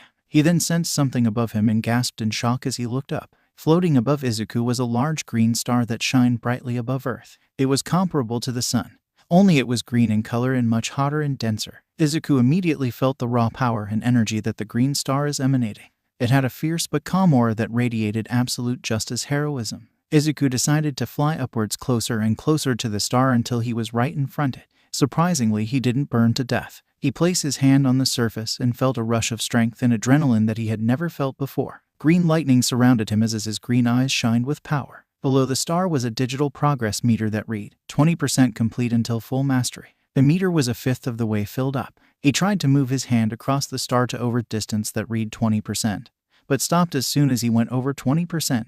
The reason was because as soon as he did that, his hand got so hot that he felt like he just placed it in a pot of boiling water. He felt the immense heat travel to his core as his body couldn't handle the unbelievable power that he was feeling. He immediately retracted his hand as blew it repeatedly as in an attempt to cool it down. Hot, hot, hot. Izuku yelled as he blew his hand earnestly. Once it cooled down, he took another look at the magnificent green star in front of him. I get it now. This star, it represents One for All. Izuku mumbled as he could, the power of One for All just oozing from the star as green lightning surrounded it. Just then, right beside the star, appeared multiple large doors that stood tall over Izuku as they floated in the endless void of space. The first door was golden in color and it had the Roman numeral of I marked in the middle. The doorknob had a large lock that prevented anyone from entering. Izuku tried to pick the lock and also rip it off with brute force, but no matter how hard he tried, it just wouldn't budge. It honestly made him frustrated. Damn it, I just want to see what's behind that door. Izuku shouted in annoyance as he sighed and moved to the next one. Now the second door was twice as big and dense as the first one. One key difference was that their active blue lightning speaking around the door, similar to the green lightning around the green star. It had 2 locks on the knob instead of 1, and right in the middle was the mark of the Roman numeral of 2. Izuku tried to open it, but it was even harder than the first one. He decided to just leave it alone and move on to the next door. Now this door was quadruple the size and thickness of the second one. It had lightning around it, but this time it was much more fierce and strong as it illuminated the Izuku's figure. There were 3 locks on the doorknob, and right in the middle of the door was a mark of the Roman numeral of 3. Izuku tried to open it, but the locks were even heavier than his training weights. And right next to that was another door, but this one definitely took the cake in terms of size. It was so tall that it reached the height of the green star. If Izuku had to estimate, he would say the fourth door was over hundreds times as big as the third one. This door was a mix of red and black in color as it had red lightning dancing around it. It 4 locks with the Roman numeral of IV marked in the middle. Izuku contemplated on attempting to open this ridiculous door, but decided that it was no use since he was unsuccessful in trying to open the previous 3 ones. There was no way in hell that he was going to open this one. Izuku felt an immense amount of Kai from all 4 doors as they contained power that he has never seen before. Izuku struggled to figure out what these doors meant, but he was in a dead end, and he had no idea of what he could do in order to open the doors. He was lost. Man, why do I always get these weird kind of dreams? If only I can get some sort of sign to figure this kind of stuff out. As if on cue, Izuku was teleported to a completely different location. When Izuku opened his eyes again, he was shocked to see he was in a rocky desert with no signs of life as a clam wind flew by. Izuku tried to figure out where he was until he heard a voice. "You should be honored, you know. A bottom-tier boy like you hardly ever gets the chance to play with an elite warrior like me." Izuku turned around as he widened his eyes. There were 2 men who were standing face to face against one another. As he laid eyes on them, he immediately recognized them. One was taller than the other, who had spiky black unkempt hair that looked exactly like Bardock. He wore an orange gi with a blue shirt underneath. He had blue boots and wore blue wristbands. This warrior went by the name of Son Goku. The other warrior, who spoke first, had black spiky hair that stood all the way up. He had a huge widow's peak and a large forehead. He was wearing a blue and white model of the Saiyan armor with shoulder pads. He had his tail wrapped around his waist. "We Saiyans are tested for combat aptitude soon after we are born. The pitiful babies with low power levels are shipped off to a planet with no serious opponents. Just like you were." Izuku was confused. "Wait, Saiyans? What's that?" Izuku asked out loud, but apparently the 2 men couldn't see or hear him. "If that's how I got to Earth, I'm grateful. On this planet we know that even the lowest born can outdo the elite if they work hard enough." Goku responded. "Heh, at least they have a sense of humor. Now I'll show you the wall that you can never scale with hard work alone," Vegeta said as he couldn't wait to put Kakarot in his place. The 2 Saiyans, an elite and a low class, got into their battle stances. Seconds later they rushed towards each other at speeds Izuku couldn't even follow and began their legendary battle. Izuku opened his eyes to find a white ceiling above him. He looked towards the clock in the room to find out that it was already late afternoon. "Oh, so you're awake." Izuku turned his head to see Recovery Girl on her chair looking over him. "You passed out from exhaustion, but everything else seems to be fine when I looked you over as you were sleeping. Try not to overdo yourself too much, okay, young man?" Recovery Girl sternly said. "Yes, ma'am," Izuku replied as he got off from the bed and walked back to his homeroom. As he was walking down the halls, he sighed as he thought about the events that transpired today. "I ended up skipping my afternoon classes. Mr. Aizawa's gonna wrap me in those bindings again," Izuku mumbled. Another thing that stayed on his mind was the dream that he just had. He tried to think what those 4 doors represented or what they meant. He knew that the green star was one for all, but he didn't have a single clue about the 4 doors. And why were they locked? Did he have to find the keys? And why did those 2 men always appear in his dreams? What were they talking about? What is a Saiyan? So many questions, yet with no answers. Izuku made it to Class 1A's homeroom, and as soon as he slid the door open, he was bombarded by his classmate.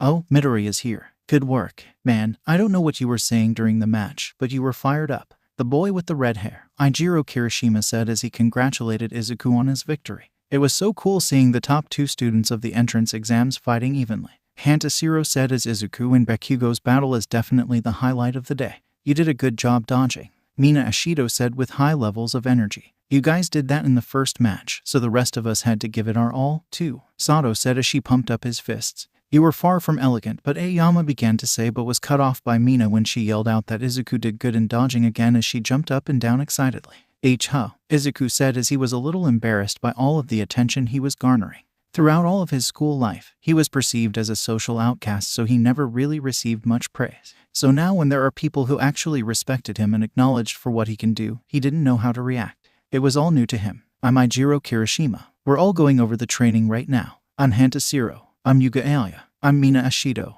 You did a good job dodging." Mina yelled out as she cut off Aoyama again. "I'm Tsuyu Asui. Call me Tsu." "And Sato. Izuku said as he tried to form words in his mouth. "I'm Maita," Maita said as he popped out of nowhere and jumped up high in front of Izuku. "I am Yuga Aoyama. I am a man who never stops shining." "Where the heck did you pop out from? You did terrible in the training." "You're too loud," Takoyami said as he sat on top of a desk, annoyed at the fact that his fellow classmates were being rather noisy. "Takoyami, that desk is not a chair. Get off immediately," Tenya said with his strict attitude. "It's not that big of a deal, is it?" Gyro said bluntly. What's with those hands, anyway? Ajiro asked, referring to Tenya's hand motions that move in patterns almost mechanically. You people, I cannot condone actions that disrespect the desks the great men and women who are our upperclassmen once used, Tenya shouted with absolute seriousness in his voice. Iden never wavers, does he? Izuku thought with a sweat drop. As that is going on, Kaminari and Ochako entered the classroom with stacks of books in their hands. Hey, Uraraka, wanna grab a bite to eat sometime? What do you like? Kaminari asked as Ochako was oblivious to the fact that he was basically asking her out on a date. Manchai Ochako began to say but cut herself off as soon as she saw Izuku. Deku-kun, how are you feeling? Are you alright? Did recovery girl completely heal your injuries? Ochako asked as she ran right to Izuku's side. Oh, yeah, I'm good. I passed out because of how much stamina I have, and... Izuku said but cut himself off as he saw that Bakugo's desk and chair was empty. At that point, he just realized that Bakugo wasn't in the classroom. Uraraka, more importantly, where's Kakin? Izuku asked as he wanted to know where his former best friend was. We all tried to stop him, but he went home just now without saying anything. Ochako replied. Izuku's eyes widened. I'm sorry, but I have to go find him before it's too late, Izuku said right before he ran out the door, leaving his classmates standing there confused. Hey, you tricked me, didn't you? Was it fun tricking me all this time? You've got a pretty strong quirk there, don't you? Izuku remembered Bakugo's words as he was running down the hallway. He shook his head and opened the front door. He saw Bakugo walking out near the front gates ready to go home. Kakin, wait up. I have to tell you something, Izuku said as he ran towards Bakugo. What is it? What do you want, Deku? Bakugo asked as he stopped in his tracks and turned around to make direct eye contact with the green-haired inheritor of One for All. There's one thing that I must tell you, Izuku said as he took a deep breath. Remember when you asked if I have been tricking you for all of these years? Well, the answer is no, I have not been doing that. I would never even think about doing that. I'm here to make a declaration. Bakugo raised his eyebrow as he was actually now interested into what Izuku was saying. What kind of declaration? Izuku looked straight in his eyes as his face gained a completely serious and determined look. My declaration is that now I'm officially done trying to chase behind your shadow. I'm done seeing myself as inferior to you and putting you on a pedestal. When I told you that we are now equals, I meant it. From this day forth we are rivals. I know that you want to be the #1 hero. But guess what? I too want to be the greatest hero. So we will be competing with each other. In order for me to achieve my dream and ambition, I will have to work 100 times harder than anybody else. That also includes you. I'll have to be better than you if I truly want to achieve that dream. And I have accepted that fact. But don't take it the wrong way. I don't want to become your enemy. But I do want to be your rival in this pursuit to surpass one another into greatness. So do you accept me as your rival? Izuku asked as he laid out his fist towards to Bakugo, waiting for his answer. Bakugo looked at Izuku for a couple of seconds before he smirked and walked towards Izuku and bumped fists with him.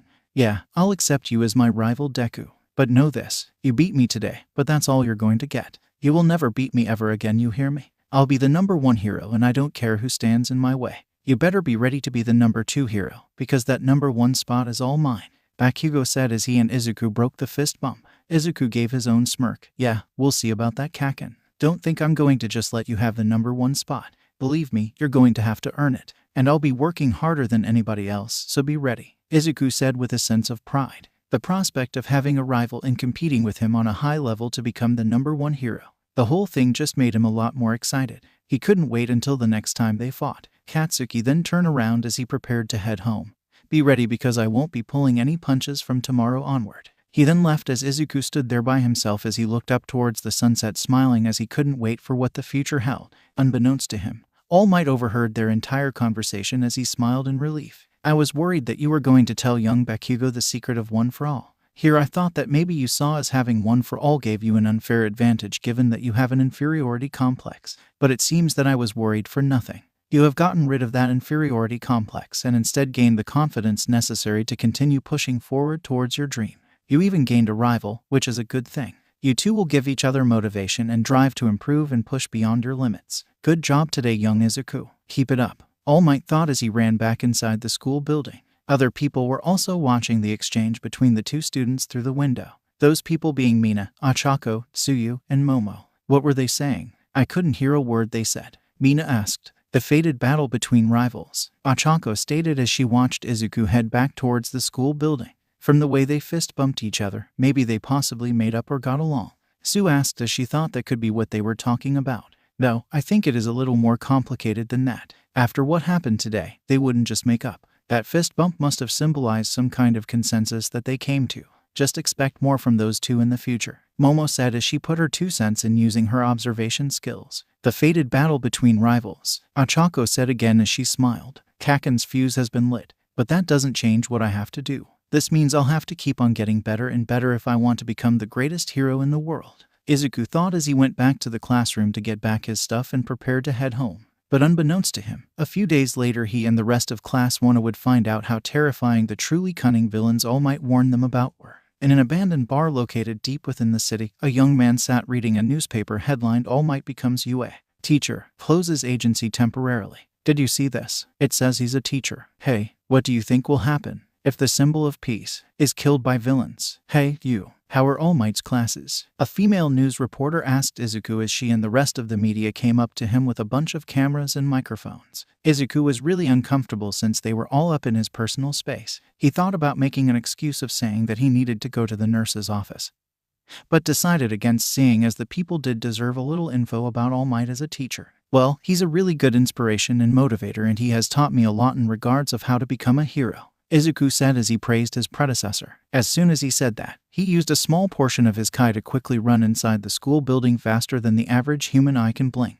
Before they could even ask Izuku another question, he was already gone out of their sight. Well, where did he go? The news reporter asked, but before she could question any further, she saw Ochako walking up to the school's entrance. The entire news report media immediately ran towards her to ask her a question. Will you tell us about the symbol of peace is like as a teacher? Ochako was a little taken aback by the question. What he's like?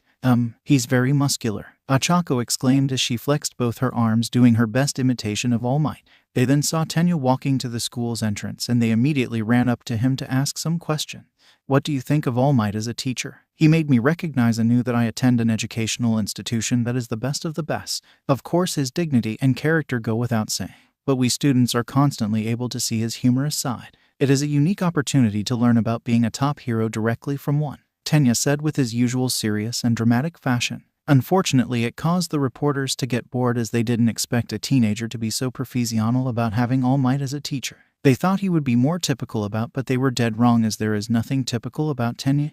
Excuse me, can you tell me about All Migo? You're the one who was caught by the sludge villain, the reporter said when they recognized Bakugo. Bakugo got visibly irritated and annoyed when she brought up the sludge villain. He would like to forget about that whole incident, and whenever someone reminded him about it, it really struck a nerve. Bakugo growled at the reporters. Leave me alone, you extras. Bakugo continued on to the school entrance. About All Might. Wow, you're scruffy. What's your deal? The female news reporter asked with a grimace as Aizawa stood in front of the media. He's not on duty today. You are disturbing the classes. Please leave, Aizawa said as he turned around and went through the front entrance. Wait, I would like to speak directly with All Might. Aizawa sighed and shook his head as he kept walking. I can't believe All Might was able to work as a hero with all this. The news reporter began to get a little frustrated. Hey, just a little time is fine. Just let me see All Might, she said before she began to attempt to walk past the front entrance, but abruptly stopped when a buzzer went off and metal gates were activated as they came down to block the front entrance.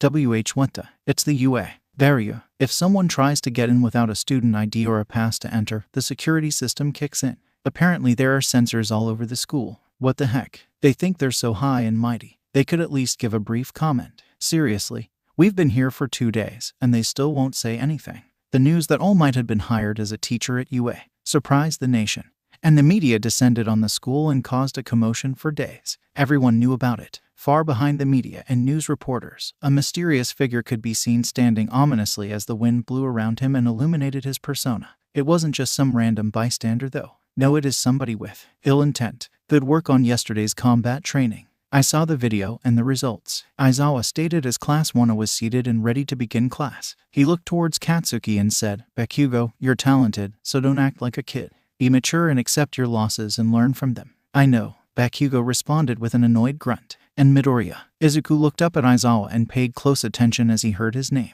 You settled it by breaking your arm again, huh? You can't keep saying you can't help it because you can't control your quirk. I don't like saying the same thing over and over. As long as you can fix the control issue, there's a lot you'll be able to do. You have an astounding amount of potential, so you will have to find a way to control your quirk so you can maximize your potential. Feel a sense of urgency, Midoriya. Izuku smiled as he understood what his teacher was saying. Yes, sir. Aizawa then turned his attention towards the whole class. Now let's get down to homeroom business. Sorry about the late notice, but today, I'll have you. The students began anticipating on what their teacher was about to say next.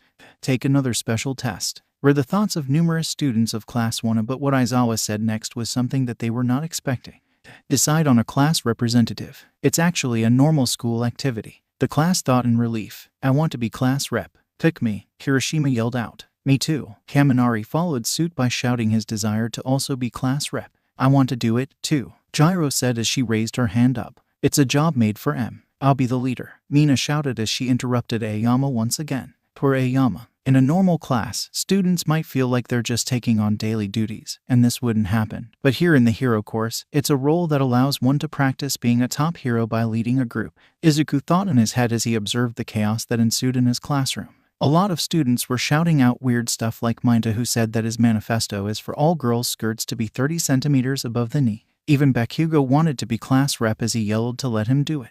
Izuku didn't know what he wanted to do. While it sounded nice to be class rep, he also didn't know if he personally was cut out for the job. He wasn't sure if he was ready for that leadership role yet, but he understood that if he wanted to be the next symbol of peace, it might be necessary for him to get some practice in this form. Silence, please. Everybody immediately stopped what they were doing as soon as they heard Tenya yell so that he could have their attention.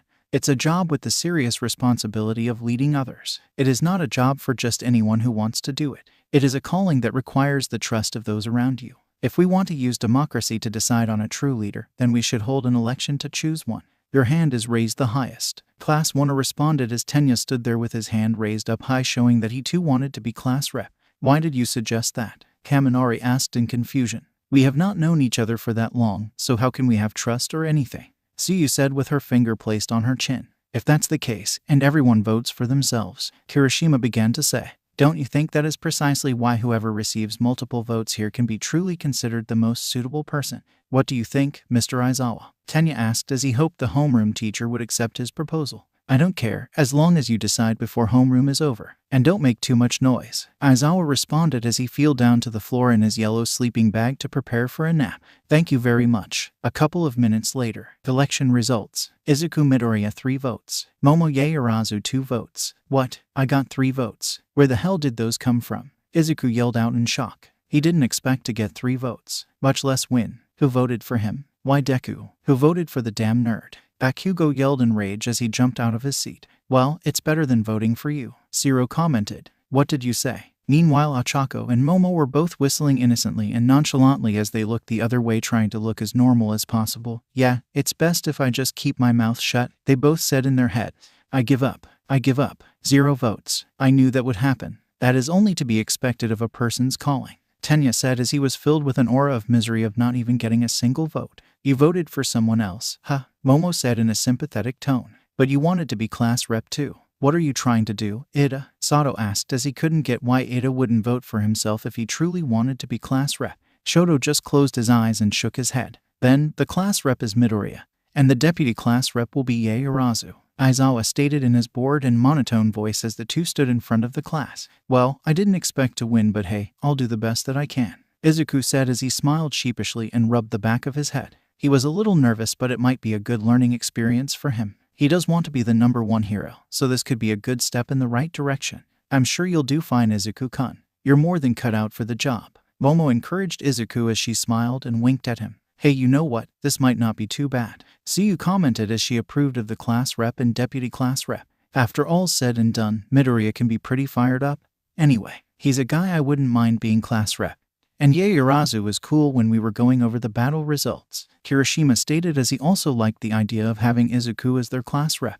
As everyone discussed the outcome of the election, it was quiet for Tenya as he just sat there taking in the fact that he didn't get a single vote. Lunchtime. Wow, there are a lot of people today too, Ochako said as the entire cafeteria was packed full with students as there was a lot of noise and activity going on. That's because everyone in the hero course, support course, and management course meets in the same place, Tenya replied. Ochako took a big bite from her white rice and smiled in pleasure. The rice is so delicious. Izuku sighed. Even though I've been chosen as class rep, I don't know if I'm qualified for it, Izuku said as he began to eat his food. You are, Ochako said bluntly as she continued to chew her food. Don't worry about it. You are completely capable of the job, Momo said as well as she also ate her food with them. It'll be fine. Your courage and judgment at critical moments make you worth following. Out of all of us, you're the one who probably has the most heroic spirit. That's why I voted for you, Tenya said before he took another spoonful of his food. It was you, Izuku asked in shock. Didn't he want to be class rep? Me too, Ochako stated. Me three, Momo said. Wait a second, so you all voted for me? Izuku said in shock as his eyes grew big and wide and almost bulged out. But didn't you want to be class rep too, Ada? I mean, you've got glasses and everything. Ochako said bluntly and outright. Your Araka just talks without thinking, Izuku thought with a sweat drop. Tenya took a sip of his orange juice. Wanting to do it and being suitable for it are different issues. I merely did what I judged to be correct. Merely? You don't usually use that word, Izuku said in confusion. I've been thinking. Are you a rich boy, Ida? Ochako asked in curiosity. Rich. I tried to change how I talk because I didn't want to be called that, Tenya said. Izuku, Ochako and Momo stared at him, urging and pleading for him to go on and explain. Tenya sighed and decided why not. Yes, my family has been heroes for generations. I'm the second son. What? Wow, Izuku, Momo and Ochako exclaimed. Do you know the turbo hero, Ingenium? Ida asked. Of course, he's a really popular hero who has 65 sidekicks working at his Tokyo agency, Izuku stated going into fanboy mode. Wait, don't tell me. Tenya smirked as he stood and placed his hands on his heads. He is my elder brother, Tenya said with pride. He's telling us straight out. That's amazing. He is a likable hero who honors the rules and leads people. I set my sights on being a hero because I want to be like my brother.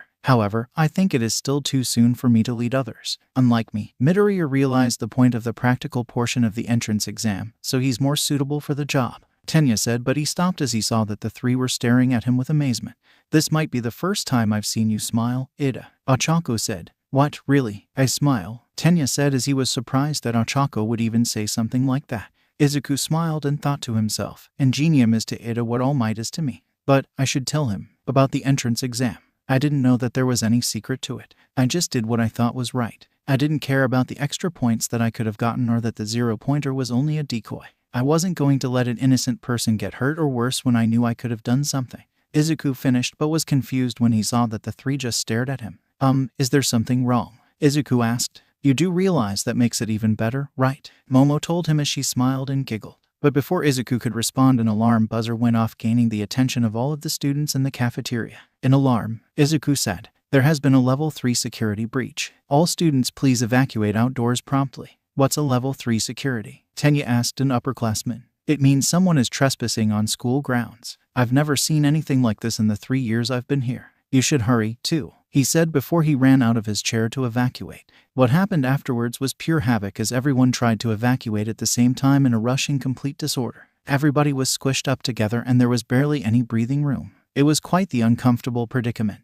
Oh, Ochako and Momo both said as they pushed tightly against each other, painful as there was a bunch of commotion going on. As expected of the best, everyone reacts quickly in a crisis, Tenya shouted as he too was being squished.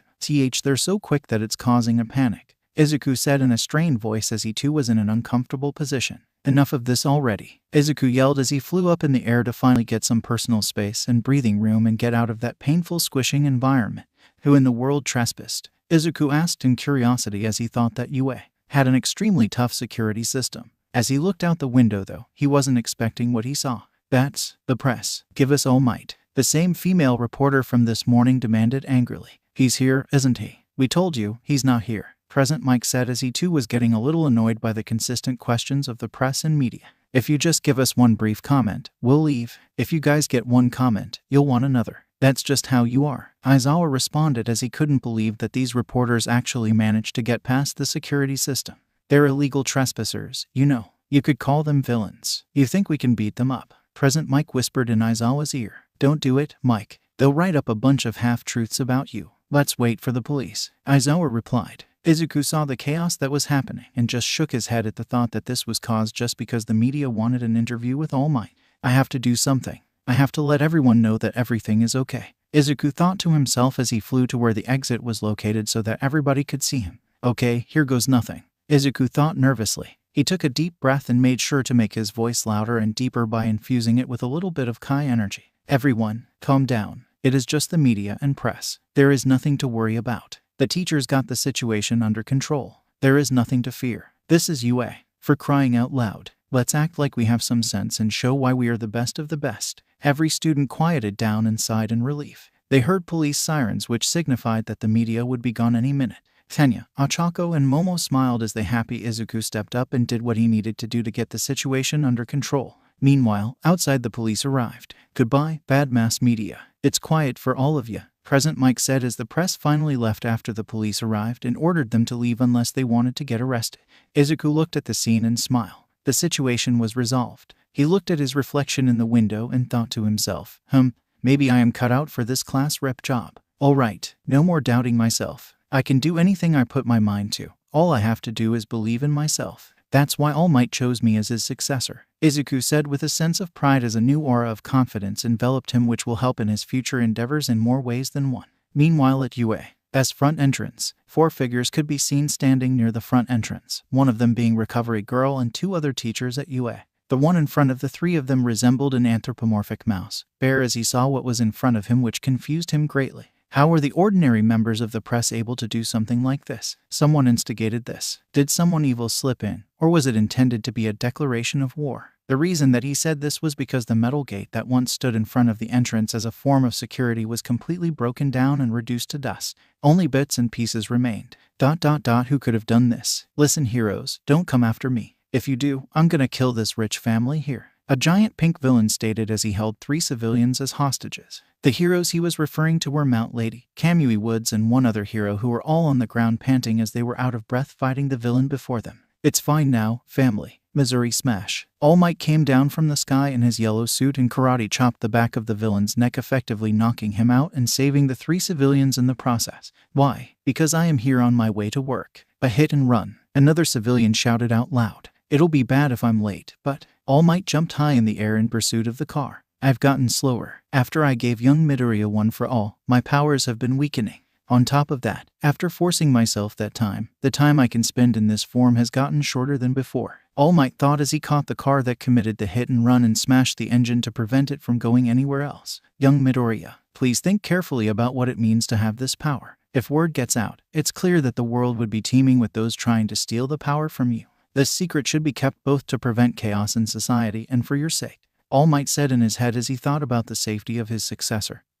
and what dangers bearing one for all would bring to him. Even if Izuku is a suitable vessel, he is still only a 15-year-old boy. He still has much left to learn if he wants to become the greatest hero. Someone's barricaded themselves in the neighboring town. As soon as he heard that, All Might blasted off once again to go resolve the issue. For today's hero basic training, it's turned into a class with 3 instructors, All Might and me, and 1 more person. Aizawa revealed to the class as they wondered who the 3rd teacher could be. Turned into, "I wonder if it is a special case." Izuku thought. "Excuse me, what will we be doing?" Zero asked. Aizawa held out a card that the word rescue in blue letters printed on it. Disasters, shipwrecks, and everything in between. "It's rescue training." "Rescue. Looks like it'll be a lot of work this time, too," Kaminari said. "Right," Mina agreed with him. "Idiot, this is the duty of a hero. My arms are ready to rumble," Kirishima said as he was fired up. "No one can beat me in water, ribbit," Tsuyu said as she too anticipated the rescue training. "Hey, I'm not done. You can decide if you want to wear your costume or not this time, because there are probably costumes that limit your abilities, too," Aizawa said as he used a remote to make the numbered boxes that contain the students' costumes come out of the wall. "The training will take place off campus, so we're taking a bus. That is all. Start getting ready." And with that, the students got up from their chairs and began to prepare to head to rescue training. Rescue training. What I've admired, Izuku thought as he remembered the video of All Might's debut, the one where he watched countless of times as a kid. He tightened his right fist. It's training to get another step closer to being the greatest hero. I'll do my best. Izuku went outside wearing his Saiyan armor that he wore last time. The support course was able to repair the damage that was caused by Bakugo in their fight. Izuku got a new red headband that he held in his hand. "Oh, Izuku-kun, the support course was able to fix your costume. It got pretty banged up when you and Bakugo fought," Momo asked as she was surprised that they were able to fix it so quickly. Izuku rubbed his head sheepishly. "Yeah, I really liked this armor, so I asked nicely if they could fix as soon as possible. And it turned out all right." Izuku turned his head the other way, trying not to make eye contact as he tried to hide the blush on his face from seeing Momo's costume. "Damn, what is it with these girls and their sexy costumes?" Ida blew a loud whistle which caught the attention of everyone present. "Class 1A, gather round. Form 2 lines by your student numbers in order to make boarding the bus go smoothly." Where did he get the whistle from? Ida is really going at full throttle, Izuku said with a sweat drop. On the bus. Shoot, I didn't think it'd be this type of bus, Tenya said as he had his head down, as the bus was more similar to a public transport where there was a lot of space to walk around. There was no point, huh? Mina said, as since there was so much space, they didn't need to make 2 lines to get in the bus smoothly. I say whatever comes to mind. Midoriya. Tsuyu said. Yes, Asui. Call me Tsu. Alright, my bad. Izuku apologized. Your quirk is like All Might's, Tsuyu said bluntly. Why you think so? But Izuku stuttered nervously. Did she figure out his secret? Wait a sec, Tsu. All Might doesn't get hurt when he uses his. They just kind of look the same, Kirishima said. Phew, Izuku whispered as he thought he almost got caught red-handed.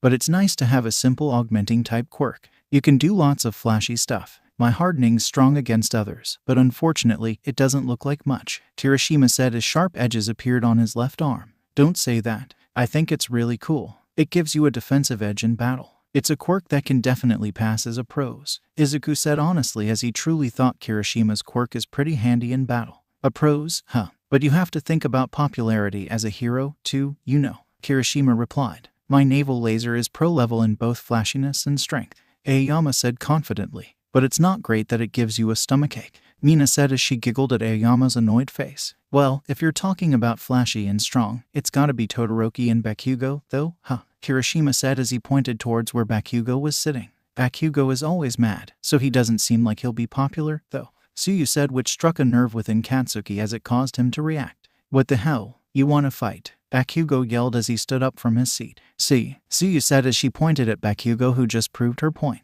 We have not known each other for that long, so it's amazing that everyone already knows his personality is crap steeped in sewage, Kaminari said. What's with that vocabulary, bastard? I'll kill you, Kaken's being teased. I never thought I would see the day. Wow, I guess that's UA. For you, Izuku said as he started chuckling. What a vulgar conversation, Momo said as she covered her mouth with her hand. But I like stuff like this, too, Achako replied cheerily. We're here. Stop messing around, Aizawa stated as the bus stopped. Yes, sir. When the class got off the bus, they were greeted by an interesting sight. Everyone, I have been waiting for you. Izuku smiled as he went into fanboy mode. It's the space hero, 13. The gentlemanly hero who has rescued tons of people from disasters. Oh, I love 13, Achako said as she also was excited from seeing one of her favorite pro heroes. 13's costume consisted of a white space suit with a black helmet with white eyes. He wore a pair of yellow boots. Let's go inside without delay. Look forward to working with you, the students of Class 1 said as they made their way inside the facility. When the students entered, they were amazed at what they saw. There are many different areas where different activities of rescue training can be performed. For example, there was a section that is water-themed and there was a fire-themed section as well. Wow, it looks like USJ. A shipwreck, a landslide, a fire, a windstorm, Icteria. It is a training ground that I made with different types of accidents and disasters. It's called the Unforeseen Simulation Joint, or USJ for short, 13 said. It really is USJ. Class 1 thought. 13, where is All Might? He was supposed to meet us here. Aizawa asked 13 about that. It looks like he did too much hero work on his way to UA and ran out of time, so he's resting in the lounge. 13 replied as he held up 3 fingers. Aizawa sighed. That's the height of irrationality. Well, we took precautions just in case. It can't be helped. Shall we begin? Let's see. Before we begin, let me say one thing. Or 2, or 3, or 4, 5, 6, 7. The student's sweat dropped. Why is the number increasing so much? Everyone, I am sure you are aware of my quirk, Black Hole.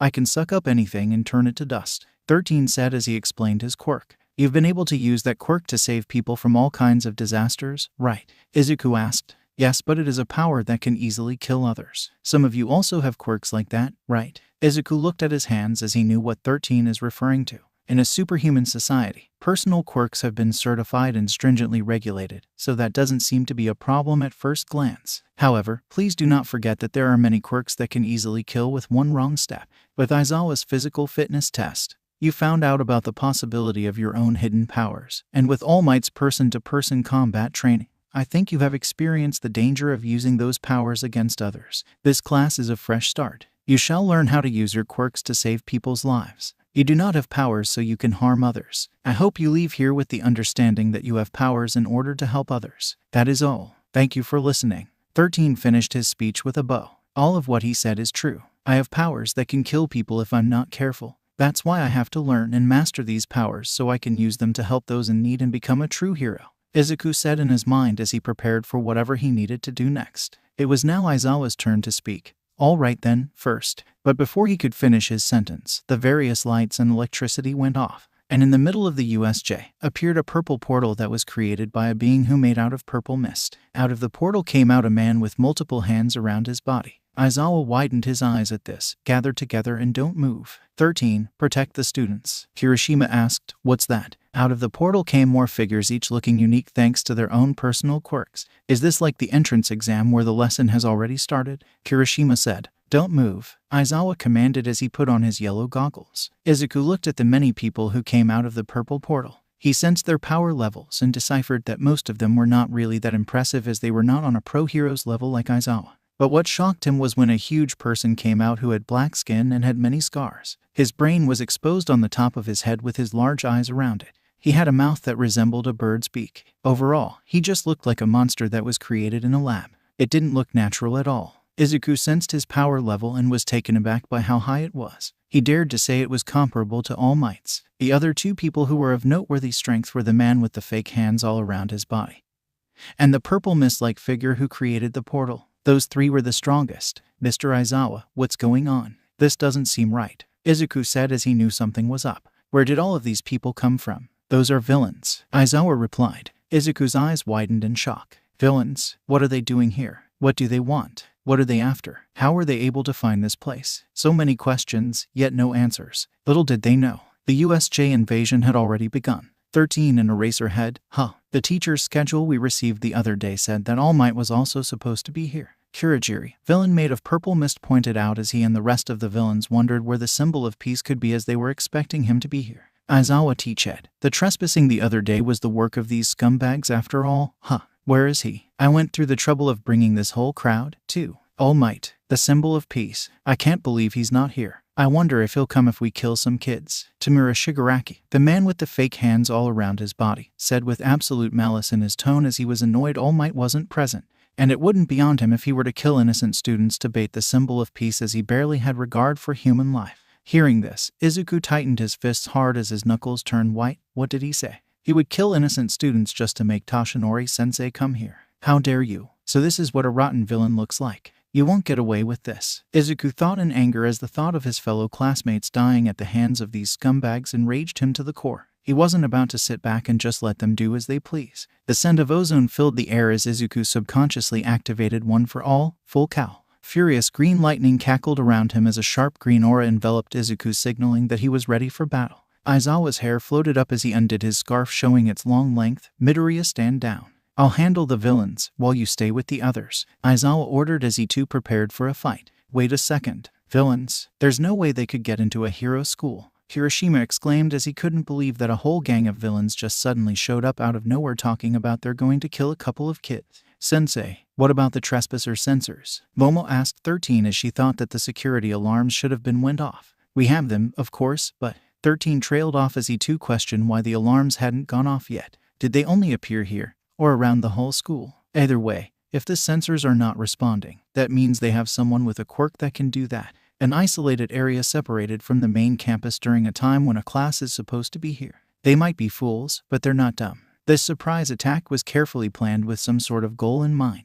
Shoto Todoroki, the son of the number 2 hero Endeavor, said as he intellectually deduced the situation using various obvious clues. Izuku nodded his head. Yeah, you're right. When the press managed to trespass, one of the villains must have used that as a distraction to slip in unnoticed and steal a copy of today's class schedule, Izuku said as he couldn't believe they were able to easily catch them off guard. They should have seen this coming from a mile away. It just made him all the more angry. 13. Start the evacuation. Try calling the school. Make sure that they are safe. These villains even had something to counteract the sensors. It's possible someone with radio wave type powers is interfering, Aizawa said as he turned his head towards Denki. Kaminari, you try contacting the school with your quirk, too. Yes, sir, the blonde boy replied as he placed his hand on a device located near his right ear. Wait a minute, Mr. Aizawa. What about you? You're actually going to go and try to fight them all by your lonesome? With that many, even if you can erase their quirks, Eraserhead's fighting style is capturing after erasing the enemy's quirk. A frontal battle would be putting you at a disadvantage, Izuku said worriedly as he knew that Aizawa's domain is more a one-on-one fight style.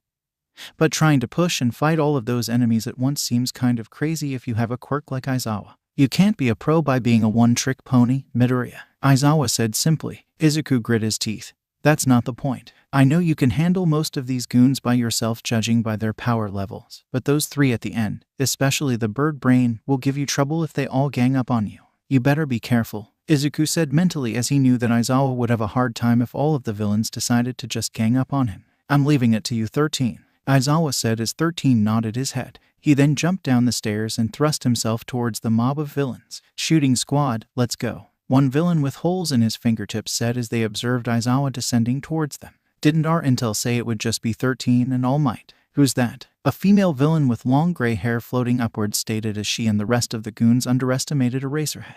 I don't know, but if he thinks he can come at us from the front by himself, then he's a huge idiot, another villain stated as they got ready to kill Eraserhead. Eraserhead responded by activating his quirk as his eyes turned blood red and stared at all the villains in his line of sight. One of the villains tried to shoot from his fingertips but was confused as to why his quirk wasn't working. My quirk. The bullets won't come out. The other two villains experienced the same as their quirks weren't responding. Eraserhead used this opportunity to grab all three of them with his scarf and throw them against each other, effectively knocking them out cold. Idiot, he's Eraserhead. He can erase quirks just by looking at them. Erase? Are you gonna erase the quirks of heteromorphic type villains like us, too? A large villain with multiple arms around his body said as he charged Eraserhead. No, I can't, Eraserhead said as he dodged his strike and punched him square in the face. But the skills of guys like you. Eraserhead wrapped his scarf around the villain's leg as he dodged another punch from another villain and countered it with a kick. Are statistically more likely to manifest in close combat. Eraserhead threw the villain that he wrapped around his scarf to a crowd of goons and made him collapse on them, which took all of them out swiftly. So I've taken measures against that, Eraserhead said confidently as he easily manhandled the cannon fodder minions. He's also strong in hand-to-hand combat. And since he's hiding his eyes with goggles, you can't tell whose quirk he's erasing. When he fights against a group, that makes it harder for them to work together, Tamura stated as he observed Eraserhead manhandling his goons. He understood that a pro at his level completely outclassed these low-tier villains that he brought along. I see. I hate pro heroes. The masses don't stand a chance against them, Tamura said annoyingly as he scratched his neck. Wow, Mr. Aizawa's actually good at fighting by himself against a lot of people, Izuku said in amazement as he watched his homeroom teacher handle the mob of villains. It made him excited as he too wanted to get a crack at fighting some villains. This is no time for analysis. Hurry up and come back to the group. Tenya yelled towards Izuku, who nodded and ran back to where the rest of the students were heading. As they neared the exit, a purple mist appeared in front of them as it grew in size. I won't let you lot get away, Kurogiri said as he blocked their path. Damn it, I just blinked once and the guy who looks like the most trouble got away, Aizawa thought as he got surrounded by the mob of villains preventing him to go anywhere else. Nice to meet you. We are the League of Villains. It may be presumptuous of us, but we have invited ourselves into the home of heroes, UA High School, in order to have All Might, the symbol of peace, take his last breath, Kurogiri said, revealing to them their motives for being here. Izuku narrowed his eyebrows. So you want to kill All Might, HMPH, good luck with that. I believe All Might should have been here. Has there been some kind of change? Well, that is neither here nor there. This is the part I am to play, Kurogiri stated as he prepared to take out 13 and the students. 13 was about to use his black hole quirk but stopped as out of nowhere. Both Kirishima and Bakugo were in front of him as they charged Kurogiri head-on. Bakugo blasted him in the face with a loud explosion. What in the hell are those two idiots doing? Izuku said as he wiped the smoke away from his face. Did you consider that you got beaten by us before you did it? Kirishima yelled as he taunted Kurogiri. Oh dear, that's dangerous. When the smoke completely cleared, Kurogiri was shown to not have a single scratch on him. That's right. Even if you are students, you are excellent golden eggs, Kurogiri said as he praised the young and talented students. No, move away, you two, 13 said as he tried to warn Kirishima and Bakugo. My job is to scatter you all and torture you to death, Kurogiri yelled as he enveloped the entire class with his purple mist. It created a big circular shield around them made of smoke. What's going on? Damn it, I can't move, Izuku yelled as he tried to fly away and take the others with him to safety, but the mist was just too much. The purple smoke created a portal which forced Izuku to go through whether he wanted to or not and completely separated him from the group. Shipwreck zone. Izuku came out of the purple portal as he descended towards the water. When he opened his eyes, he realized that he was underwater. He deduced that he landed in the shipwreck zone. The warp. Is that his quirk? They want to kill All Might. What in the world is going on? What the hell? Izuku thought as he began to swim back up to the surface. However, he noticed an energy signature with ill intent coming towards him. He saw that it was a villain with shark-like features, which was probably due to a fish mutant-type quirk. He was heading straight for Izuku at high speeds, not slowing down at all. Here I come. I don't have anything against you, but see ya. Is that so? Izuku thought as a yellow Kai blast formed at his fingertip as he prepared to fire it at the shark villain. But right before either could deal their blow, Tsuyu came at the last second and kicked the shark villain away as she held Minta in her arms. Midoriya, ribbit, Tsuyu said as she wrapped Izuku with her long tongue and dragged him out of the water. Tsuyu placed Izuku on the boat carefully as Minta said groggily, "For a frog, your boobs are pretty big." This caused the frog-like girl to blush in embarrassment as she threw Minta on top of the boat roughly as he landed on the floor hard, very much unlike she did with Izuku. As Tsuyu was climbing up the boat, Izuku said, "Thanks for getting us on the boat, Asui. I told you to call me Tsu," she replied as she made it on the boat. "Oh, sorry again." "Thanks, Tsu," Izuku said as he smiled sheepishly and rubbed the back of his head. "This has turned into a bad situation though," Tsuyu said, referring to the fact that the entire class was split up in groups. "Yeah, they planned this right from the start. They split us up and separated us from the teachers so it would be easier to get rid of us. They were waiting to pounce, just as Todoroki said," Izuku told them as he assessed their current predicament and had to admit that it was a pretty clever plan. But it's not like they can actually kill All Might, right? Once All Might comes, he'll pound those guys to the ground," Minta said confidently as he tried to lighten the mood. "Minta, don't you think they are trying so hard because they have a way to kill him? Guys that strong just told us they are going to torture us to death, you know. I wonder if we'll be able to even survive until All Might arrives. Even if All Might comes, I wonder if we will all make it out in one piece," Tsuyu said as she herself didn't know if they were going to even to stay alive through all of this. Minta began to sweat as he absorbed Tsuyu's words. Midoriya, what the heck is that?" Minta pointed towards the water. "Ribbit, you bastard. I'll kill you," the same shark villain from earlier shouted as this time he brought a couple of his friends along with him. Minta screamed in horror. "There's a ton of them. Those guys have a way to defeat All Might." She's probably right about that. If I were a betting man, then I bet that the key to defeating All Might has something to do with that huge bird brain who has the highest power level out of all of these villains. They most likely want to kill him because he's the symbol of peace who keeps this superhuman society in balance and control. If he were to be killed, villains would be motivated to go out and commit crimes with no fear. I cannot allow that to happen, Izuku said mentally as he tightened his fists. If these villains have a way to defeat All Might, then right now we must put a stop to whatever they're planning. By fighting and winning, Izuku said with courage and determination as he finally put on and tightened his red headband. His emerald green eyes lit up as his milky white Kai aura flared up, showing that he was ready to fight. "What do you mean, fight? Are you stupid? These guys might be able to kill All Might, the #1 hero for crying out loud, and you expect us to be able to fight them? You're contradicting yourself, Midoriya. The best plan would be to sit tight and wait for the UA heroes to come save us, of course," Minta cried out as he feared for his life and didn't want to fight when he knew that these villains could possibly kill All Might. "We don't have time to be sitting around and doing nothing. As we speak, our classmates are fighting for their lives against these villains. Now is not the time to be a coward, Minta. Man up and face your fears or else it could cost you your life. We can't allow them to win and get away with it. We have to put our lives on the line and do the best we can so that we can live to see tomorrow and put a stop to their evil plans. That is part of what it means to be a hero," Izuku replied with absolute seriousness. As he was saying that, he sensed everybody's energy signature and came to the conclusion that most of these villains are just low-tier cannon fodder. Students like himself, Todoroki, and Bakugo should be able to handle all of them by themselves no problem, while the rest of the class can beat them as long as they have a partner or two that can help fend them off. Minta accepted the fact that they did indeed have to fight, so he sucked it up and asked, "Okay, so what do you think we should? What's your plan?" "Minta, those guys down there are clearly assuming we'll fight in the water. They are just floating there doing nothing. They are waiting for us to make the first move," Izuku said as they observed the villains below them in the water. "Does that mean they knew what was in these facilities before they gathered people?" Tsuyu asked. "Exactly. For people who gathered that much intel so meticulously,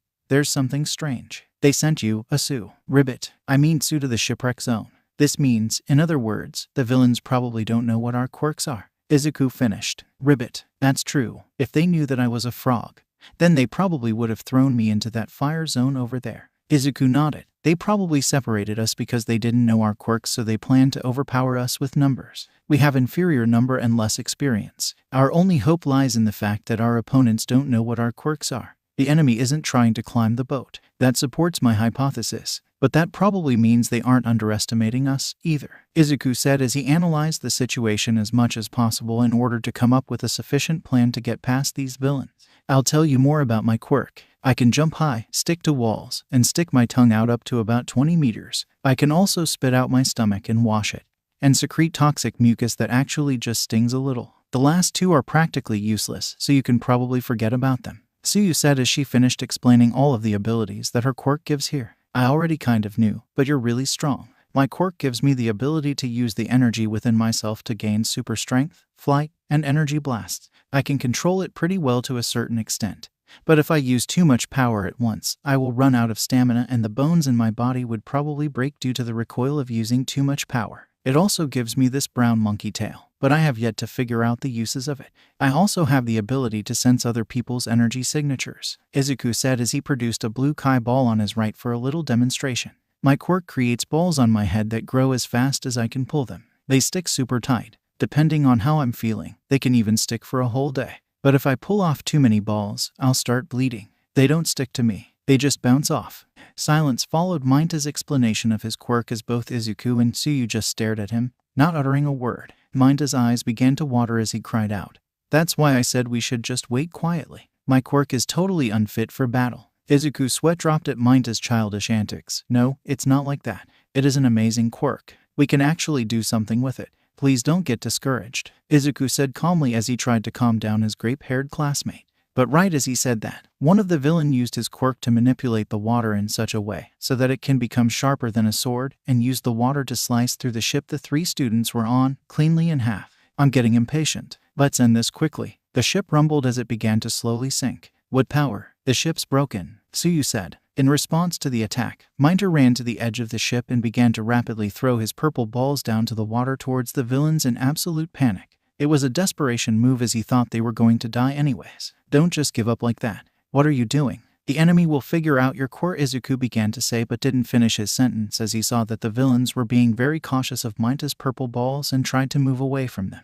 "What the heck are these?" one villain said as he tried to shoo away the grape-colored orbs. "They're being cautious and not touching them," Izuku thought as suddenly an idea popped into his head. Minta said they can stick to anything besides himself. "That means the boat will sink in less than a minute. Once they get into the water, we're sure to win," a villain said as they prepared to end the three students' lives as soon as the ship sunk. "Oh no, they're right," Minta said as tears were still present on his face. "Minta, did you really enter UA to become a hero?" Suyu asked blatantly as his cowardly attitude was kind of pathetic in her opinion and not fitting of a student who wanted to be a hero. "Shut up. It's weirder to not be scared right now. We were only in junior high until a little while ago. Who would have thought that we would be almost killed right after starting school? Oh, man, I'm going to die before I could have at least touched Yaoyorozu's boobs first," Minta yelled as he cowardly accepted the fact that he was going to die before he even reached the age of 18.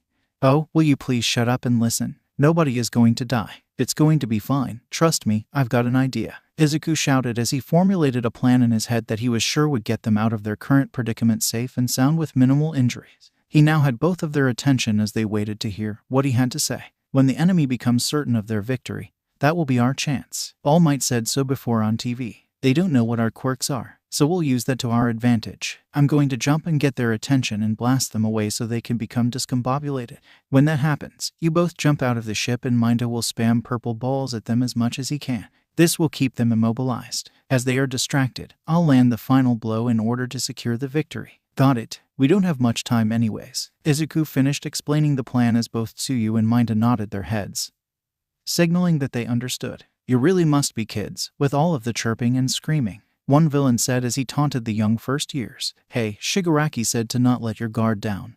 "Remember, don't judge them by their ages. Look at their quirks. It's common sense, isn't it? Because our quirks will definitely have an advantage in the water." Izuku then flew in the air as he yelled out a loud battle cry that reverberated throughout the shipwreck zone, reminiscent of the roar of a beast. His white milky aura enveloped him as he did so. On both of his hands, blue-colored kai balls formed. He then launched them repeatedly at the villains, doing as much damage as he could but at the same time, not trying to kill them. "Full power energy blast volley." Izuku yelled out his technique as he kept launching the blue kai blasts from his hands non-stop, each one creating huge impacts in the water. The villains didn't know how to react as they have never seen a quirk like Izuku's before. The blasts pushed them away as some of them were hit directly and the energy blasts burned them like boiling hot water and caused devastating pain. Seeing that now they were distracted, Izuku yelled, "Tsu, Minta, now, ribbit." Tsuyu carried Minta in her arms as she jumped out of the ship. Minta tightened his fists. "Damn it, what the heck, Midoriya? Why are you so brave? Even though we're probably in the worst situation possible, you still jump and act. You don't back down and you don't give up no matter what. How did you become so strong?"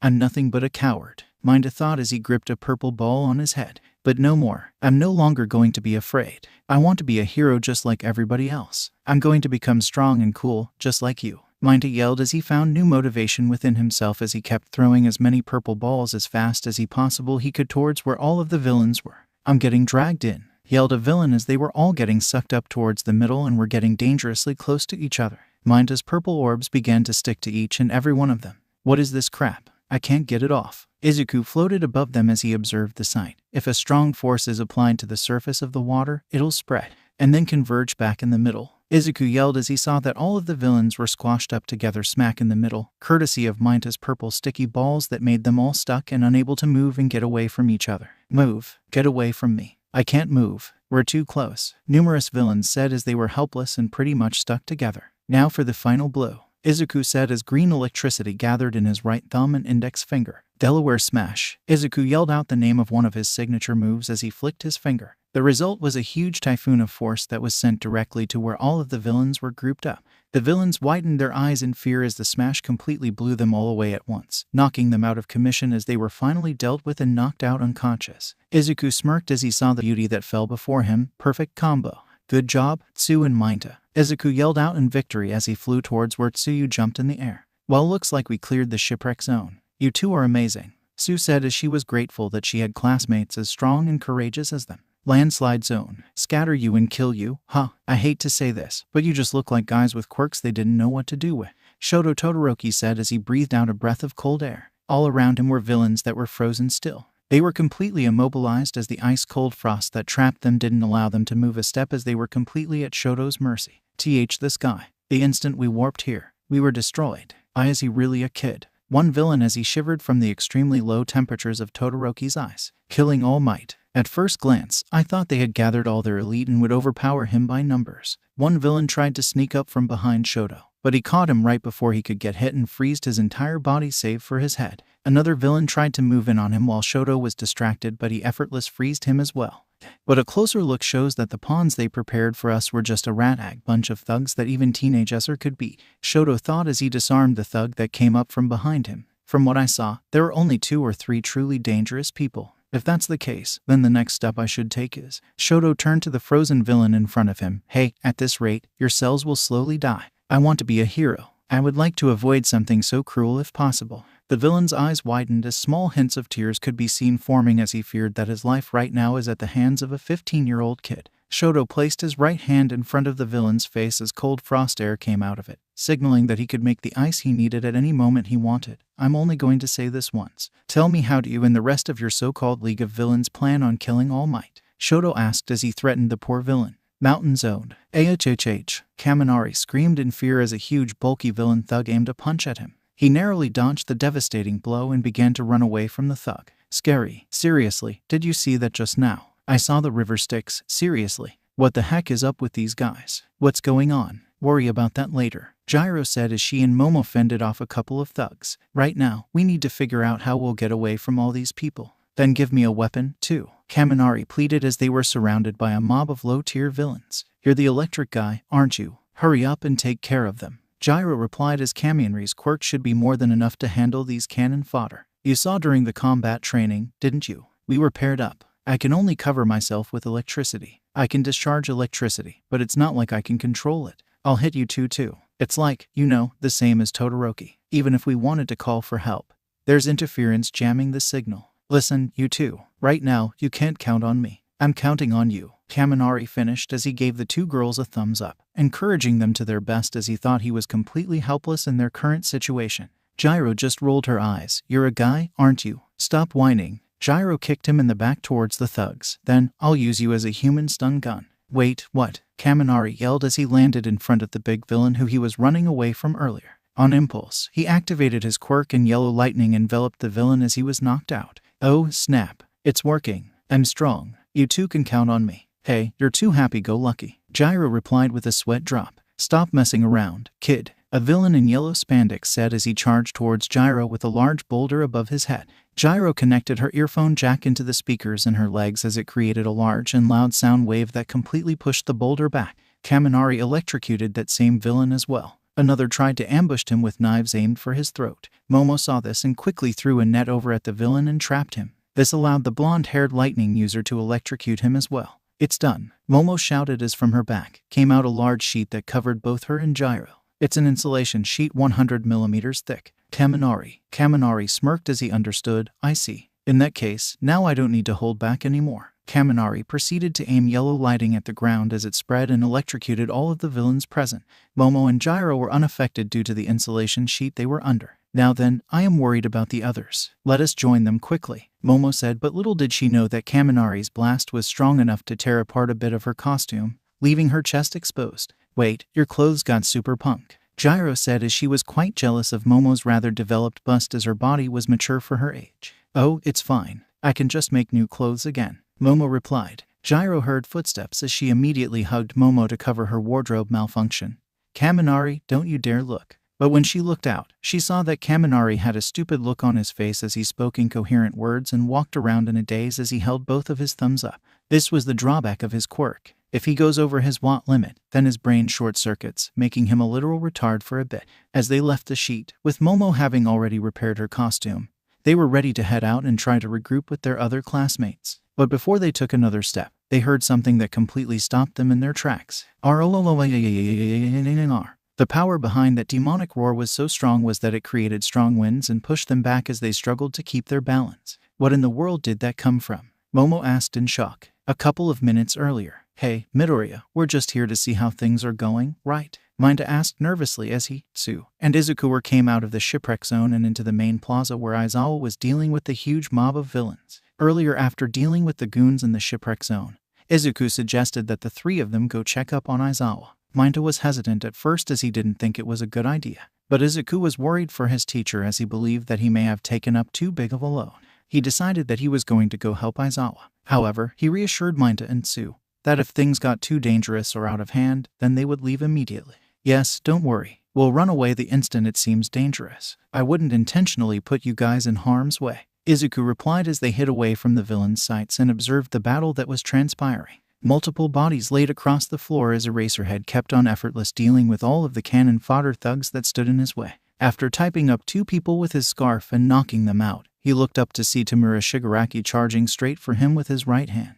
23 seconds, Tamura said as he ran towards Eraserhead. Final boss, Aizawa said as he threw his long scarf towards him in attempt to immobilize him. 24 seconds, 20 seconds, 17 seconds. Aizawa attempted to elbow Shigaraki in the chest. Was blocked at the last second as Shigaraki held Aizawa's elbow in a tight grip. Damn, Aizawa said as he realized his attack was stopped. It's hard to see because you keep moving around, but there's an instant where your hair falls, Shigaraki began to say as Aizawa widened his eyes, them being red and dry due to using his quirk too much. That's when you have deactivated your quirk, and the space in between has gotten shorter and shorter. Don't push yourself, Eraserhead, Tamura finished as the skin of Aizawa's elbow tore apart, revealing gory red blood bone as cracks appeared throughout the skin of his right arm. Aizawa jumped away from Shigaraki as he felt the pain in his right elbow. My elbow's crumbling.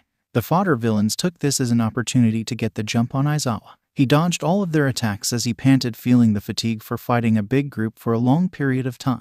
That quirk isn't suited for fighting long fights against a large group, is it? Isn't this too different from your usual job? What you're good at is a short fight after a surprise attack, right? Even so, you jumped right in to fight us from the front. Was that to put your students at ease? Tamura said as he taunted Aizawa, who was able to take care of the other villains who tried to ambush him even with one arm. He readied his scarf as he stared at Shigaraki, ready to fight him head on. You're so cool. You're so cool. By the way, hero, I'm not the final boss, Aizawa gasped as he turned his head to see the huge black-colored villain with an exposed brain right behind.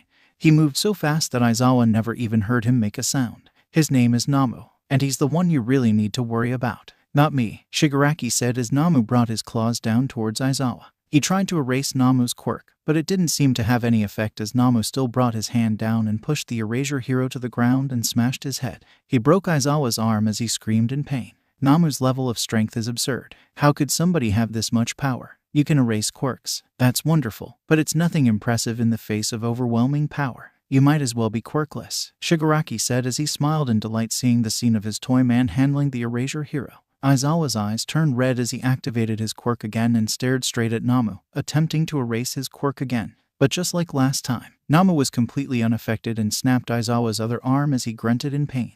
It's like he's breaking a stick. I'm sure I erased his quirk. That means he is just that powerful naturally. He's as strong as All Might, Aizawa thought in his mind as Namu picked his head up and smashed it through the ground-created cracks in the concrete, inflicting even more damage to the erasure hero as the battle was completely one-sided.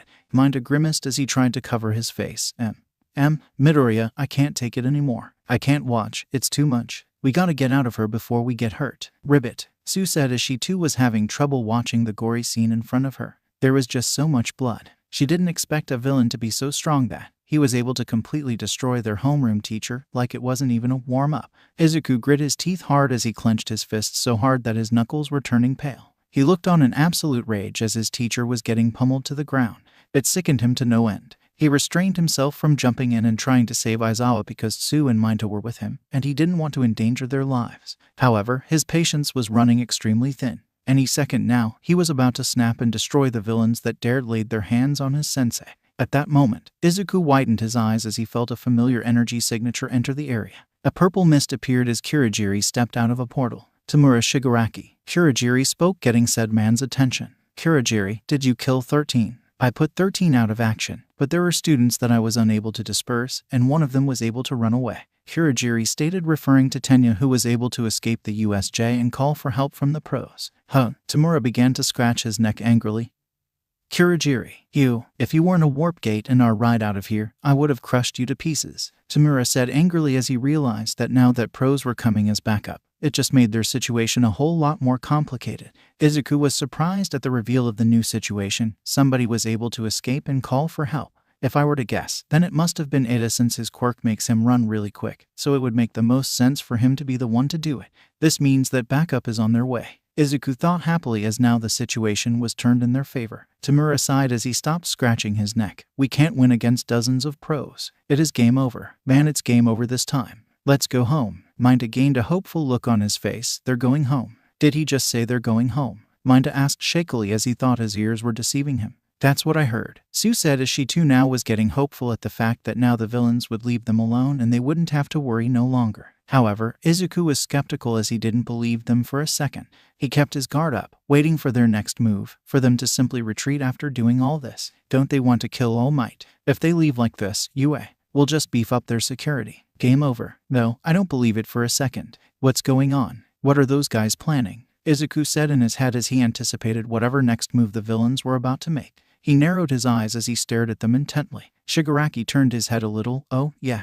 Before we leave, let's smash some of his pride. In the blink of an eye, Tamura ran it towards the three hiding students at transonic speeds, with his hand aimed straight for Tsuyu's face, as the symbol of peace. But before he could land the killing blow on Tsuyu, he was immediately countered by a 5% Detroit smash to the side of the head, courtesy of Izuku Midoriya, as he was able to react in time with equal transonic speeds. Tamura was blown back due to the force of the amazing smash as he was sent tumbling down back to where he was beside Kurogiri and Namu. He got up and rubbed high shed as the punch really did a number on him. It will hurt in the morning, that's for sure. Try to lay another finger on her again, and I'll give you a smash that will give you far worse than a bruised head, Izuku yelled defiantly as he stood protectively in front of Mineta and Tsuyu. Tamura stared at the green-haired bearer of One for All in fascination and interest. You move well. Your smash, are you a follower of All Might's? Tamura asked as Izuku's punches were quite similar to All Might's. Izuku just ignored him as he looked towards Namu, who was still leering over Aizawa, his blood spreading across the ground every second. Izuku sensed his life energy and gasped in horror. Mr. Aizawa is slowly dying. If he doesn't get medical treatment soon, it will be too late. Izuku looked Namu dead in the eye with his most serious face as he shook in rage. Get your hands off of my teacher, you damn bird brain. If you don't move this instant, I'm going to make you pay. Aizawa raised his head as blood trickled all over his face. He was so injured that it was difficult for him to even speak. Midoriya, forget about me. You and the others need to run now and save yourselves. You're too young. You have a long life ahead of you. Please go. It's too late for me, Aizawa said as he was slowly dying by the second.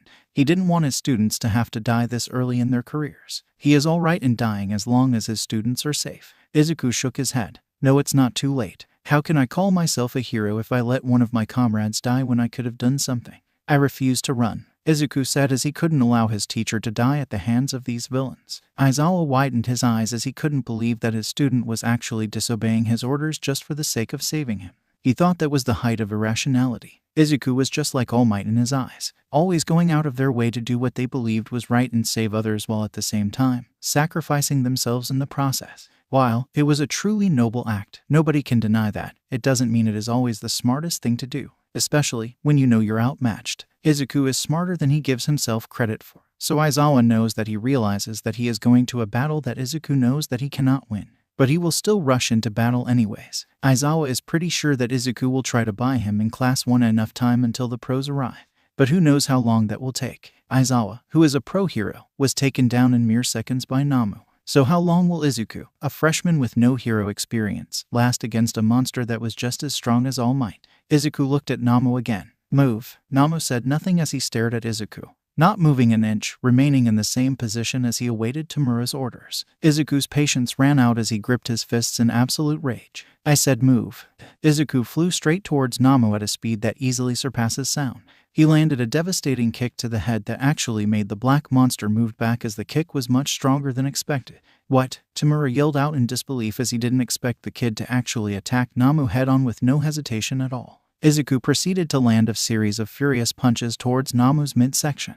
Each punch had more than enough power to level a whole skyscraper with no problem at all. The punches made Namu tumble as the blows were actually doing a considerable amount of damage to him. Izuku then threw a huge uppercut that connected right at Namu's jaw. Izuku kicked him away and launched a small yellow Kai blast at Namu's face. Namu blocked it with his two hands. But Izuku quickly appeared in front of the monster and blasted him right in the face with an even stronger Kai blast. The blast sent the anti-symbol of peace flying as Izuku threw a mega-sized yellow Kai ball that connected with said monster and created a huge explosion of energy that was spread around the area. The people present were in absolute shock at Izuku's strength. They had never seen anyone fight like that before. Tsuyu, Mainta, and Aizawa looked on in amazement of Izuku's raw power, while Shigaraki and Kurogiri could not believe that a 15-year-old kid was powerful enough to actually push Namu back. Tamura began scratching his neck in nervousness. Where is all that power coming from? We didn't know that Yue had a brat that was strong enough to fight Namu. Not fair, not fair, not fair. He's using a cheat code. Izuku turned around and picked up Aizawa and carried him over to Tsu and Mainta. You two take Mr. Aizawa and get out of here now. It's going to get too dangerous for you guys to be here. I can't allow you two to get hurt. But Midoriya, what about you? Don't tell me you plan on taking them on by yourself. Mainta cried out as he was worried for his green-haired classmate's safety. Do not worry. Backup will get here any minute. But I'm going to buy you in the rest of our class time and keep these villains busy until the pros get here. If I don't, then they will just go and kill as many as our peers as they can until help arrives. I can't let that happen. So please understand and just go. Izuku yelled with a lot more seriousness as he needed for the both of them to leave immediately. Tsuyu nodded as she took Aizawa. Okay, we're counting on you, Midoriya. Please stay safe. Mainta wiped his tears as he and Tsu began to leave and regroup with the others. You better not die, Midoriya. Survive this. Izuku smirked. I promise I will. As they left, Tamura stepped up and said, You must be foolish if you think I'm just going to allow them to get away. In a burst of supersonic speed, Izuku appeared right in front of Tamura as he grabbed hold of his right wrist and squeezed it hard enough that he could hear the bones crunching. Don't you dare. Izuku then swung him by his arm and threw him towards Kurogiri as they both made hard impact to the ground. Right as that happened, Izuku sensed Namu's power level as he jumped straight back to where Izuku was in super high speed. There was no scratch on his body at all as Izuku's series of attacks seemed to have no effect on him at all. Izuku then put on his fighting stance. Looks like you're a lot tougher than I thought. I'm going to have to go all out if I want to even stand a chance. In response, Deku powered up to 20% full cowl as the fierce electric green energy surrounded his aura. Here I come. Deku jumped into the air and fired a full-powered Delaware smash towards Namu. Namu shrugged it off with ease as he ran at supersonic speeds ready to claw Deku. Deku saw this coming from a mile away and dodged Namu's attack. He powered up again and yelled, Texas Smash. Deku aimed a punch at Namu's head and connected as it sent the beast flying. Deku followed him as he wasn't done with his attack. He kept on sending a flurry of one-for-all punches that created huge shockwaves that could be felt throughout the entire USJ. When Namu landed on the floor, Deku flew up and placed his hands over the other on his forehead as a yellow energy wave began to form. Mason Koha. The yellow beam of energy came crashing down towards Namu as it hit him head-on. The resulting collateral damage were mini earthquakes and explosions that made the whole USJ rumble. Smoke was all over the place as a result of Deku's Masenko. He waited as the smoke cleared, expecting to see a knocked-out Namu. But what he saw shocked him. Namu was standing there, completely unfazed, acting as if nothing happened at all. It was like Deku's attacks were pebbles to him. Izuku had his jaw hanging low as he couldn't believe it. What? How in the hell did you not take damage from that? What are you? Deku yelled in disbelief as all of his smashes and Kai attacks didn't do a damn thing to Namu.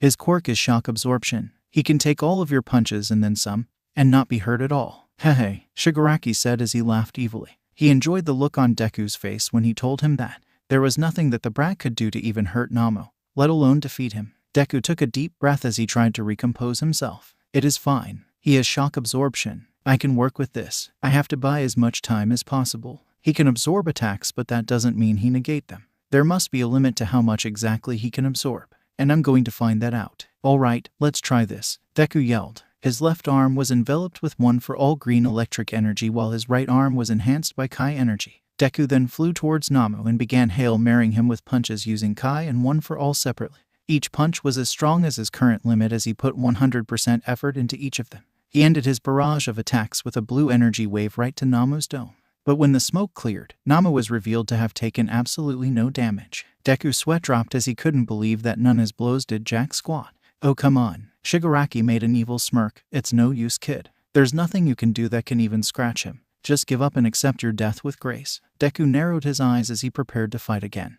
There's no such thing as give up in my damn vocabulary. Tamura sighed. So be it then. Namu then charged towards Deku as he completely pierced through his Saiyan armor and destroyed the top half, leaving Deku shirtless and his upper body exposed. Namu grabbed Deku into a tight bear hug and proceeded to squeeze the life out of Deku. Deku screamed in utter agony. The pain was just so unbearable. He can already feel his ribs were getting snapped effortlessly like twigs. He tried his best to escape the bear hug of death, but Namu was just too strong. He could barely breathe as his lungs were getting squished. Those screams of pain are music to my ears. Yes, Namu, squeeze him to death. Shigaraki yelled in delight as he loved the fact that Namu was torturing Deku to death. Damn it, he won't budge. I guess I'm going to have to use it. I was planning on saving this for later when I had better control over it. But desperate times call for desperate measures. Deku thought as he took a deep breath and yelled with all of his might. Kaioken. Kaio what? Shigaraki said as he was confused by what Deku shouted out. Deku's body was surrounded by a fierce and strong crimson aura of Kai. His muscles bulged as his body became even more muscular than before. It covered him from head to toe as Deku was able to forcefully break Namu's bear hug hold on him and send him flying with a super enhanced punch then connected to Namu's jawline. Tamura began scratching his neck nervously again. What? How? Where is that power coming from? Explain, you damn brat. Deku smirked as he began to answer his question. Oh, it's Kaioken attack. It's like a massive upsurge of energy. Everything is heightened. Power, speed, even hearing and vision improve dramatically. You sort of become a super self. It is a really useful technique if you want to get the edge over your opponent. This is my trump card. But the downside is that it puts a massive toll and strain on the body and makes you vulnerable to an enemy's attacks. And given that I haven't trained much with it or mastered it, it will be hard for me to keep it up for any longer. I'm going to have to finish this quickly, Deku said in his mind as he analyzed his current predicament and powered up his crimson aura to prepare his attack on Namu. Shigaraki was livid. He couldn't believe that the kid had something up his sleeve that was this big. This boy, he's too strong. Way too strong. He couldn't allow him to live or else he will be a huge pain in the rear for any of his future plans. Namu, finish him quickly, now. We have to kill this brat or else he will be a problem for our future plans. Hearing his master's orders, Namu charged Deku at full speed as he prepared to finish him in one strike. Deku grinned as he dodged Namu's attacks with ease. He countered his claw strikes quick but strong jabs at various places of his body. Deku fired a bunch of Kai blasts as he used that as distraction to reappear behind Namu and roundhouse kick him as the black beast was sent towards the air. Shigaraki scratched his neck in irritation. How is he easily toying with Namu like that? The Kaioken doubles my strength, speed, power, agility, durability, and basically any other attribute that is related to fighting. I'm now twice as powerful as I was before, so don't think that you can kill me so easily now. Deku replied as he saw Namu get right back up and charge him again. You know, I'm having a lot of fun fighting you, but I think it's time to end this. Deku powered up as he charged up his Crimson Kai. Along with it was the green electric energy of One for All. The two auras merged as Deku's power increased even more. He focused as he brought his hands in front of him and began combining the powers of his two quirks. This next move will surely put me out of commission, so I can't hold back an ounce of my power. I have to put my all into it to make sure that Namu gets taken out. He's the biggest threat and he's their plan to kill Toshinori-sensei. If he's taken out, then the rest will be easy and Toshinori-sensei won't have to worry about a thing, Deku said in his mind as he finished gathering every ounce of energy that remained in his body. This is his last chance. It is all or nothing. He put his hands together sideways in front of him as a yellow energy blast began to form in his hands. It finished powering up as Namu got back up and began pacing to him. Deku smirked as he yelled, "It's over. Let's see you absorb this bird brain. One for all 20%, final flash." Deku fired the huge yellow energy wave with infused one for all power coursing through it, and it was also enhanced by the Kaioken. The blast made direct contact with Namu as he did his best to block it, but the final flash was very powerful. However, with some effort, Namu began to walk and push the energy wave slowly as he began to overpower it. Deku grit his teeth in frustration. "Are you on steroids or something? Jesus Christ, how in the hell are you so ridiculously strong?" Deku yelled out as he poured more power and effort into the blast. However, it all proved for naught as Namu kept on walking through the blast as if it were a plastic door. "Oh, I won't lose," Deku cried as he strained his arms into putting in more power into the final flash. Namu just kept on getting closer and closer to him with each passing second. "I won't let you win. I refuse to lose. You will not have your way." As Namu came closer and closer, there was only one thing that Deku could say at the moment. KKKAIOKEN times 3. Deku's muscles bulged even more as his muscles became even larger and the extra energy pumped from his arms all the way to the final flash. That extra power made all of the difference as Namu was pushed all the way back almost instantly. The yellow blast finally served its purpose as it created a huge explosion that almost blew the roof off the entire USJ. But Deku made sure to focus the attack on Namu and Namu alone. The recoil of the yellow Kai wave pushed Deku back as he collapsed on the ground. Deku panted hard as he waited for the smoke to clear. I did it. Finally, he should be taken care of. The main threat is gone. The rest should be easily cleaned up by the pros when they arrive, Deku said as he gasped for breath. His arms were an ugly mix between red and purple as they were broken. Blood came with Sen coming out as the strain of using the final flash. One for all, and Kaioken was just too much for his body as bits of his skin and flesh tore itself apart. Tamura was now scratching his neck hard enough to draw blood. No, this can't be possible. Namu cannot be defeated by a single UA brat who's only a damn freshman. Namu is supposed to kill All Might, not get beat by a damn kid. But as the smoke cleared, Deku almost puked from the sight. Namu could be seen as his entire right half was blown up. He was missing his arm and torso as blood was all over the place. It was a horrific sight. "Oh no, I didn't mean to do that to him. I only wanted to just knock him out. Crap, I hope he doesn't die," Deku said worriedly as he never meant to kill Namu. But what happened next shocked Deku. The entire half of Namu's body that was blown up began to regenerate slowly as he regrew an entire arm and torso. After a few seconds, Namu looked good as new, with no signs of injuries ever happening to him. "What? No way. You said that his quirk was shock absorption, not regeneration," Deku yelled as he wanted an explanation to what was happening in front of his eyes. Shigaraki smirked, as he was relieved that Namu still wasn't beaten. "I didn't say that was his only quirk, boy. He has shock absorption, regeneration, and numerous other types of quirk fused into him. You see, Namu is not a regular person. He was bioengineered and was made for one sole purpose, and that is to kill All Might. He is the anti-symbol of peace." Deku couldn't believe it. This guy, Namu, had multiple quirks injected into him, and it was made so that he could kill the #1 hero. Deku put absolutely everything he had into that final flash, but it wasn't enough. He wasn't strong enough. He was too weak. And now, both of his arms are broken and his stamina has completely drained. He could barely move. And now Namu was back to full strength. How was he going to survive this? "I think it's time we put this to an end.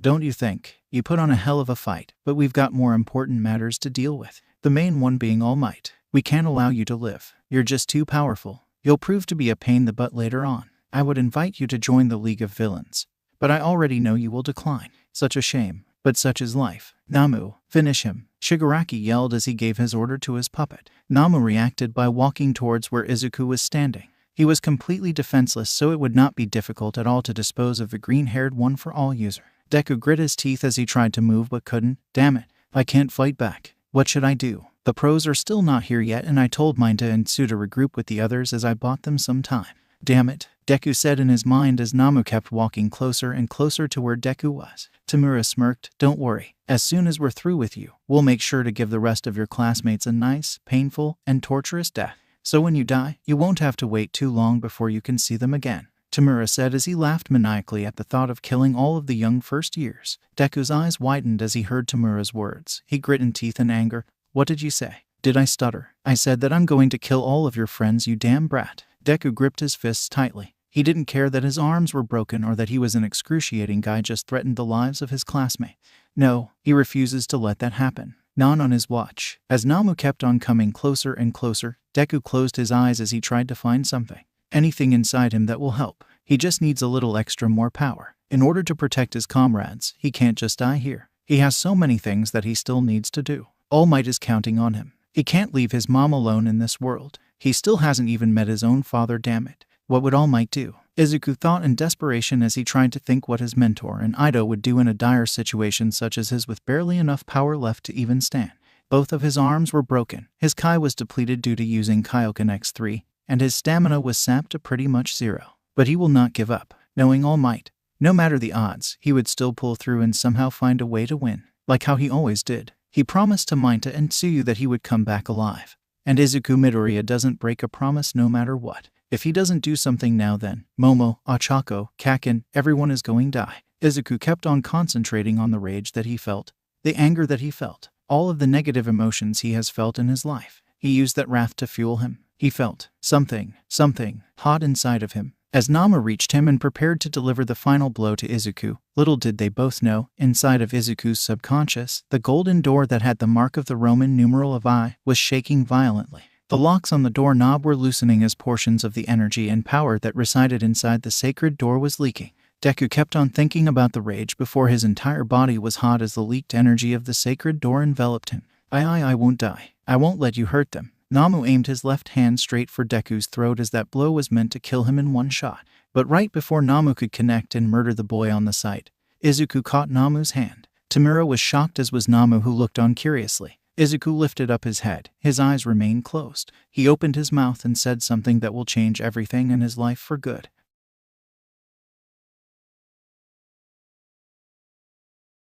Okay, sadly the chapter is over. And if you enjoyed the video, just leave a like and subscribe with post notification, so when the next chapter is ready, you will be notified. Okay, see you in the next video. Bye.